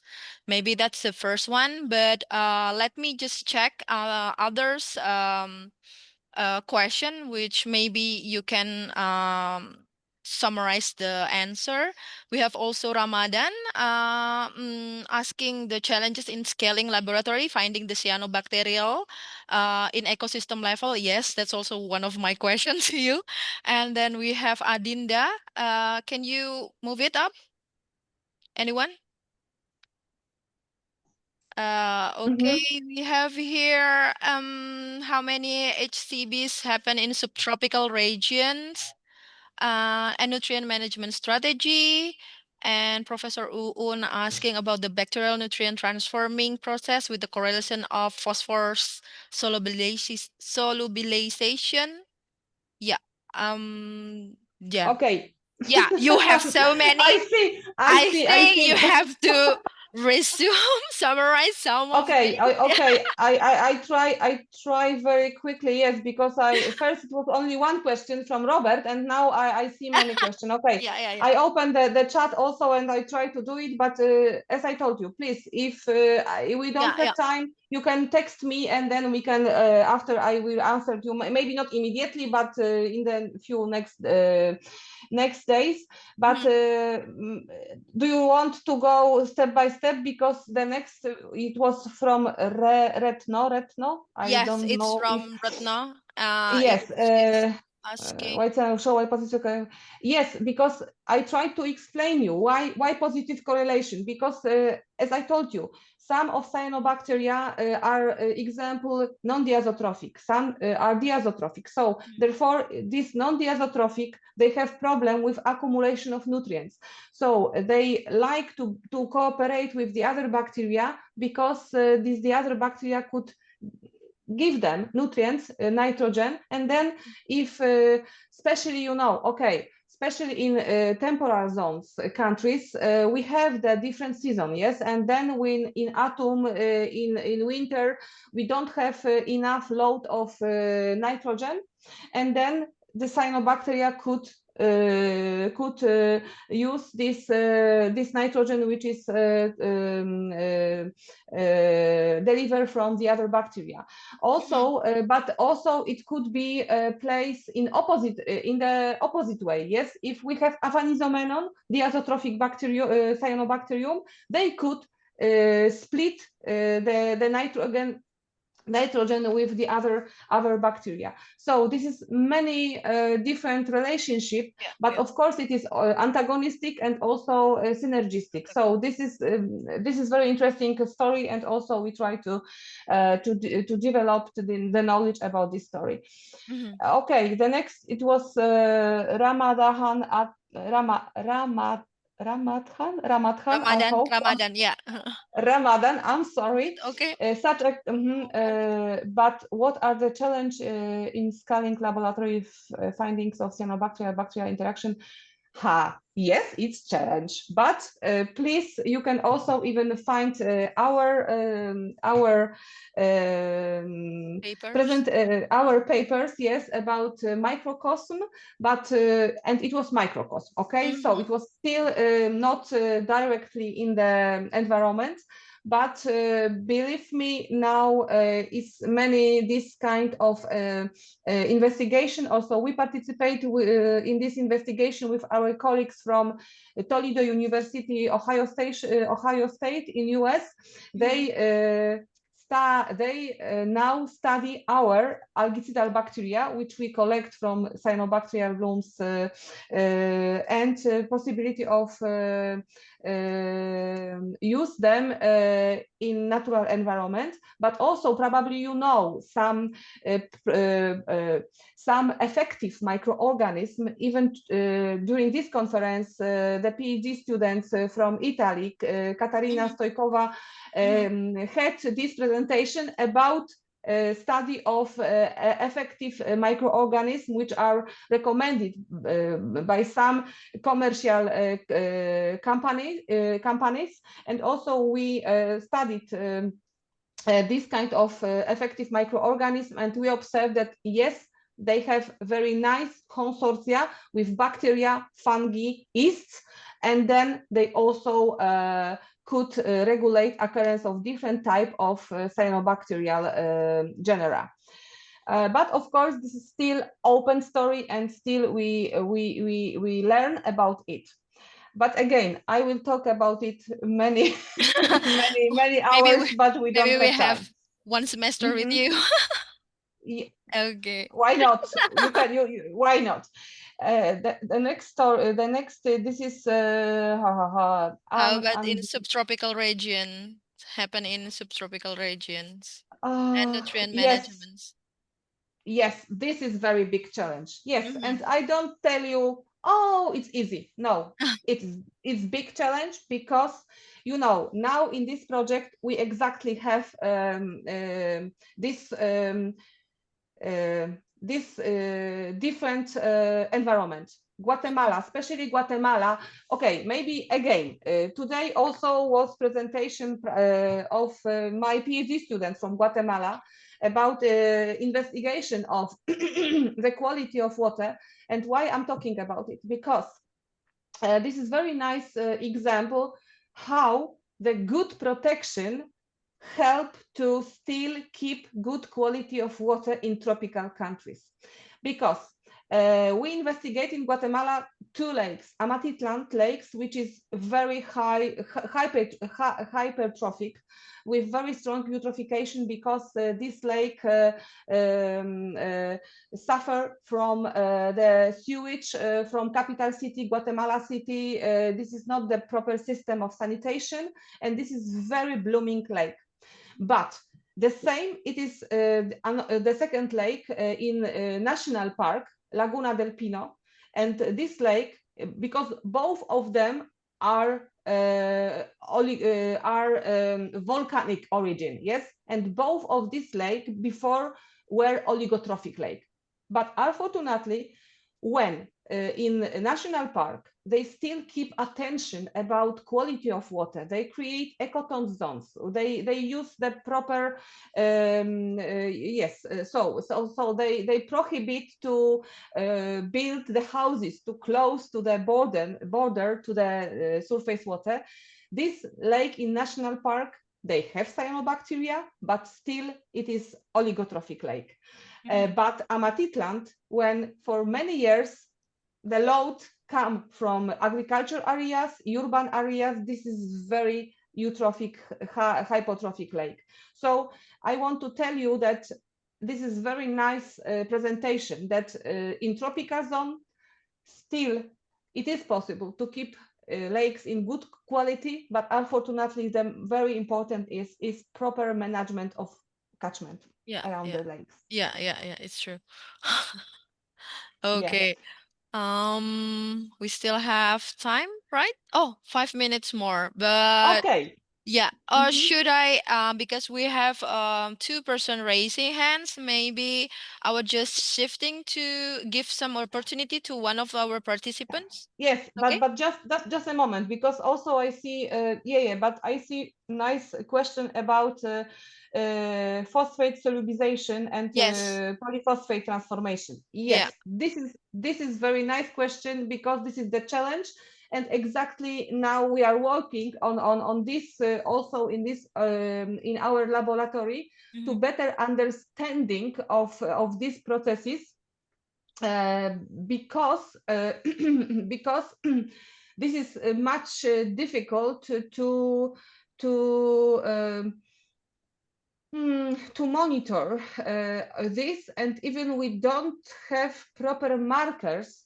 I'm thinking about the genetic analysis, and we don't have proper markers which give us the good results, for example, quantification analysis of relationship between cyanobacteria and bacteria, and this phosphorus cycle. Therefore, now this is difficult to answer how mechanism, but we know again that cyanobacteria and bacteria contain the genes which could help in assimilation of phosphate. But still, this is, I am sure that I can answer that still this is under collection of knowledge on the international level. Yes, it's not only the story of our lab, but also the other labs. But it is very important question, because we know many, because when we jump to mitigation prevention, we know many about the story of nitrogen cycle and how we can regulate it. But for phosphate, it is still challenge. Yes, because even if we introduce some mechanism, some possibility to decrease phosphate loads, phosphorus loads in surface water, then we first think about accumulation. So we should accumulate and after remove. And also we work on some substrates which contain biofilm with microorganisms. Yeah, but this is still This is still ongoing. But we will find out. Yeah. Yes. Okay. Okay. So maybe this hand up. Yes. Yeah, she is waiting already. So we have here Dr. Umi Zakia. Please, Dr. Umi, you may ask your question to Professor Joanna. Yeah, thank you, dear Aulia. Still have some few minutes, Prof. Joanna. My question will be short, actually. I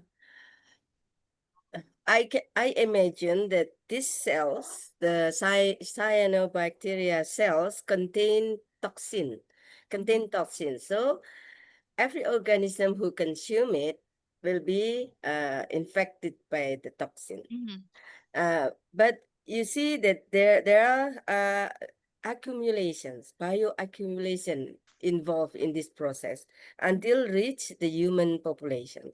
So I was thinking, like, probably this toxin is very persistent. So even though it's already like passed through any level of organism or level of food chain, they are still very toxic. What do you think about it, Prof. Joanne? Yes. Until Yes, how of course. long? Yeah, I think how long this toxin is affected the This is also a very good question, because again, I mentioned about this cyano action project, which we have in Europe now, and we're thinking about the proper management, because you mentioned about organism. Yes, of course, first, we know that example microcystins is more resistance for different condition, and then could exist longer in the water when it will be damage of cells, example, neurotoxins like anatoxins or saxitoxins. So therefore, probably, as I present you on the map, we usually hepatotoxic microcystins is detected in the water. Yes, because it's the most resistance, and of course it could be transferred in a trophic chain. But it is interesting because we know that the aquatic animals suffer, but also can get used to this condition, because we Yeah, observe that adapted. Yeah. adapted, Yeah. exactly, adapted, yes. So this is interesting, and this is true, but of course it could be dangerous, like the food for the human. But also the second story. But I think that now monitoring, we have good elaborate methods for detection of this cyanotoxin in the body of animals. Of course, we should have equipment, yes, because it is usually chromatography. But this about I want to mention, this is the challenge for agriculture and cultivation of crops, example, and the other eatable vegetables, yes. Yes, because this is the big challenge, because and example in cyanoaction we focus mainly on this also, because we, you know, management of aquaculture, we have procedures and we could find in literature data about it. But if we think about using of water in agriculture and irrigation of water from the blooming water bodies, this is very important, because we observe that they could accumulate in the plants. And this is the two stories, because one story, this is accumulation and transfer to the human example.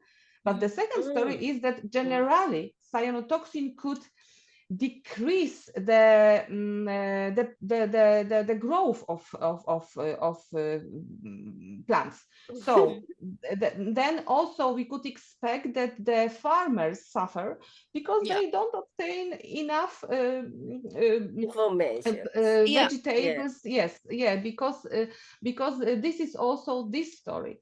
And therefore I want also remind you also about this, yes, that also we observe that usually also this is important for tropical countries, yes, because farmers, but not only, because also in temporal zone, yes, during summer, farmers accumulate water in some tanks, you know, and they not think that if temperature is high and the light is intensive, that in this water creates cyanobacteria. And after they transfer them to the agriculture areas, yes. And then also we observed that this is increased threat, and we need to obtain more knowledge about this transfer to the food. Like vegetable food. Yes. There will be a big challenge and a big opportunity to do some research about it. Yes, and also I can mention that it is not only irrigation, but also they could be transferred by groundwater if, example, if agriculture area is directly with the surface area with huge blooming, then they could be transferred to the soil through groundwater and together with roots to the plants. So this is also the plant something absorbing about we should the plant absorbing remember. those cyanobacteria and everything. Yeah, thank you. Thank you so Okay, much. thank you very much, Dr. Umi. So I think that's the last one, Professor Joanna. Thank you very much for your time. It's for me myself, my personally, it's truly remarkable presentation from you. I think you serves a powerful call action for the entire aquatic science community, but not only aquatic, it's also the terrestrial community for this ecological issue. That's really enlightening. So once again, thank you very much, Professor Joanna, and on behalf of the conference organizers and all attendees here and online, thank you for sharing your invaluable expertise and urging us to adapt more multidisciplinary approach to water security. Thank you once again. We will see you in some other collaboration, of course. Okay, thank you so much. And I want just tell you, if you have more questions, please send me by email. Yeah, Okay. we will share Thank you. your email to everyone here. Thank you very Thank you. much. Have a nice day. Bye-bye. Thanks. Bye. Okay, ladies and gentlemen, we are end for this session. Thank you very much for the enlightening session. We trust that the ideas shared will empower us to take concrete steps in addressing pollution and preserving our vital water resources.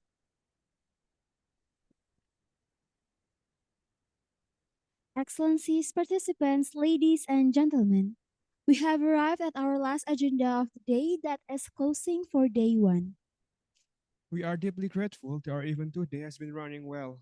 Thank you very much to all the speakers, moderators, and participants that have greatly participated in today's event. Hopefully, we can all develop ourselves through implementation of the knowledge given in our future endeavors. Before we end our agenda for today, we are going to read tomorrow's agenda as follows. The first agenda is opening at 8:30 Western Indonesia time. Second agenda is plenary session by keynote speakers and parallel sessions. The third agenda is closing ceremony. As human beings, we realize we cannot avoid mistakes. We apologize for all the mistakes and inconvenience while hosting the event on the first day. Thank you for your attention. Stay healthy and see you tomorrow. Wassalamualaikum warahmatullahi wabarakatuh.